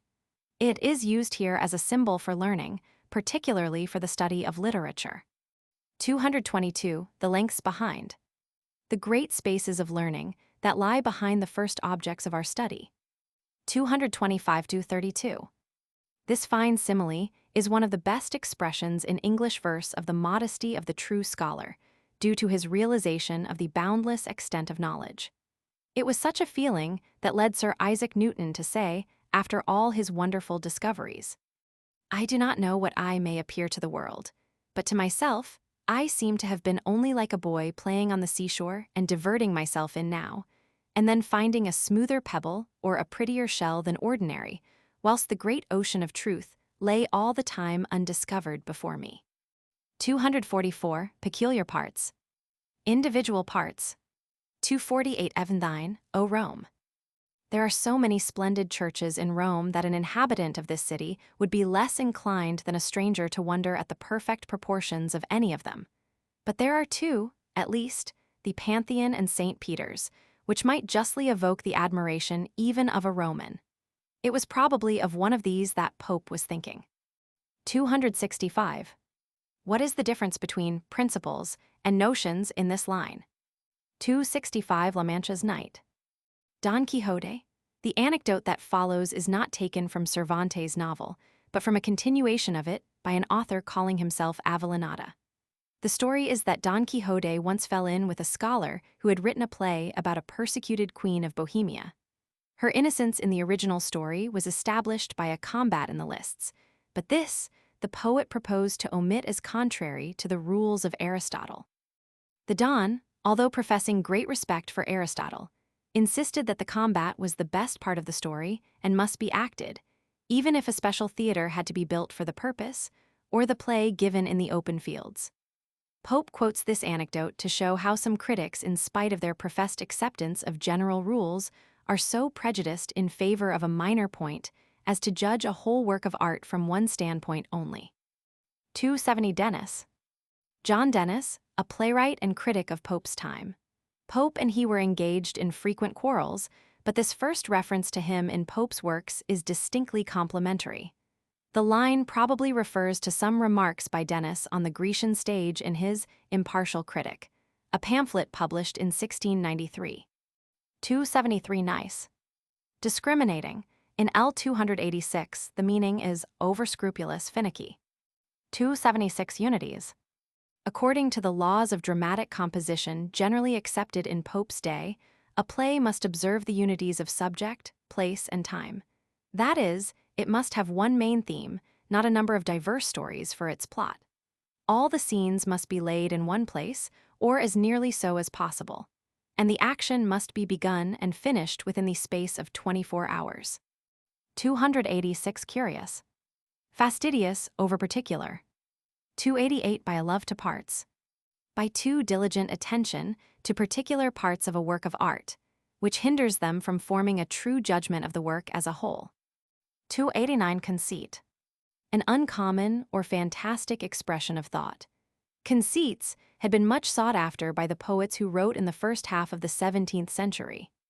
297. True wit. Here opposed to the conceit of which Pope has been speaking, it is defined as a natural idea expressed in fit words. 299. Whose truth, find.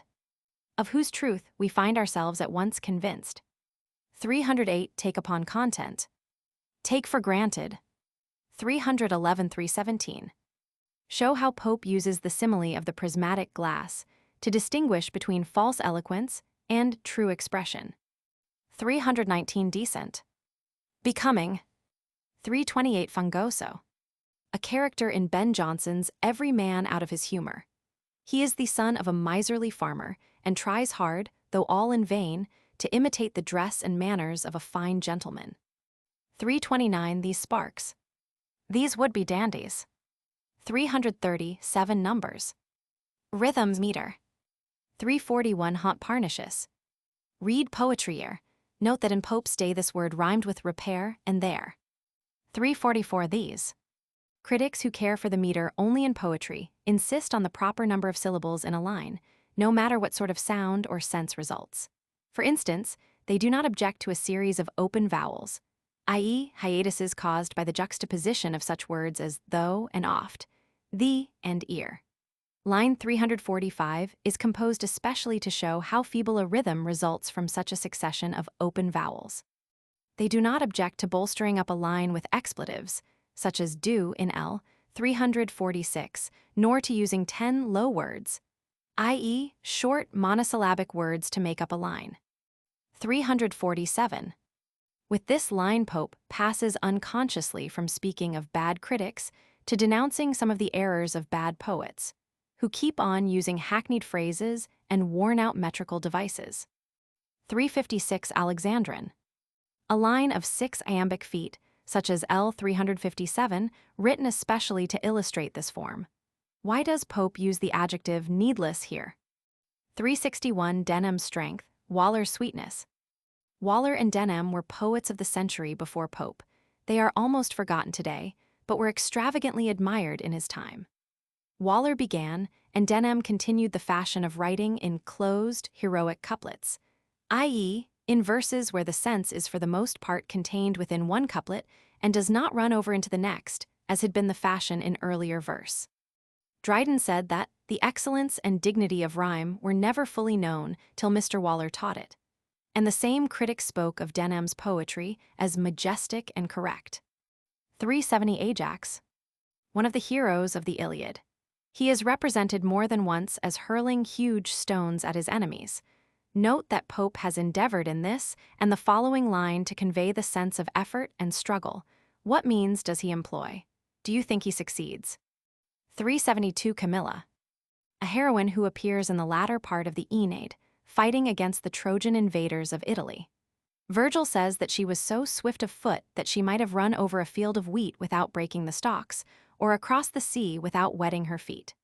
Pope attempts in L.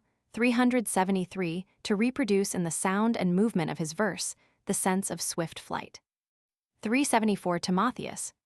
A Greek poet and singer who is said to have played and sung before Alexander the Great.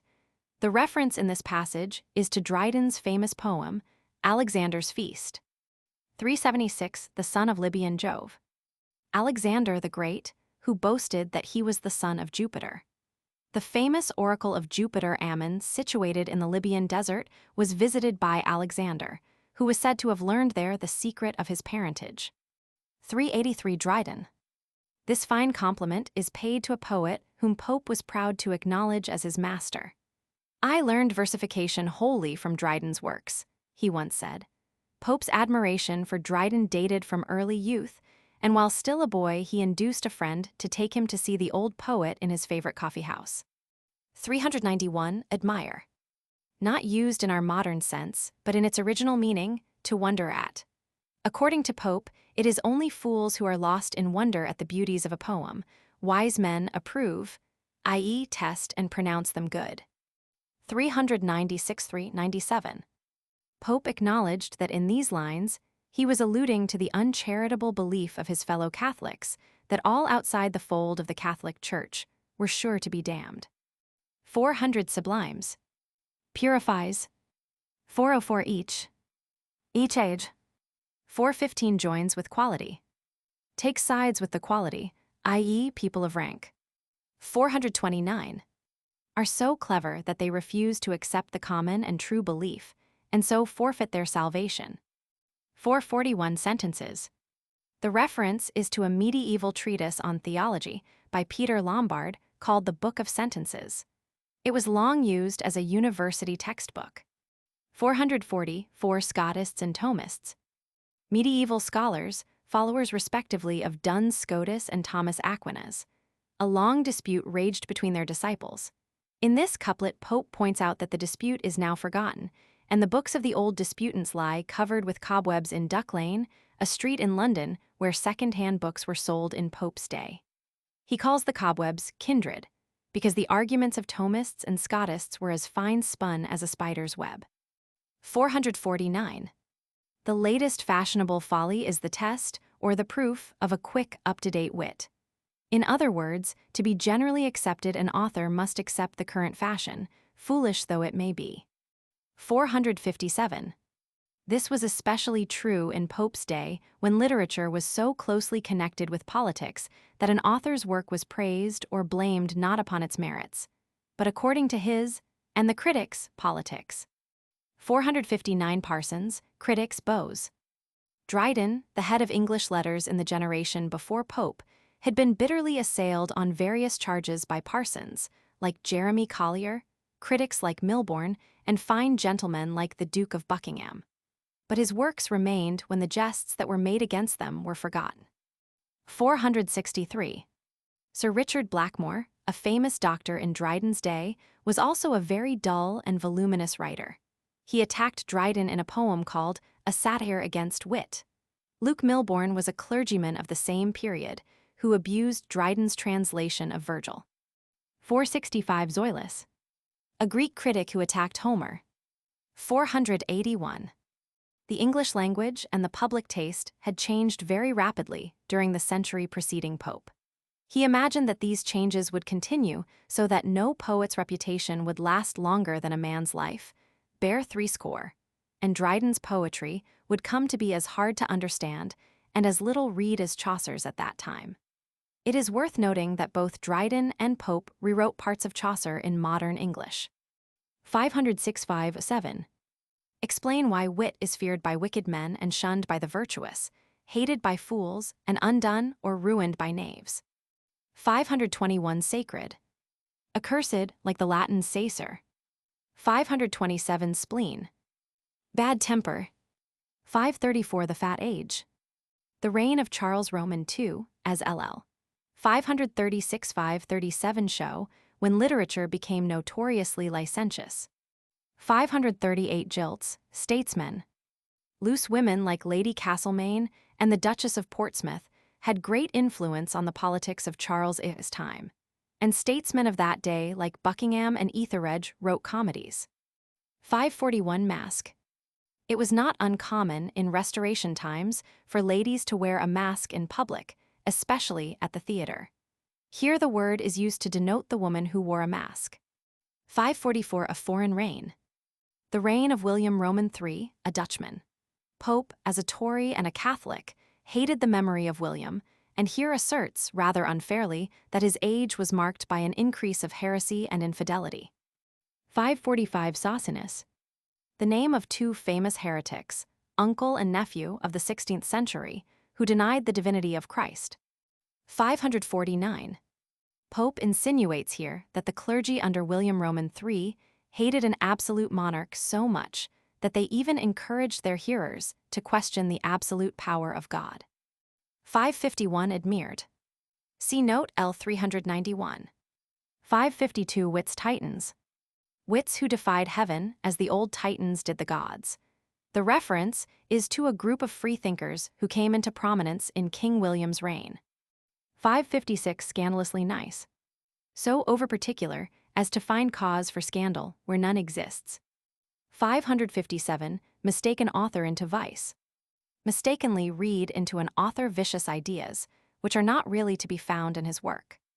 575. Things that men really do not know must be brought forward modestly, as if they had only been forgotten for a time. 577. That only. Good breeding alone. 585. Appius, a nickname for John Dennis, taken from his tragedy, Appius and Virginia, which appeared 2 years before the essay on criticism. Lines 580-587 hit off some of the personal characteristics of this hot-tempered critic. Tremendous was a favorite word with Dennis.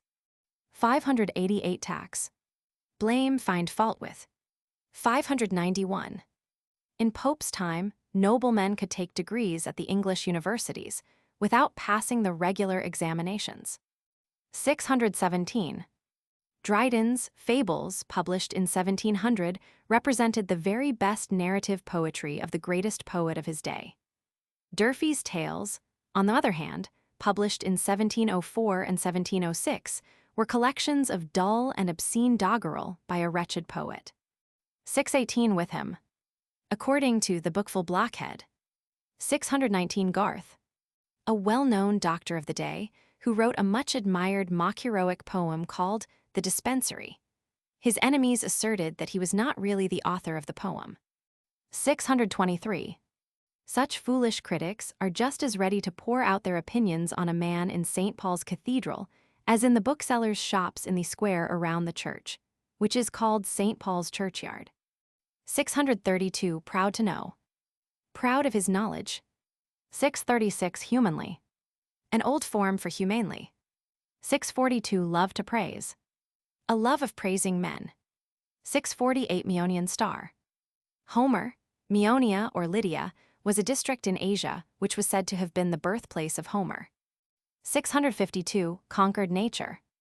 Aristotle was a master of all the knowledge of nature, extant in his day. 653 Horace. The famous Latin poet whose Ars Poetica was one of Pope's models for the essay on criticism. 662 Phlegm. Phlegm, according to old ideas of physiology, one of the four humors or fluids which compose the body. Where it abounded, it made men dull and heavy, or, as we still say, phlegmatic. 660 3664. A rather confused couplet.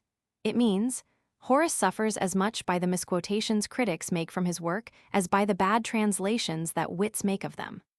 665 Dionysius. Dionysius of Halicarnassus, a famous Greek critic. Pope's manner of reference to him seems to show that he had never read his works. 667 Petronius. A courtier and man of letters of the time of Nero. Only a few lines of his remaining work contain any criticism. 669 Quintilian's work. The Institutiones Oratoriae of Quintilianus, a famous Latin critic of the 1st century AD. 675 Longinus. A Greek critic of the 3rd century AD, who composed a famous work called A Treatise on the Sublime. It is a work showing high imagination as well as careful reasoning, and hence Pope speaks of the author as inspired by the nine, i.e., the Muses. 692. The willful hatred of the monks for the works of classical antiquity tended to complete that destruction of old books which the Goths began when they sacked the Roman cities. Many ancient writings were erased, for example, in order to get parchment for monkish chronicles and commentaries. 693 Erasmus. Perhaps the greatest scholar of the Renaissance. Pope calls him the glory of the priesthood on account of his being a monk of such extraordinary learning and the shame of his order because he was so abused by monks in his lifetime. Is this a good antithesis? 697 Leo's golden days. The pontificate of Leo X, 1513–1521. Leo himself was a generous patron of art and learning. He paid particular attention to sacred music L. 703 and engaged Raphael to decorate the Vatican with frescoes. Vita L. 704 was an Italian poet of his time who became famous by the excellence of his Latin verse. One of his poems was on the art of poetry, and it is to this that Pope refers in L. 706. 707–708. Cremona was the birthplace of Vita, Mantua of Virgil. 709. The allusion is to the sack of Rome by the Constable Bourbon's army in 1527. This marked the end of the golden age of arts in Italy. 714 Boileau. A French poet and critic, 1636–1711. His L'Art Poétique is founded on Horace's Ars Poetica. 723 The Muse, i.e. the genius of John Sheffield, 1649–1720, Duke of Buckingham, not to be confounded with Dryden's enemy. Line 724 is quoted from his Essay on Poetry. 725 Roscommon. Wentworth Dillon, 1633–1684. Earl of Roscommon, author of a translation of the Ars Poetica and of an essay on translated verse. 729 Walsh. A commonplace poet, 1663–1708, but apparently a good critic. Dryden, in fact, called him the best critic in the nation. He was an early friend and judicious advisor of Pope himself, who showed him much of his early work, including the first draft of this very poem. Pope was sincerely attached to him, and this tribute to his dead friend is marked by deep and genuine feeling. 738 Short excursions. Such as this essay on criticism, instead of longer and more ambitious poems which Pope planned and in part executed in his boyhood. There is no reason to believe with Mr. Elwin that this passage proves that Pope formed the design of the poem after the death of Walsh. An Essay on Man. Introduction. The Essay on Man is the longest and in some ways the most important work of the third period of Pope's career. It corresponds closely to his early work, the Essay on Criticism. Like the earlier work, the Essay on Man is a didactic poem, written primarily to diffuse and popularize certain ideas of the poet. As in the earlier work, these ideas are by no means original with Pope, but were the common property of a school of thinkers in his day. As in the essay on criticism, Pope here attempts to show that these ideas have their origin in nature and are consistent with the common sense of man. And finally, the merit of the later work, even more than of the earlier, is due to the force and brilliancy of detached passages rather than to any coherent, consistent, and well-balanced system which it presents. The close of the 17th century and beginning of the 18th was marked by a change of ground in the sphere of religious controversy. The old debates between the Catholic and Protestant churches gradually died out as these two branches of Western Christianity settled down in quiet possession of the territory they still occupy. In their place arose a vigorous controversy on the first principles of religion in general, on the nature of God, the origin of evil, the place of man in the universe, and the respective merits of optimism and pessimism as philosophic theories. The controversialists, as a rule, either rejected or neglected the dogmas of revealed religion and based their arguments upon real or supposed facts of history, physical nature, and the mental processes and moral characteristics of man. In this controversy, the two parties at times were curiously mingled. Orthodox clergymen used arguments which justified a strong suspicion of their orthodoxy, and avowed freethinkers bitterly disclaimed the imputation of atheism and wrote in terms that might be easily adopted by a devout believer. Into this controversy, Pope was led by his deepening intimacy with Bolingbroke, who had returned from France in 1725 and settled at his country place within a few miles of Twickenham. During his long exile, Bolingbroke had amused himself with the study of moral philosophy and natural religion, and in his frequent intercourse with Pope, he poured out his newfound opinions with all the fluency, vigor, and polish which made him so famous among the orators and talkers of the day. Bolingbroke's views were for that time distinctly heterodox and, if logically developed, led to complete agnosticism. But he seems to have avoided a complete statement of his ideas to Pope, possibly for fear of shocking or frightening the sensitive little poet who still remained a professed Catholic. Pope, however, was very far from being a strict Catholic, and indeed prided himself on the breadth and liberality of his opinions. He was, therefore, at once fascinated and stimulated by the eloquent conversation of Bolingbroke, and resolved to write a philosophical poem in which to embody the ideas they held in common. Bolingbroke approved of the idea, and went so far as to furnish the poet with 7 or 8 sheets of notes, to direct the plan in general, and to supply matter for particular epistles. Lord Bathurst, who knew both Pope and Bolingbroke, went so far as to say in later years that the essay was originally composed by Bolingbroke in prose, and that Pope only put it into verse.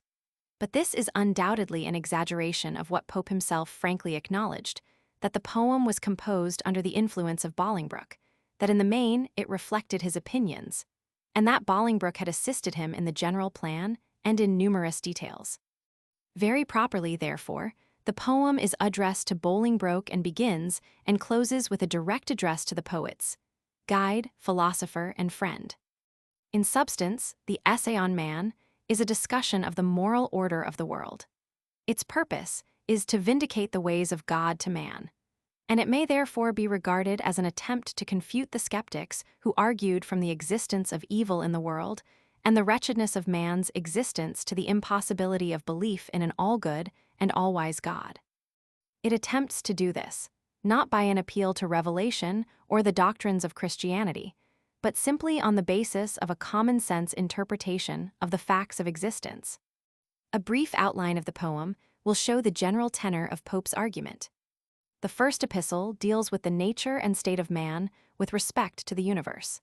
It insists on the limitations of man's knowledge and the consequent absurdity of his presuming to murmur against God. It teaches that the universe was not made for man, but that man, with all his apparent imperfections, is exactly fitted to the place which he occupies in the universe. In the physical universe, all things work together for good, although certain aspects of nature seem evil to man, and likewise in the moral universe all things, even man's passions and crimes, conduce to the general good of the whole. Finally, it urges calm submission and acquiescence in what is hard to understand, since one truth is clear: whatever is right. The second epistle deals with the nature of man as an individual. It begins by urging men to abandon vain questionings of God's providence and to take up the consideration of their own natures, for the proper study of mankind is man. Pope points out that the two cardinal principles of man's nature are self-love and reason, the first an impelling, the second a regulating power. The aim of both these principles is pleasure, by which Pope means happiness, which he takes for the highest good.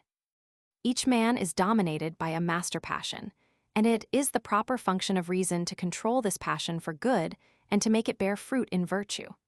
No man is wholly virtuous or vicious, and heaven uses the mingled qualities of men to bind them together in mutual interdependence, and makes the various passions and imperfections of mankind serve the general good.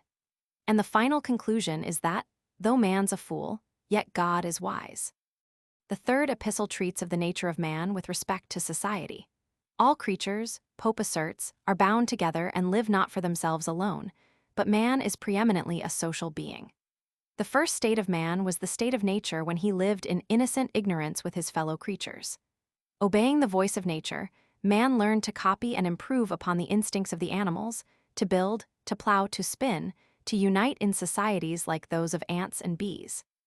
The first form of government was patriarchal. Then monarchies arose in which virtue, in arms or arts, made one man ruler over many. In either case, the origin of true government as of true religion was love. Gradually force crept in and, uniting with superstition, gave rise to tyranny and false religions. Poets and patriots, however, restored the ancient faith and taught powers due use by showing the necessity of harmony in the state. Pope concludes by asserting the folly of contention for forms of government or modes of faith. The common end of government, as of religion, is the general good. It may be noticed in passing that Pope's account of the evolution of society bears even less relation to historical facts than does his account of the development of literature in the essay on criticism. The last epistle discusses the nature of happiness, our being's end and aim. Happiness is attainable by all men who think right and mean well. It consists not in individual but in mutual pleasure. It does not consist in external things, mere gifts of fortune, but in health, peace, and competence. Virtuous men are, indeed, subject to calamities of nature, but God cannot be expected to suspend the operation of general laws to spare the virtuous. Objectors who would construct a system in which all virtuous men are blessed are challenged to define the virtuous and to specify what is meant by blessings. Honors, nobility, fame, superior talents often merely serve to make their possessors unhappy. Virtue alone is happiness, and virtue consists in a recognition of the laws of providence and in love for one's fellow man. Even this brief outline will show, I think, some of the inconsistencies and omissions of Pope's train of thought. A careful examination of his arguments in detail would be wholly out of place here. The reader who wishes to pursue the subject further may consult Warburton's elaborate vindication of Pope's argument and Elwyn's equally prosy refutation, or better still the admirable summary by Leslie Stephen in the chapter on this poem in his Life of Pope, English Men of Letters. No one is now likely to turn to the writer of the early 18th century for a system of the universe, least of all to a writer so incapable of exact or systematic thinking as Alexander Pope. If the Essay on Man has any claim to be read today, it must be as a piece of literature pure and simple. For philosophy and poetry combined, Browning and Tennyson lie nearer to our age and mode of thought than Pope. Even regarded as a piece of literature, the Essay on Man cannot, I think, claim the highest place among Pope's works. It obtained, indeed, a success at home and abroad such as was achieved by no other English poem until the appearance of Childe Harold. It was translated into French, German, Italian, Portuguese, Polish, and Latin. It was imitated by Wieland, praised by Voltaire, and quoted by Kant. But this success was due in part to the accuracy with which it reflected ideas which were the common property of its age, in part to the extraordinary vigor and finish of its epigrams, which made it one of the most quotable of English poems. But as a whole, the essay is not a great poem. The poet is evidently struggling with a subject that is too weighty for him, and at times he staggers and sinks beneath his burden. The second and third books in particular are, it must be confessed, with the exception of one or two fine outbursts, little better than dull, and dullness is not a quality one is accustomed to associate with Pope. The essay on man lacks the bright humor and imaginative artistry of The Rape of the Lock, and the lively portraiture, vigorous satire, and strong personal note of the moral epistles and imitations of Horace. Pope is at his best when he is dealing with a concrete world of men and women as they lived and moved in the London of his day. He is at his worst when he is attempting to seize and render abstract ideas. Yet the essay on man is a very remarkable work. In the first place, it shows Pope's wonderful power of expression. No one can read the poem for the first time without meeting on page after page phrases and epigrams which have become part of the common currency of our language. Pope's precision and firmness of touch, to quote the apt statement of Leslie Stephen, enables him to get the greatest possible meaning into a narrow compass. He uses only one epithet, but it is the right one. Even when the thought is commonplace enough, the felicity of the expression gives it a new and effective force. And there are whole passages where Pope rises high above the mere coining of epigrams. As I have tried to show in my notes he composed by separate paragraphs, and when he chances upon a topic that appeals to his imagination or touches his heart, we get an outburst of poetry that shines in splendid contrast to the prosaic plainness of its surroundings. Such, for example, are the noble verses that tell of the immanence of God in his creation at the close of the first epistle, or the magnificent invective against tyranny and superstition in the third, LL. 241-68. Finally, the essay on man is of interest in what it tells us of Pope himself. Mr. Elwin's idea that in the essay on man, Pope, partly the dupe, partly the accomplice of Bolingbroke, was attempting craftily to undermine the foundations of religion, is a notion curiously compounded of critical blindness and theological rancor. In spite of all its incoherencies and futilities, the essay is an honest attempt to express Pope's opinions, borrowed in part, of course, from his admired friend, but in part the current notions of his age, on some of the greatest questions that have perplexed the mind of man. And Pope's attitude toward the questions is that of the best minds of his day, at once religious, independent, and sincere. He acknowledges the omnipotence and benevolence of God, confesses the limitations and imperfections of human knowledge, teaches humility in the presence of unanswerable problems, urges submission to divine providence, extols virtue as the true source of happiness, and love of man as an essential of virtue. If we study the essay on man as the reasoned argument of a philosopher, we shall turn from it with something like contempt. If we read it as the expression of a poet's sentiments, we shall, I think, leave it with an admiration warmer than before for a character that has been so much abused and so little understood as that of Pope. The design. To Bacon's expression. In the dedication of his essays, 1625, to Buckingham, Bacon speaks of them as the most popular of his writings, for that, as it seems, they come home to men's business and bosoms. 11 Anatomy, Dissection. Epistle I. 1 St. John. Henry St. John, Lord Bolingbroke, Pope's guide, philosopher, and friend, under whose influence the essay on man was composed. 5 Expatiate.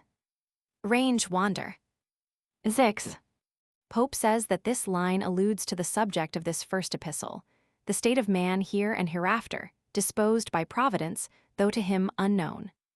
The next 2 lines allude to the main topics of the 3 remaining epistles, the constitution of the human mind, the temptations of misapplied self-love, and the wrong pursuits of power, pleasure, and false happiness. 9 Beat, Field. The metaphor is drawn from hunting. Note how it is elaborated in the following lines. 12 Blindly creep, sightless soar. The first are the ignorant and indifferent. Those who, sightless soar, are the presumptuous who reason blindly about things too high for human knowledge. 15 Candid. Lenient, free from harsh judgments. 16. An adaptation of a well-known line of Milton's, Paradise Lost, L. 26. 1723. Pope lays down as the basis of his system that all argument about man or God must be based upon what we know of man's present life, and of God's workings in this world of ours. 29 This frame. The universe. Compare Hamlet, Roman 2, 310, this goodly frame, the earth. 30 nice dependencies. Subtle interrelations. 31 gradations just. Exact shades of difference. 32 apart. The mind of man, which is but a part of the whole universe. 33 the great chain. According to Homer, Jove, the supreme god, sustained the whole creation by a golden chain. Milton also makes use of this idea of the visible universe as linked to heaven in a golden chain. Paradise Lost, Roman 2, 1004-1006, and 1050-1052. 41 yonder argent fields. The sky spangled with silvery stars. The phrase is borrowed from Milton, Paradise Lost, Roman 3, 460. 42 Jove. The planet Jupiter. Satellites. Pope preserves here the Latin pronunciation, 4 syllables, with the accent on the antepenult. 4350. Pope here takes it for granted that our universe, inasmuch as it is the work of God's infinite wisdom, must be the best system possible. If this be granted, he says, it is plain that man must have a place somewhere in this system, and the only question is whether God has placed him wrong. 45. Every grade in creation must be complete, so as to join with that which is beneath and with that which is above it, or there would be a lack of coherency, a break somewhere in the system. 47 Reasoning life. Conscious mental life. 5160. Pope argues here that since man is a part of the best possible system, whatever seems wrong in him must be right when considered in relation to the whole order of the universe. It is only our ignorance of this order which keeps us from realizing this fact. 55 One single. The word movement is understood after single. 6168. Pope here illustrates his preceding argument by analogy. We can know no more of God's purpose in the ordering of our lives than the animals can know of our ordering of theirs. 64 Egypt's god. One of the gods of the Egyptians was the sacred bull, Apis. 68 A deity. Worshipped as a god, like the Egyptian kings and Roman emperors. 6976. Pope now goes on to argue that on the basis of what has been proved, we ought not to regard man as an imperfect being, but rather as one who is perfectly adapted to his place in the universe. His knowledge, for example, is measured by the brief time he has to live and the brief space he can survey. 69 Fault. Pronounced in Pope's day as rhyming with ought. 7376. These lines are really out of place. They first appeared after L98, then Pope struck them out altogether. Just before his death, he put them into their present place on the advice of Warburton, who probably approved of them because of their reference to a future state of bliss. It is plain that they interfere with the regular argument of the poem. 79. This line is grammatically dependent upon hides, L77. 81 Riot. Used here in the sense of luxurious life. The lamb is slain to provide for some feast. 86 Heaven, i.e. God, hence the relative who in the next line. 90-98. Pope urges man to comfort himself with hope, seeing that he cannot know the future. 93 What future bliss. The words shall be are to be understood after this phrase. 96. Point out the exact meaning of this familiar line. 97 From home. Away from its true home, the life to come. This line represents one of the alterations which Warburton induced Pope to make. The poet first wrote confined at home, thus representing this life as the home of the soul. His friend led him to make the change in order to express more clearly his belief in the soul's immortality. 89. Show how rests and expatiates in this line contrast with uneasy, and confined in L97. 99-112. In this famous passage, Pope shows how the belief in immortality is found even among the most ignorant tribes. This is to Pope an argument that the soul must be immortal, since only nature, or God working through nature, could have implanted this conception in the Indian's mind. 102 The solar walk. The sun's path in the heavens. The Milky Way. Some old philosophers held that the souls of good men went thither after death. Pope means that the ignorant Indian had no conception of a heaven reserved for the just, such as Greek sages and Christian believers have, All he believes in is an humbler heaven, where he shall be free from the evils of this life. Line 108 has special reference to the tortures inflicted upon the natives of Mexico and Peru by the avaricious Spanish conquerors. 109-110. He is contented with a future existence, without asking for the glories of the Christian's heaven. 111 equals sky. Impartial heaven, for the heaven of the Indians was open to all men, good or bad. 113-130. In this passage, Pope blames those civilized men who, though they should be wiser than the Indian, murmur against the decrees of God. The imperative verbs weigh, call, say, etc. are used satirically. 113 Scale of sense. The scale, or means of judgment, which our senses give us. 117 Gust. The pleasure of taste. 120. The murmurers are dissatisfied that man is not at once perfect in his present state and destined to immortality, although such gifts have been given to no other creature. 123 Reasoning pride. The pride of the intellect, which assumes to condemn God's providence. 130, 172.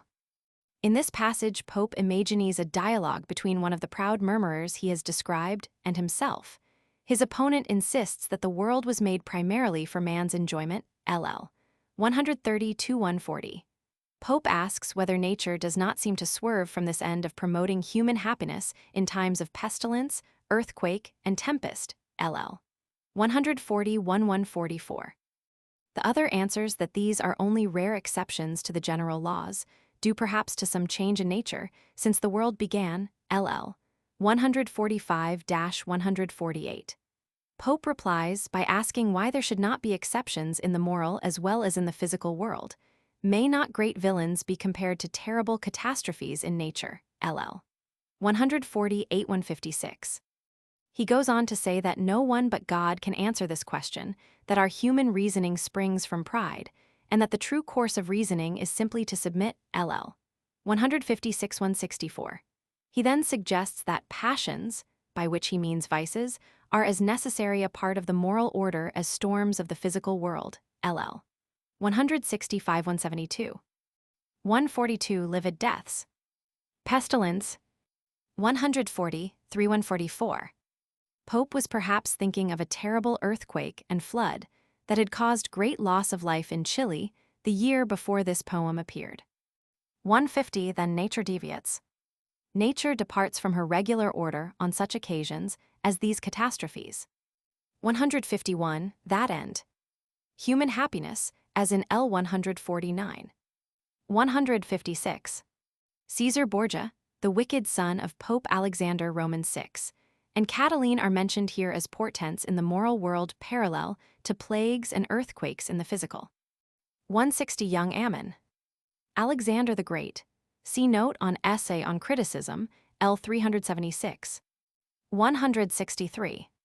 Why do we accuse God for permitting wickedness, when we do not blame him for permitting evil in the natural world? 166 There. In nature. Here.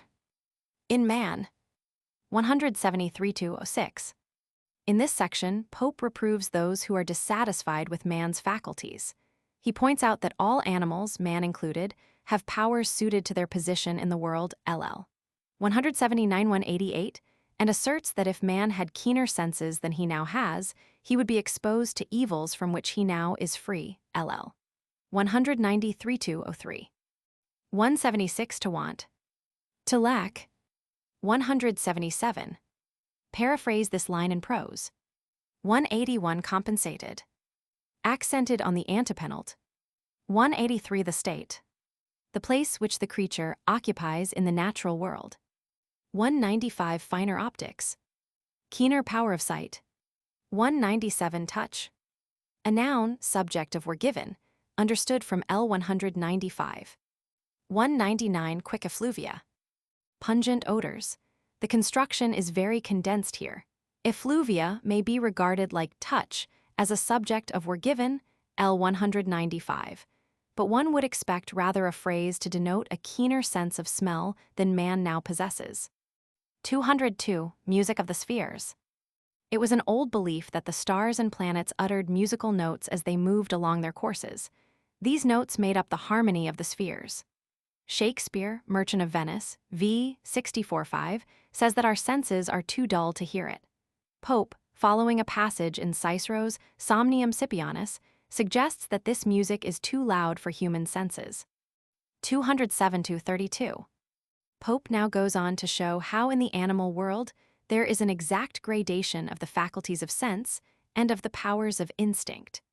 Man alone is endowed with reason which is more than equivalent to all these powers and makes him lord over all animals. 212. The mole is almost blind.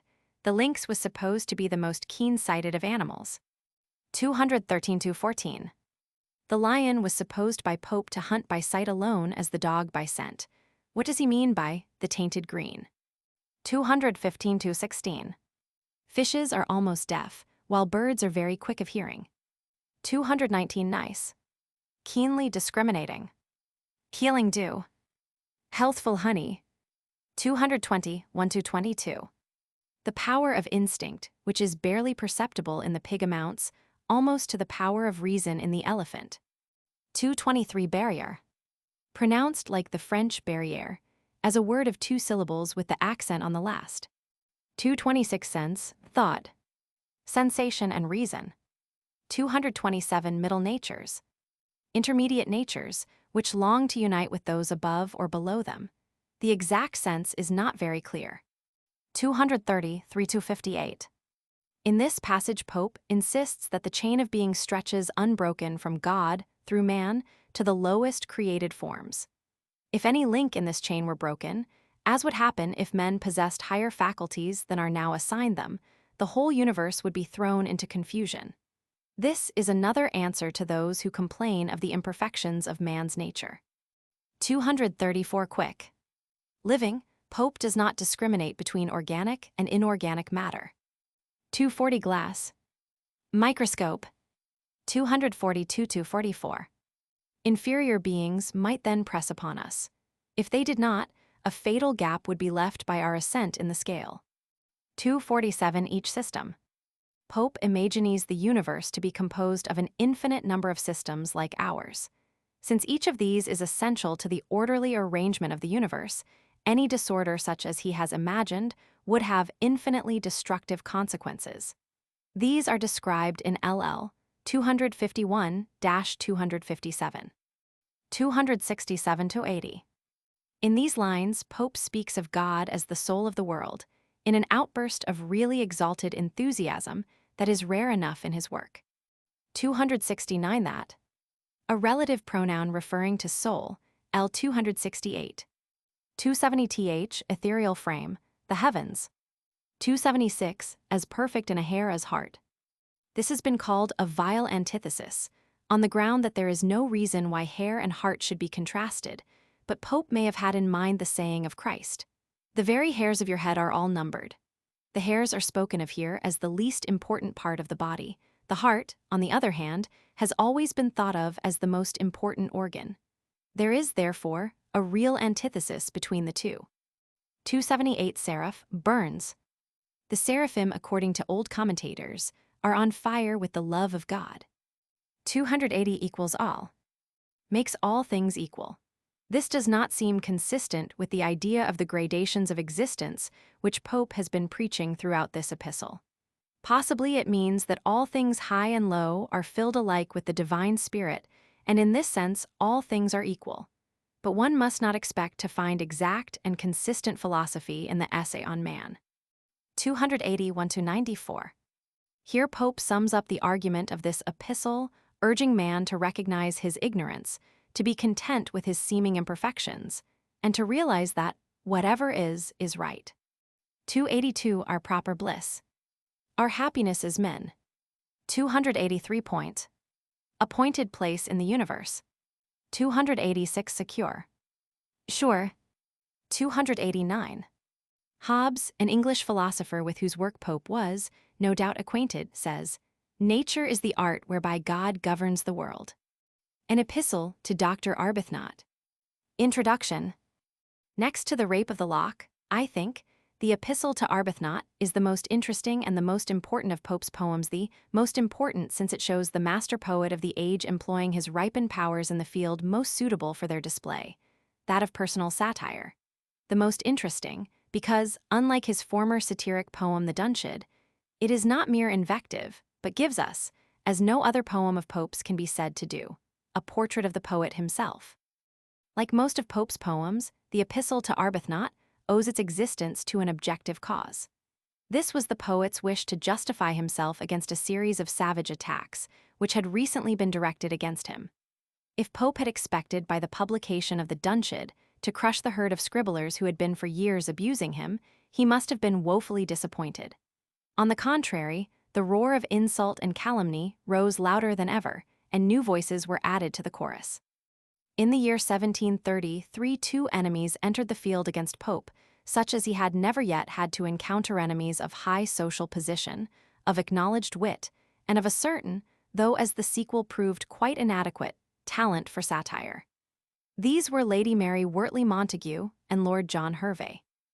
Lady Mary had been for years acknowledged as one of the wittiest, most learned, and most beautiful women of her day. Pope seems to have met her in 1715 and at once joined the train of her admirers. When she accompanied her husband on his embassy to Constantinople in the following year, the poet entered into a long correspondence with her, protesting in the most elaborate fashion his undying devotion. On her return, he induced her to settle with her husband at Twickenham. Here he continued his attentions, half real, half in the affected gallantry of the day, until, to quote the lady's own words to her daughter many years after, at some ill-chosen time when she least expected what romancers call a declaration, he made such passionate love to her, as, in spite of her utmost endeavors to be angry and look grave, provoked an immoderate fit of laughter. And, she added, from that moment Pope became her implacable enemy. Certainly by the time Pope began to write the Dunciad, he was so far estranged from his old friend that he permitted himself in that poem a scoffing allusion to a scandal in which she had recently become involved. The lady answered, or the poet thought that she did, with an anonymous pamphlet, a pop upon Pope, describing a castigation, wholly imaginary, said to have been inflicted upon the poet as a proper reward for his satire. After this, of course, all hope of a reconciliation was at an end, and in his satires and epistles, Pope repeatedly introduced Lady Mary under various titles in the most offensive fashion. In his first Imitation of Horace, published in February 1733, he referred in the most unpardonable manner to a certain Sappho and the dangers attendant upon any acquaintance with her. Lady Mary was foolish enough to apply the lines to herself and to send a common friend to remonstrate with Pope. He coolly replied that he was surprised that Lady Mary should feel hurt, since the lines could only apply to certain women, naming 4 notorious scribblers, whose lives were as immoral as their works. Such an answer was by no means calculated to turn away the lady's wrath, and for an ally in the campaign of anonymous abuse that she now planned, she sought out her friend Lord Hervey. John Hervey, called by courtesy Lord Hervey, the second son of the Earl of Bristol, was one of the most prominent figures at the court of George Roman II. He had been made vice-chamberlain of the royal household in 1730, and was the intimate friend and confidential adviser of Queen Caroline. Clever, affable, unprincipled, and cynical, he was a perfect type of the Georgian courtier to whom loyalty, patriotism, honesty, and honor were so many synonyms for folly. He was effeminate in habits and appearance, but notoriously licentious. He affected to scoff at learning, but made some pretense to literature, and had written 4 epistles after the manner of Ovid, and numerous political pamphlets. Pope, who had some slight personal acquaintance with him, disliked his political connections and probably despised his verses, and in the Imitation, already mentioned, had alluded to him under the title of Lord Fanny as capable of turning out 1,000 lines of verse a day.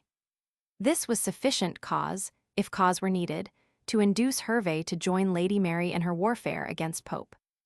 The first blow was struck in an anonymous poem, probably the combined work of the two allies, called Verses Addressed to the Imitator of Horace, which appeared in March 1733, and it was followed up in August by an epistle from a nobleman to a doctor of divinity, which also appeared anonymously, but was well known to be the work of Lord Hervey. In these poems Pope was abused in the most unmeasured terms.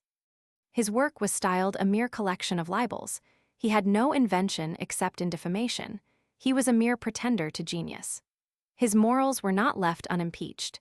He was charged with selling other men's work printed in his name, a gross distortion of his employing assistants in the translation of the Odyssey. He was ungrateful, unjust, a foe to humankind, an enemy like the devil to all that of being. The noble authors, probably well aware how they could give the most pain, proceeded to attack his family and his distorted person. His parents were obscure and vulgar people, and he himself a wretched outcast, with the emblem of crooked mind marked on back like Cain by God's own hand. And to cap the climax, as soon as these shameful libels were in print, Lord Hervey bustled off to show them to the Queen and to laugh with her over the fine way in which he had put down the bitter little poet. In order to understand and appreciate Pope's reception of these attacks, we must recall to ourselves the position in which he lived. He was a Catholic, and I have already introduction, PX, called attention to the precarious tenure by which the Catholics of his time held their goods, their persons, their very lives in security. He was the intimate of Bolingbroke, of all men living the most detested by the court, and his noble friends were almost without exception the avowed enemies of the court party.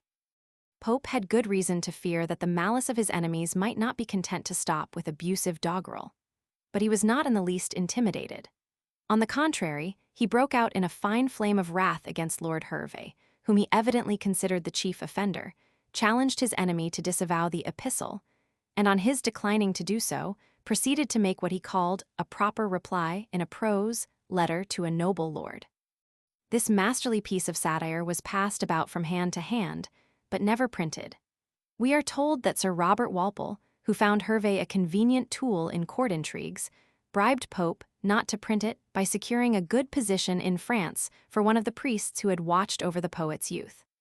If this story be true, and we have Horace Walpole's authority for it, we may well imagine that the entry of the bribe, like that of Uncle Toby's oath, was blotted out by a tear from the books of the recording angel. But Pope was by no means disposed to let the attacks go without an answer of some kind, and the particular form which his answer took seems to have been suggested by a letter from Arbuthnot. "I make it my last request," wrote his beloved physician, now sinking fast under the diseases that brought him to the grave, "that you continue that noble disdain and abhorrence of vice, which you seem so naturally endued with, but still with a due regard to your own safety, and study more to reform than to chastise, though the one often cannot be effected without the other." "I took very kindly your advice," Pope replied, "and it has worked so much upon me considering the time and state you gave it in, that I determined to address to you one of my epistles written by piecemeal many years, and which I have now made haste to put together, wherein the question is stated, what were, and are my motives of writing, the objections to them, and my answers. In other words, the Epistle to Arbuthnot, which we see that Pope was working over at the date of this letter, August 25, 1734, was, in the old-fashioned phrase, his apologia, his defense of his life and work. As usual, Pope's account of his work cannot be taken literally. A comparison of dates shows that the epistle, instead of having been written by piecemeal many years, is essentially the work of one impulse, the desire to vindicate his character, his parents, and his work from the aspersions cast upon them by Lord Hervey and Lady Mary.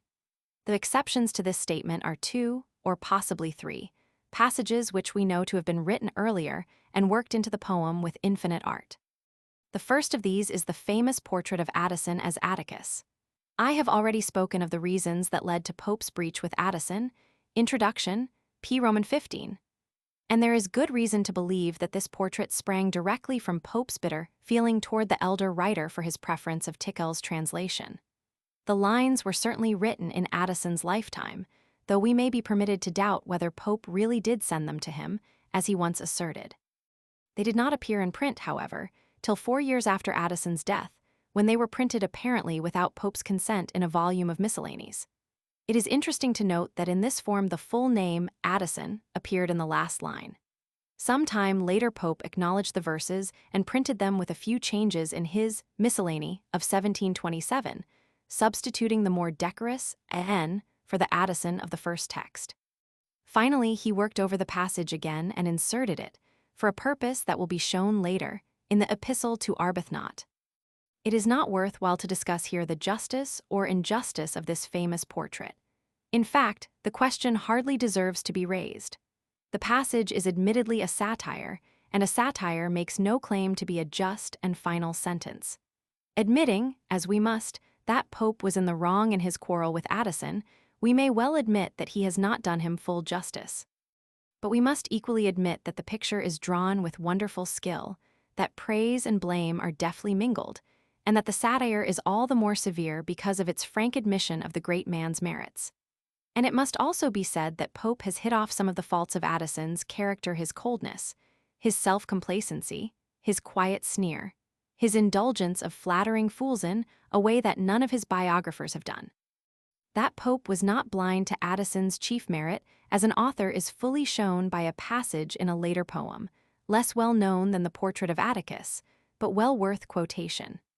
After speaking of the licentiousness of literature in Restoration days, he goes on to say, "In our own excuse some courtly stains, no whiter page than Addison's remains. He from the taste obscene reclaims our youth, and sets the passions on the side of truth, forms the soft bosom with the gentlest art, and pours each human virtue in the heart." Epistle to Augustus, Roman 2, 215-20. If Pope was unjust to Addison the man, he at least made amends to Addison the moralist. The second passage that may have had an independent existence before the epistle was conceived is the Portrait of Buffo, LL. 229-47. There is reason to believe that this attack was first aimed at Bub Doddington, a courtier of Hervey's class, though hardly of so finished a type, to whom Pope alludes as Bubo in L. 278. When Pope was working on the epistle, however, he saw an opportunity to vindicate his own independence of patronage by a satiric portrait of the great Maecenas of his younger days, Lord Halifax, who had ventured some foolish criticisms on Pope's translation of the Iliad, and seems to have expected that the poet should dedicate the great work to him in return for an offer of a pension which he made and Pope declined. There is no reason to believe that Pope cherished any very bitter resentment toward Halifax. On the contrary, in a poem published some years after the epistle, he boasted of his friendship with Halifax, naming him outright, and adding in a note that the noble lord was no less distinguished by his love of letters than his abilities in Parliament.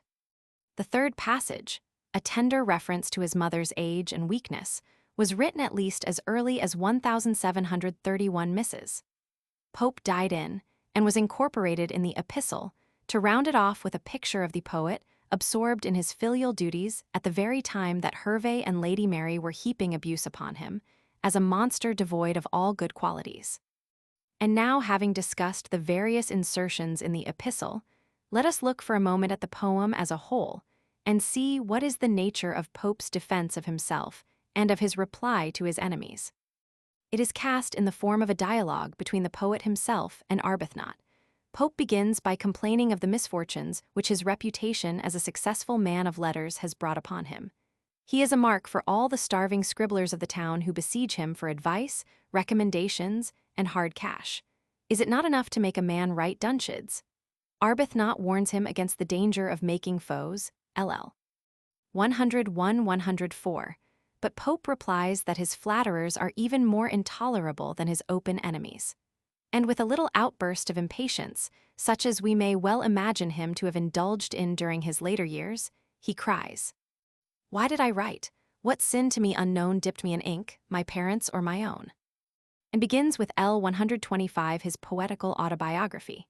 He tells of his first childish efforts, of poetry taken up to help me through this long disease my life, and then goes on to speak of the noble and famous friends who had praised his early work and urged him to try his fortune in the open field of letters. He speaks of his first poems, the Pastorals and Windsor Forest, harmless as Hervey's own verses, and tells how even then critics like Dennis fell foul of him. Rival authors hated him, too, especially such pilfering bards as Phillips. This he could endure, but the coldness and even jealousy of such a man as Addison, and here appears the famous portrait of Atticus, was another matter, serious enough to draw tears from all lovers of mankind. Passing on L. 213, to the days of his great success when his Homer was the talk of the town, He asserts his ignorance of all the arts of puffery and his independence of mutual admiration societies. He left those who wished a patron to the tender mercies of Halifax, who fed fat on flattery and repaid his flatterers merely with a good word or a seat at his table. After all, the poet could afford to lose the society of Buffot's toadies, while such a friend as Gay was left him. L. 254. After an eloquent expression of his wish for independence, LL. 261-70, he goes on to speak of the babbling friends who insist that he is always meditating some new satire and persist in recognizing some wretched poetaster's lampoon as his. And so by a natural transition, Pope comes to speak of his own satiric poems and their aims. He says, and rightly, that he has never attacked virtue or innocence. He reserves his lash for those who trample on their neighbors and insult fallen worth, for cold or treacherous friends, liars and babbling blockheads. Let Sporus, Herve, tremble. L. 303. Arbuthnot interposes herewith an ejaculation of contemptuous pity. Is it really worth the poet's while to castigate such a slight thing as Herve, that mere white curd? But Pope has suffered too much from Herve's insolence to stay his hand, and he now proceeds to lay on the lash with equal fury and precision, drawing blood at every stroke, until we seem to see the wretched fop writhing and shrieking beneath the whip. And then, with a magnificent transition, he goes on LL. 330-337 to draw a portrait of himself. Here, he says in effect, is the real man that Sporus has so maligned. The portrait is idealized, of course. One could hardly expect a poet speaking in his own defense in reply to venomous attacks to dissect his own character with the stern impartiality of the critics of the succeeding century. But it is in all essentials a portrait at once impressive and true. Arbuthnot again interrupts, L. 358, to ask why he spares neither the poor nor the great in his satire, and Pope replies that he hates knaves in every rank of life.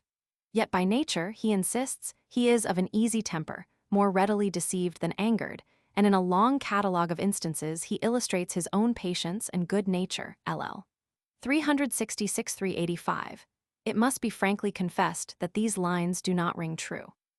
Pope might, in the heat of argument, convince himself that he was humble and slow to wrath, but he has never succeeded in convincing his readers. With L. 382, Pope turns to the defense of his family, which, as we have seen, his enemies had abused as base and obscure. He draws a noble picture of his dead father, by nature honest, by experience wise, simple, modest, and temperate, and passes to the description of himself watching over the last years of his old mother, his sole care to explore the thought, explain the asking eye, and keep a while one parent from the sky. If the length of days which heaven has promised those who honor father and mother fall to his lot, may heaven preserve him such a friend as Arbuthnot to bless those days. And Arbuthnot closes the dialogue with a word which is meant, I think, to sum up the whole discussion and to pronounce the verdict that Pope's life had been good and honorable. Whether that blessing be denied or given, thus far was right, the rest belongs to heaven. It seems hardly necessary to point out the merits of so patent a masterpiece as the Epistle to Arbuthnot. In order to enjoy it to the full, indeed, one must know something of the life of the author, of the circumstances under which it was written, and, in general, of the social and political life of the time. But even without this special knowledge, no reader can fail to appreciate the marvelous ease, fluency, and poignancy of this admirable satire. There is nothing like it in our language except Pope's other satires, and of all his satires it is, by common consent, easily the first. It surpasses the satiric poetry of Dryden in pungency and depth of feeling as easily as it does that of Byron in polish and artistic restraint. Its range of tone is remarkable. At times it reads like glorified conversation, as in the opening lines. At times it flames and quivers with emotion, as in the assault on Herve or in the defense of his parents. Even in the limited field of satiric portraiture, there is a wide difference between the manner in which Pope has drawn the portrait of Atticus and that of Sporus. The latter is a masterpiece of pure invective. No allowances are made, no lights relieve the darkness of the shadows, the portrait is frankly inhuman. It is the product of an unrestrained outburst of bitter passion. The portrait of Atticus, on the other hand, was, as we know, the work of years. It is the product not of an outburst of fury, but of a slowly growing and intense dislike, which, while recognizing the merits of its object, fastened with peculiar power upon his faults and weaknesses. The studious restraint which controls the satirist's hand makes it only the more effective. We know well enough that the portrait is not a fair one, but we are forced to remind ourselves of this at every step to avoid the spell which Pope's apparent impartiality casts over our judgments. The whole passage reads not so much like the heated plea of an advocate as the measured summing up of a judge, and the last couplet falls on our ears with the inevitability of a final sentence. But the peculiar merit of the Epistle to Arbuthnot consists neither in the ease and polish of its style, nor in the vigor and effectiveness of its satire, but in the insight it gives us into the heart and mind of the poet himself. It presents an ideal picture of Pope, the man and the author of his life, his friendships, his love of his parents, his literary relationships and aims. And it is quite futile to object, as some critics have done, that this picture is not exactly in accordance with the known facts of Pope's life. No great man can be tried and judged on the mere record of his acts. We must know the circumstances that shaped these and the motives that inspired them. A man's ideals, if genuinely held and honestly followed, are perhaps even more valuable contributions to our final estimate of the man himself than all he did or left undone. All I could never be, all men ignored in me, this I was worth to God, whose wheel the pitcher shaped. And in the Epistle to Arbuthnot, we recognize in Pope ideals of independence, of devotion to his art, of simple living, of loyal friendship, and of filial piety, which shine in splendid contrast with the gross, servile, and cynically immoral tone of the age and society in which he lived. Footnote 1, i.e. the blessing of Arbuthnot's future companionship, for which Pope L. 413 had just prayed. Advertisement.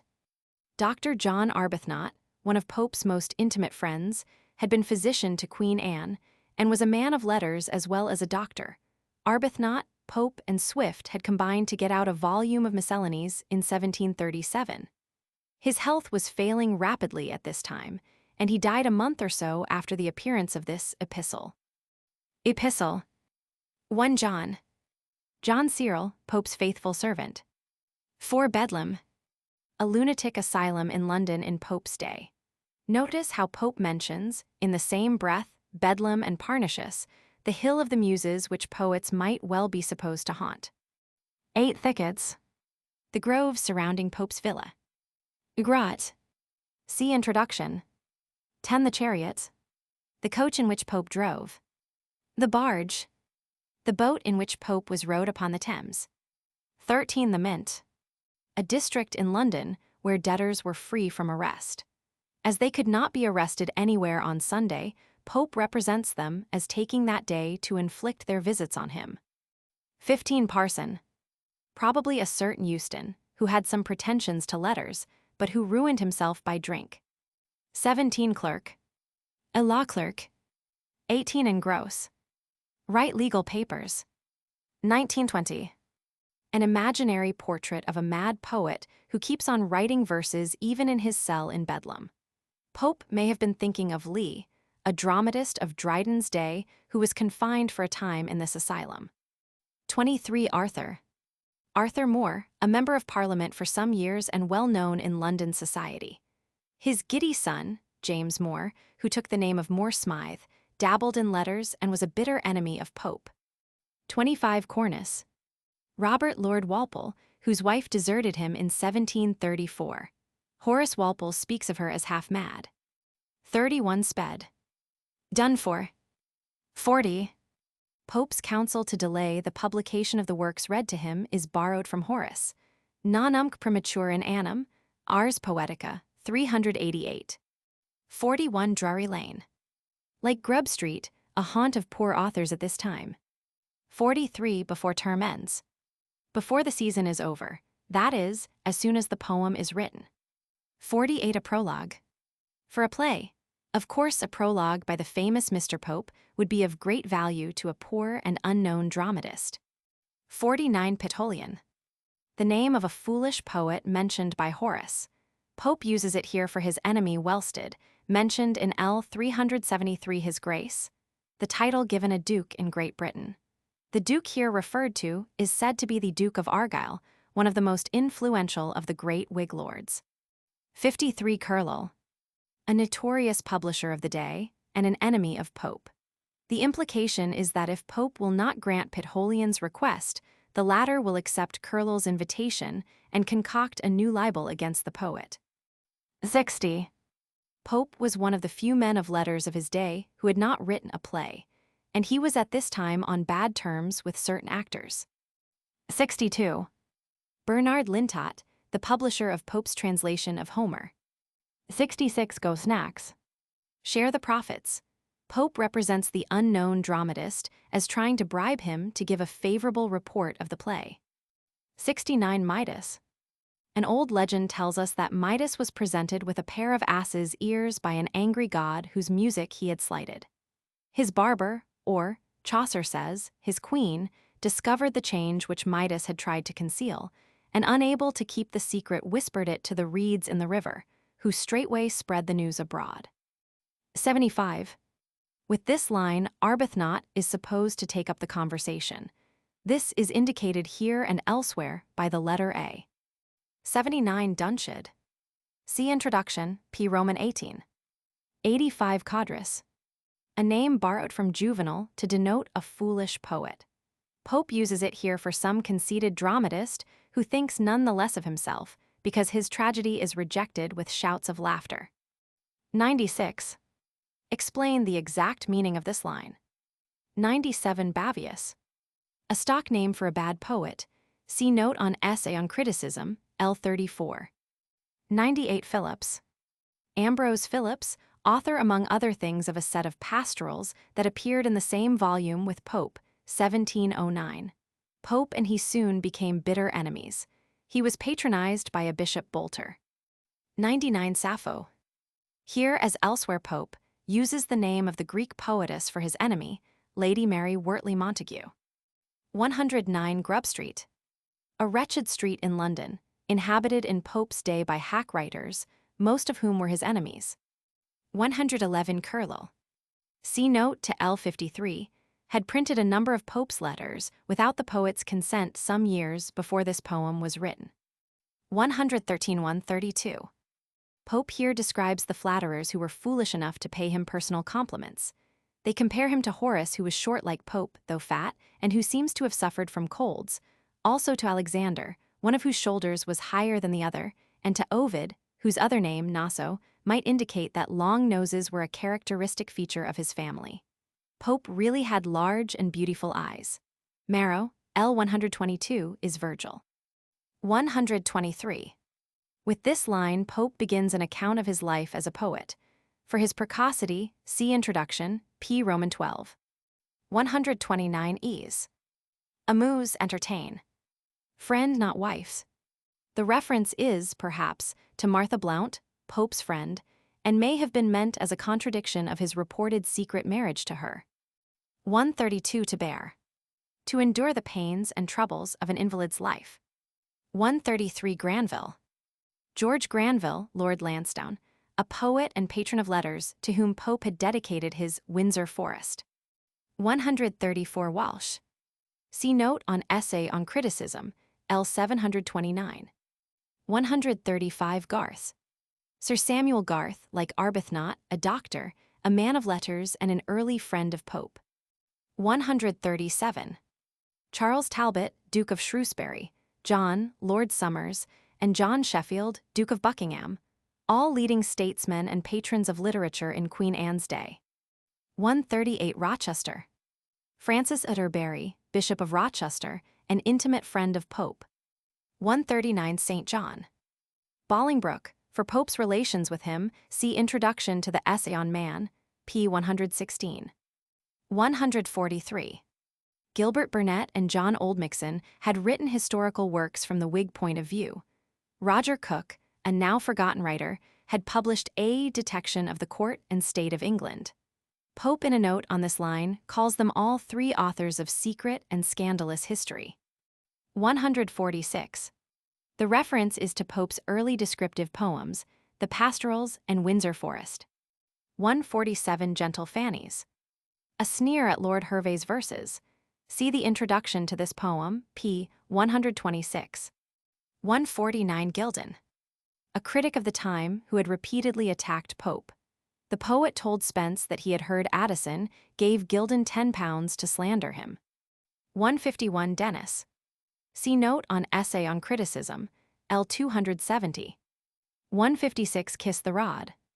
Pope was sensible enough to profit by the criticisms even of his enemies. He corrected several passages in the Essay on Criticism, which Dennis had properly found fault with. 162 Bentley. The most famous scholar of Pope's day. Pope disliked him because of his criticism of the poet's translation of the Iliad, good verses, but not Homer. The epithet slashing refers to Bentley's edition of Paradise Lost, in which he altered and corrected the poet's text to suit his own ideas. Tybald's. Louis Theobald pronounced Tybald, a scholar who had attacked Pope's edition of Shakespeare. Pope calls him piddling because of his scrupulous attention to details. 177 The Bard. Phillips, see note on L98. Pope claimed that Phillips' pastorals were plagiarized from Spenser and other poets.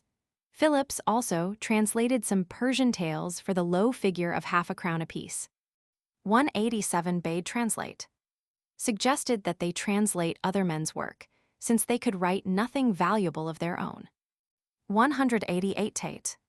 A poetaster of the generation before Pope. He is remembered as the part author of a doggerel version of the Psalms. 190 1-12. For a discussion of this famous passage, see Introduction to the Epistle, p. 130. 196 The Turk. It was formerly the practice for a Turkish monarch, when succeeding to the throne, to have all his brothers murdered so as to do away with possible rivals. 199 Faint praise. Addison was hearty enough when he cared to praise his friends. Pope is thinking of the coldness with which Addison treated his pastorals as compared to those of Phillips. 206 Obliged. Note the old-fashioned pronunciation to rhyme with besieged. 207 Cato. An unmistakable allusion to Addison's tragedy, in which the famous Roman appears laying down the law to the remnants of the Senate. 209 Templars. Students of law at the Temple in London who prided themselves on their good taste in literature. A body of them came on purpose to applaud Cato on the first night. Raise. Exalt praise. 211-12 Laugh, weep. Explain the reason for these actions. Atticus. Addison's name was given in the first version of this passage. Then it was changed to A.N. Addison had been mentioned in the Spectator. Number 150, under the name of Atticus, as in every way one of the greatest geniuses the age has produced. 213 Rubric on the walls. Lintott, Pope's old publisher, used to stick up the titles of new books in red letters on the walls of his shop. 214 With claps. With clapbills, posters. 215 Smoking. Hot from the press. 220 George. George Roman II, King of England at this time. His indifference to literature was notorious. 228 Bufo. The picture of a proud but grudging patron of letters, which follows, was first meant for Bub Doddington, a courtier and patron of letters at the time the poem was written. In order to connect it more closely with the time of which he was writing, Pope added LL. 243-46, which pointed to Charles Montague, Earl of Halifax. Halifax was himself a poet and affected to be a great patron of poetry, but his enemies accused him of only giving his clients good words and good dinners. Pope tells an amusing story of Montague's comments on his translation of the Iliad. Spence, Anecdotes, p. 134. But Halifax subscribed for 10 copies of the translation, so that Pope, at least, could not complain of his lack of generosity. Castilian State. The Kingdom of Poets. 232. His name was coupled with that of Horace as a poet and critic. 234 Pindar without a head. Some headless statue, which Bufo insisted, was a genuine classic figure of Pindar, the famous Greek lyric poet. 237 His seat. His country seat. 242 Paid in kind. What does this phrase mean? 243. Dryden died in 1700. He had been poor and obliged to work hard for a living in his last years, but hardly had to starve. Halifax offered to pay the expenses of his funeral and contribute £500 for a monument, and Pope not unreasonably suggests that some of this bounty might have been bestowed on Dryden in his lifetime. 249. When a politician wants a writer to put in a day's work in defending him. Walpole, for example, who cared nothing for poetry, spent large sums in retaining writers to defend him in the journals and pamphlets of the day. 254. John Gay, the author of some very entertaining verses, was an intimate friend of Pope. On account of some supposed satirical allusions, his opera Polly was refused a license, and when his friends, the Duke and Duchess of Queensberry, see L 260, solicited subscriptions for it in the palace, they were driven from the court. Gay died in 1732, and Pope wrote an epitaph for his tomb in Westminster Abbey. It is to this that he alludes in L 258. 274. Balbus is said to mean the Earl of Kinnell, at one time an acquaintance of Pope and Swift. 278. Sir William Yonge, a Whig politician whom Pope disliked, he seems to have written occasional verses. Bubo is Bubo Doddington, see note on L 230. 297-98. In the fourth moral essay, published in 1731 as an epistle to the Earl of Burlington, Pope had given a satirical description of a nobleman's house and grounds, adorned and laid out at vast expense, but in bad taste. Certain features of this description were taken from Cannons, the splendid country place of the Duke of Chandos, and the Duke was at once identified by a scandal-loving public with the Timon of the poem. In the description, Pope speaks of the silver bell which calls worshippers to Timon's chapel, and of the soft dean preaching there, who never mentions hell to ears polite. In this passage of the Epistle to Arbuthnot, he is protesting against the people who swore that they could identify the bell and the dean as belonging to the chapel at Cannons. 303 Sporus. A favorite of Nero, used here for Lord Hervey. See Introduction to this poem, p. 128. 304 Ass's milk. Hervey was obliged by bad health to keep a strict diet, and a cup of ass's milk was his daily drink. 308 Painted child. Hervey was accustomed to paint his face like a woman. 317-19. Pope is thinking of Milton's striking description of Satan, squat like a toad, by the ear of the sleeping Eve, Paradise Lost, Roman 4, 800. In this passage, Eve refers to Queen Caroline with whom Hervey was on intimate terms. It is said that he used to have a seat in the Queen's hunting chaise, where he sat close behind her perched at her ear. 322, now master up, now miss. Pope borrowed this telling phrase from a pamphlet against Hervey written by Pulteney, a political opponent, in which the former is called a pretty little mastermiss. 326 The board. The council board where Hervey sat as member of the Privy Council. 328-329. An allusion to the old pictures of the serpent, in Eden with a snake's body and a woman's, or angel's, face. 330 Parts. Talents, natural gifts. 338-339. An allusion to Pope's abandoning the imaginative topics to his early poems, as the pastorals and the Rape of the Lock, and turning to didactic verse as in the Essay on Man and the Moral Epistles. 347. An allusion to a story circulated in an abusive pamphlet called A Pop upon Pope, that the poet had been whipped for his satire and that he had cried like a child. 349. Dull and scandalous poems printed under Pope's name or attributed to him by his enemies. 351. The pictured shape. Pope was especially hurt by the caricatures, which exaggerated his personal deformity. 353. A friend in exile. Probably Bishop Atterbury, then in exile for his Jacobite opinions. 354-355. Another reference to Hervey, who was suspected of poisoning the mind of the king against Pope. 361 Japhet. Japhet Crook, a notorious forger of the time. He died in prison in 1734, after having had his nose slit and ears cropped for his crimes. See below, L 365. 363 Knight of the Post. A slang term for a professional witness ready to swear to anything for money. A Knight of the Shire, on the other hand, is the representative of a county in the House of Commons. 367 bit. Tricked, taken in, a piece of Queen Anne slang. The allusion is probably to the way in which Lady Mary Wortley Montagu allowed Pope to make love to her and then laughed at him. 369 Friend to his distress. In 1733, when old Dennis was in great poverty, a play was performed for his benefit, for which Pope obligingly wrote a prologue. 371. Colley Gibber, actor and poet laureate.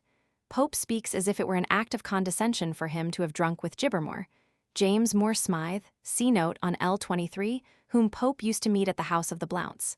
He wrote a comedy, The Rival Modes, in which he introduced 6 lines that Pope had written. Pope apparently had given him leave to do so, and then retracted his permission. But Moore used them without the permission, and an undignified quarrel arose as to the true authorship of the passage. 373 Welsted, a hack writer of the day, had falsely charged Pope with being responsible for the death of the lady who is celebrated in Pope's Elegy to the Memory of an Unfortunate Lady. 374-375. There is an allusion here that has never been fully explained. Possibly the passage refers to Teresa Blount, whom Pope suspected of having circulated slanderous reports concerning his relations with her sister. 376-377. Suffered Budgell to attribute to his Popes, pen the slanderous gossip of the Grub Street Journal paper to which Pope did. As a matter of fact, contributan let him Budgell write anything he pleased except his Pope's will.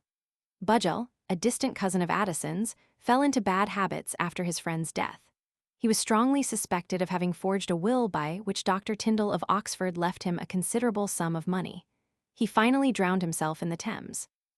378 The Two Curlels. Curlel, the bookseller, and Lord Hervey, whom Pope here couples with him, because of Hervey's vulgar abuse of Pope's personal deformities and obscure parentage. 380 Yet why? Why should they abuse Pope's inoffensive parents? Compare the following lines. 383. Moore's own mother was suspected of loose conduct. 386-388 of gentle blood, each parent. Pope asserted, perhaps incorrectly, that his father belonged to a gentleman's family, the head of which was the Earl of Down. His mother was the daughter of a Yorkshire gentleman who lost 2 sons in the service of Charles I, cf. L. 386. 389 Bestia. Probably the elder Horace Walpole, who was in receipt of a handsome pension. 391.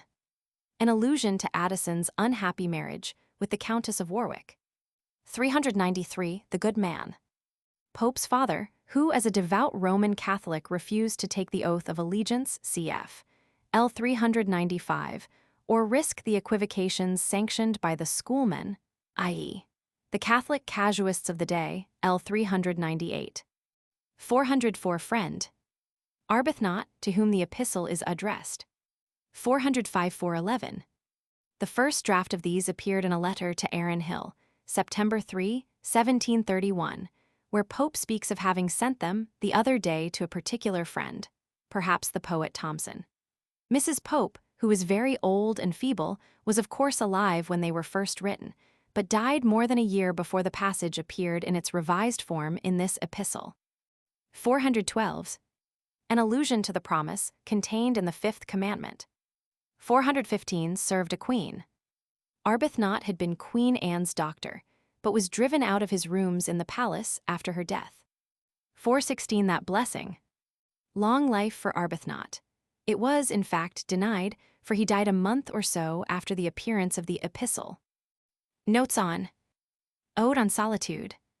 Pope says that this delightful little poem was written at the early age of 12. It first appeared in a letter to his friend, Henry Cromwell, dated July 17, 1709. There are several variations between this first form and that in which it was finally published, and it is probable that Pope thought enough of his boyish production to subject it to repeated revision. Its spirit is characteristic of a side of Pope's nature that is often forgotten.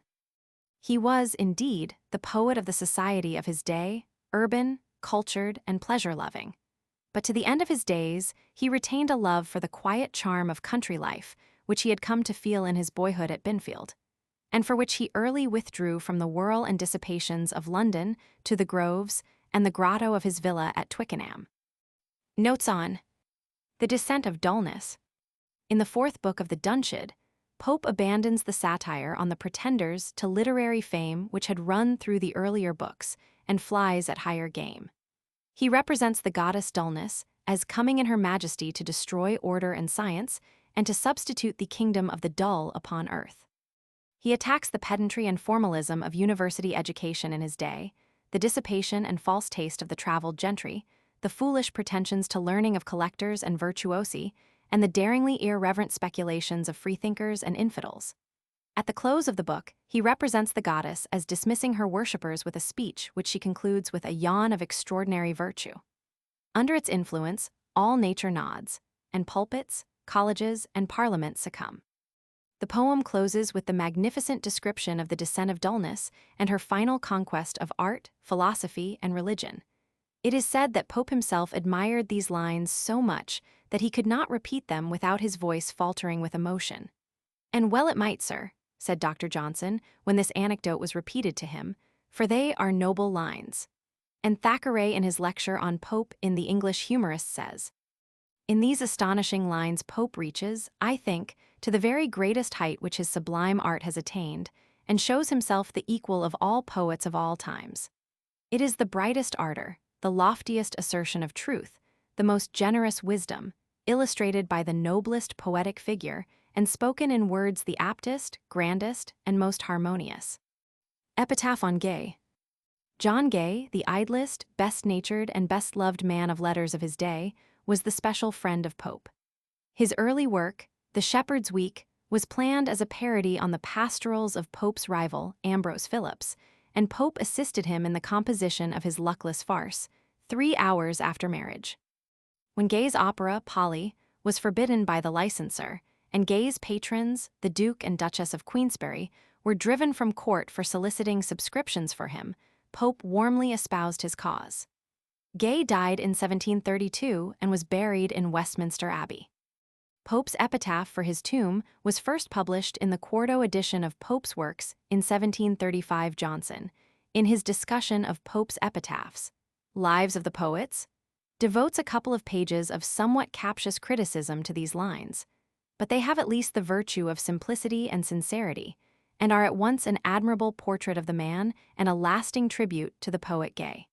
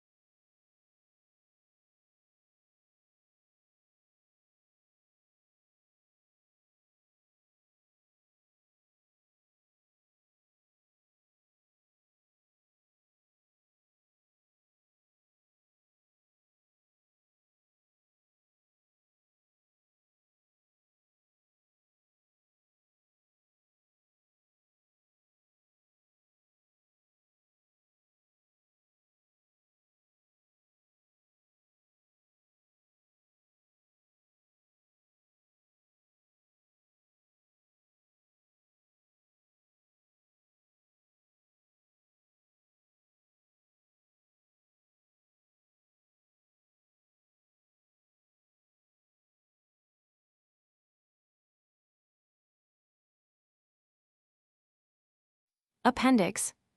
The Rape of the Lock. Nolaram Belinda, tuos viler capillos sed juvat, hoc precibis me tribuus tuis. Mart. First edition. Canto I. What dire offense from amorous causes springs, what mighty quarrels rise from trivial things, I sing this verse to C.L. Muse. Is due, this, Evan Belinda may vouchsafe to view, slight is the subject, but not so the praise, if she inspire and he approve my lays. Say what strange motive, goddess, could compel a well-bred Lord T assault a gentle belle? Oh, say what stranger cause, yet unexplored, could make a gentle belle reject a lord, and dwells such rage in softest bosoms then, and lodge such daring souls in little men. Sol through white curtains did his beams display, and oped those eyes which brighter shine than they, shock just had given himself the rousing shake. And nymphs prepared their chocolate to take, thrice the wrought slipper knocked against the ground, and striking watches the 10th hour resound. Belinda rose, and midst attending dames, launched on the bosom of the silver Thames. A train of well-dressed youths around her shone, and every eye was fixed on her alone. On her white breast a sparkling cross she wore, which Jews might kiss and infidels adore. Her lively looks a sprightly mind disclose, quick as her eyes, and as unfixed as those. Favors to none, to all she smiles extends, oft she rejects, but never once offends. Bright as the sun, her eyes the gazers strike, and like the sun, they shine on all alike. Yet graceful ease and sweetness void of pride might hide her faults, if belles had faults to hide. If to her share some female errors fall, look on her face, and you'll forgive 'em all. This nymph to the destruction of mankind nourished 2 locks, which graceful hung behind in equal curls, and well conspired to deck with shining ringlets her smooth ivory neck. Love in these labyrinths his slaves detains, and mighty hearts are held in slender chains. With hairy springes we the birds betray, slight lines of hair surprise the finny prey, fair tresses man's imperial race ensnare, and beauty draws us with a single hair. Adventurous baron the bright locks admired. He saw, he wished, and to the prize aspired. Resolved to win, he meditates the way, by force to ravish or by fraud betray. For when success a lover's toil attends, few ask if fraud or force attained his ends. For this, ere Phoebus rose, he had implored propitious heaven, and every power adored, but chiefly loved to love an altar built, of 12 vast French romances, neatly gilt. There lay the sword knot Silvia's hands had sewn with Flavia's busk that oft had wrapped his own, a fan, a garter, half a pair of gloves, and all the trophies of his former loves. With tender billet-doux he lights the pyre, and breathes 3 amorous sighs to raise the fire. Then prostrate falls, and begs with ardent eyes soon to obtain, and long possess the prize. The powers gave ear, and granted half his prayer. The rest the winds dispersed in empty air.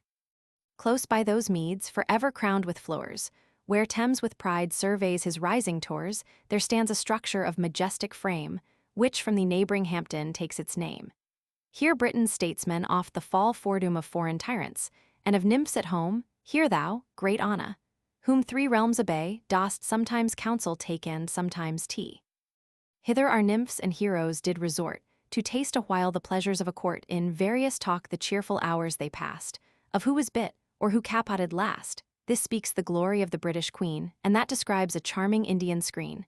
A third interprets motions, looks, and eyes, at every word a reputation dies. Snuff or the fan supply each pause of chat, with singing, laughing, ogling, and all that. Now when, declining from the noon of day, the sun obliquely shoots his burning ray, when hungry judges soon the sentence sign, and wretches hang that jurymen may dine, when merchants from exchange return in peace, and the long labors of the toilet cease, the boards with cups and spoons, alternate, crowned, the berries crackle, and the mill turns round, on shining altars of Japan they raise the silver lamp, and fiery spirits blaze. From silver spouts the grateful liquors glide, while China's earth receives the smoking tide. At once they gratify their smell and taste, while frequent cups prolong the rich repast. Coffee, which makes the politician wise, and see through all things with his half-shut eyes, sent up in vapors to the baron's brain new stratagems, the radiant lock to gain. Ah, cease, rash youth. Desist eret is too late, fear the just gods, and think of Scylla's fate. Changed to a bird, and sent to flit in air, she dearly pays for Nissus' injured hair. But when to mischief mortals bend their mind, how soon fit instruments of ill they find. Just then, Clarissa drew with tempting grace a 2-edged weapon from her shining case. So ladies, in romance, assist their knight, present the spear, and arm him for the fight. He takes the gift with reverence, and extends the little engine on his fingers' ends. This just behind Belinda's neck he spread, as o'er the fragrant steams she bends her head. He first expands the glittering forefex wide T, enclose the lock, then joins it, to divide, one fatal stroke the sacred hair does sever from the fair head, forever and forever. The living fires come flashing from her eyes, and screams of horror rend affrighted skies. Not louder shrieks by dames to heaven are cast, when husbands die or lapdogs breathe their last, or when rich china vessels, fall'n from high, in glittering dust and painted fragments lie. Let wreaths of triumph now my temples twine, the victor cried. The glorious prize is mine. While fish in streams or birds delight in air, or in a coach and six the British fair, as long as Atalantes shall be read, or the small pillow grace a lady's bed, while visits shall be paid on solemn days, when numerous waxlights in bright order blaze, while nymphs take treats, or assignations give, so long my honor, name, and praise shall live. What time would spare, from steel receives its date, and monuments, like men, submit to fate. Steel did the labor of the gods destroy, and strike to dust aspiring towers of Troy. Steel could the works of mortal pride confound, and hew triumphal arches to the ground. What wonder then, fair nymph, thy hairs should feel the conquering force of unresisted steel? Canto II. But anxious cares the pensive nymph oppressed, and secret passions labored in her breast. Not youthful kings in battle seized alive, not scornful virgins who their charms survive, not ardent lover robbed of all his bliss, not ancient lady when refused a kiss. Not tyrants fierce that unrepenting die, not Cynthia when her manteau's pinned awry, e'er felt such rage, resentment, and despair, as thou, sad virgin, for thy ravished hair. While her racked soul repose and peace requires, the fierce Thalestris fans the rising fires. O wretched maid! She spread her hands and cried, and Hampton's echoes, wretched maid, replied. Was it for this you took such constant care combs, bodkins, leads, pomatums to prepare, for this your locks in paper durance bound, for this with torturing irons wreathed around? Oh, had the youth been but content to seize hairs less in sight, or any hairs but these, God's. Shall the ravisher display this hair, while the fops envy, and the ladies stare honor forbid? At whose unrivalled shrine ease, pleasure, virtue all our sex resign. Methinks already I your tears survey, already hear the horrid things they say, already see you a degraded toast, and all your honor in a whisper lost. How shall I then your helpless fame defend? Will then be infamy to seem your friend. And shall this prize, inestimable prize, exposed through crystal to the gazing eyes, and heightened by the diamond's circling rays, on that rapacious hand forever blaze? Sooner shall grass in Hyde Park Circus grow, and wits take lodgings in the sound of bow. Sooner let earth, air, sea, to chaos fall, men, monkeys, lapdogs, parrots perish all. She said, then raging to Sir Plume repairs, and bids her beau demand the precious hairs. Sir Plume, of amber snuff-box justly vain, and the nice conduct of a clouded cane, with earnest eyes and round unthinking face. He first the snuff-box opened, then the case, and thus broke out, my lord, why what the devil zounds, damn the lock. 'Fore gad, you must be civil, plague on't. Is past a jest, nay, prithee, pox, give her the hair. He spoke, and rapped his box. It grieves me much, replied the peer again, who speaks so well should ever speak in vain, but by this lock, this sacred lock, I swear, which never more shall join its parted hair, which never more its honors shall renew, clipped from the lovely head where once it grew, that, while my nostrils draw the vital air, this hand, which won it, shall forever wear. He spoke, and speaking, in proud triumph spread the long-contended honors of her head.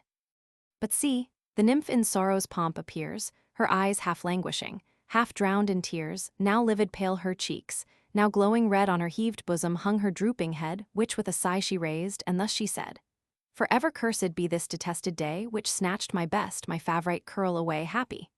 Ah, 10 times happy had I been, if Hampton Court these eyes had never seen, yet am not I the first mistaken maid, by love of courts to numerous ills betrayed. Oh, had I rather unadmired remained in some lone isle, or distant northern land, where the gilt chariot never marked the way, where none learn amber, none e'er taste bohea. There kept my charms concealed from mortal eye, like roses, that in deserts bloom and die. What moved my mind with youthful lords to roam? Oh, had I stayed, and said my prayers at home. 'Twas this the morning omens did foretell, thrice from my trembling hand the patchbox fell.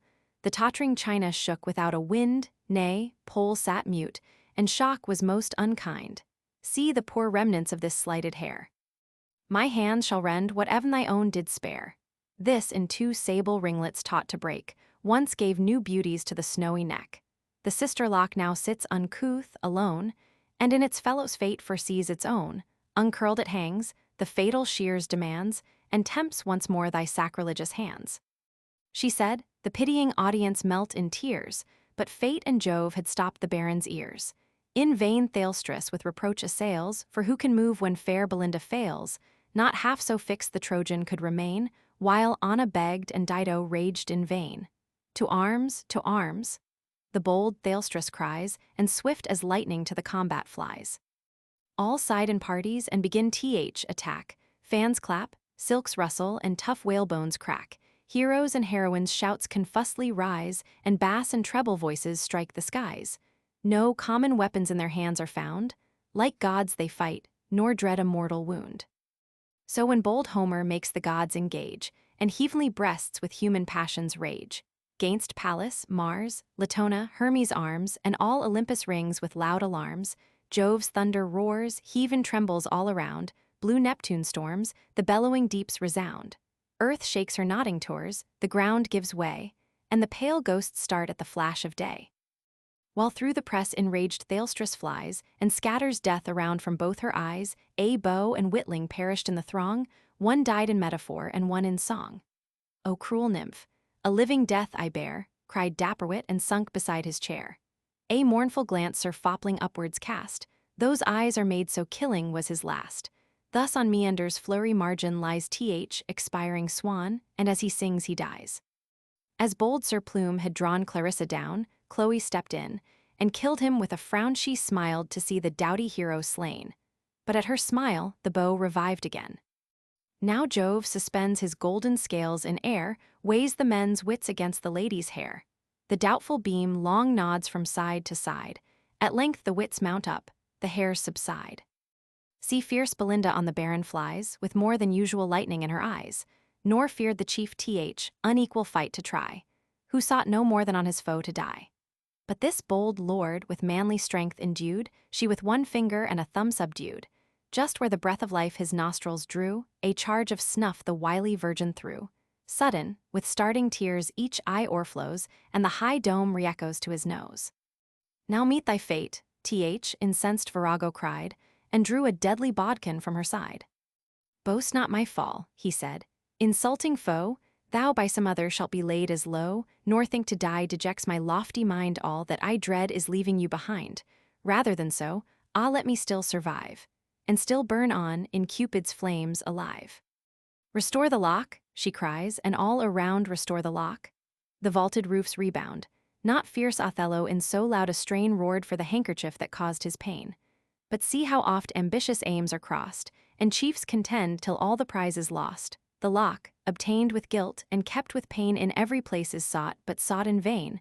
With such a prize no mortal must be blessed, so heaven decrees, with heaven who can contest.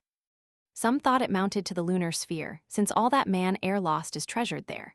Their heroes' wits are kept in ponderous vases, and bow in snuff-boxes and tweezer cases. Their broken vows and deathbed alms are found, and lovers' hearts with ends of ribbon bound. The courtier's promises and sick man's prayers, the smiles of harlots, and the tears of heirs, cages for gnats, and chains to yoke a flea, dried butterflies, and tomes of casuistry. But trust the muse she saw it upward rise, though marked by none but quick poetic eyes. Thus Rome's great founder to the heavens withdrew to Proculus alone, confessed in view a sudden star. It shot through liquid air, and drew behind a radiant trail of hair.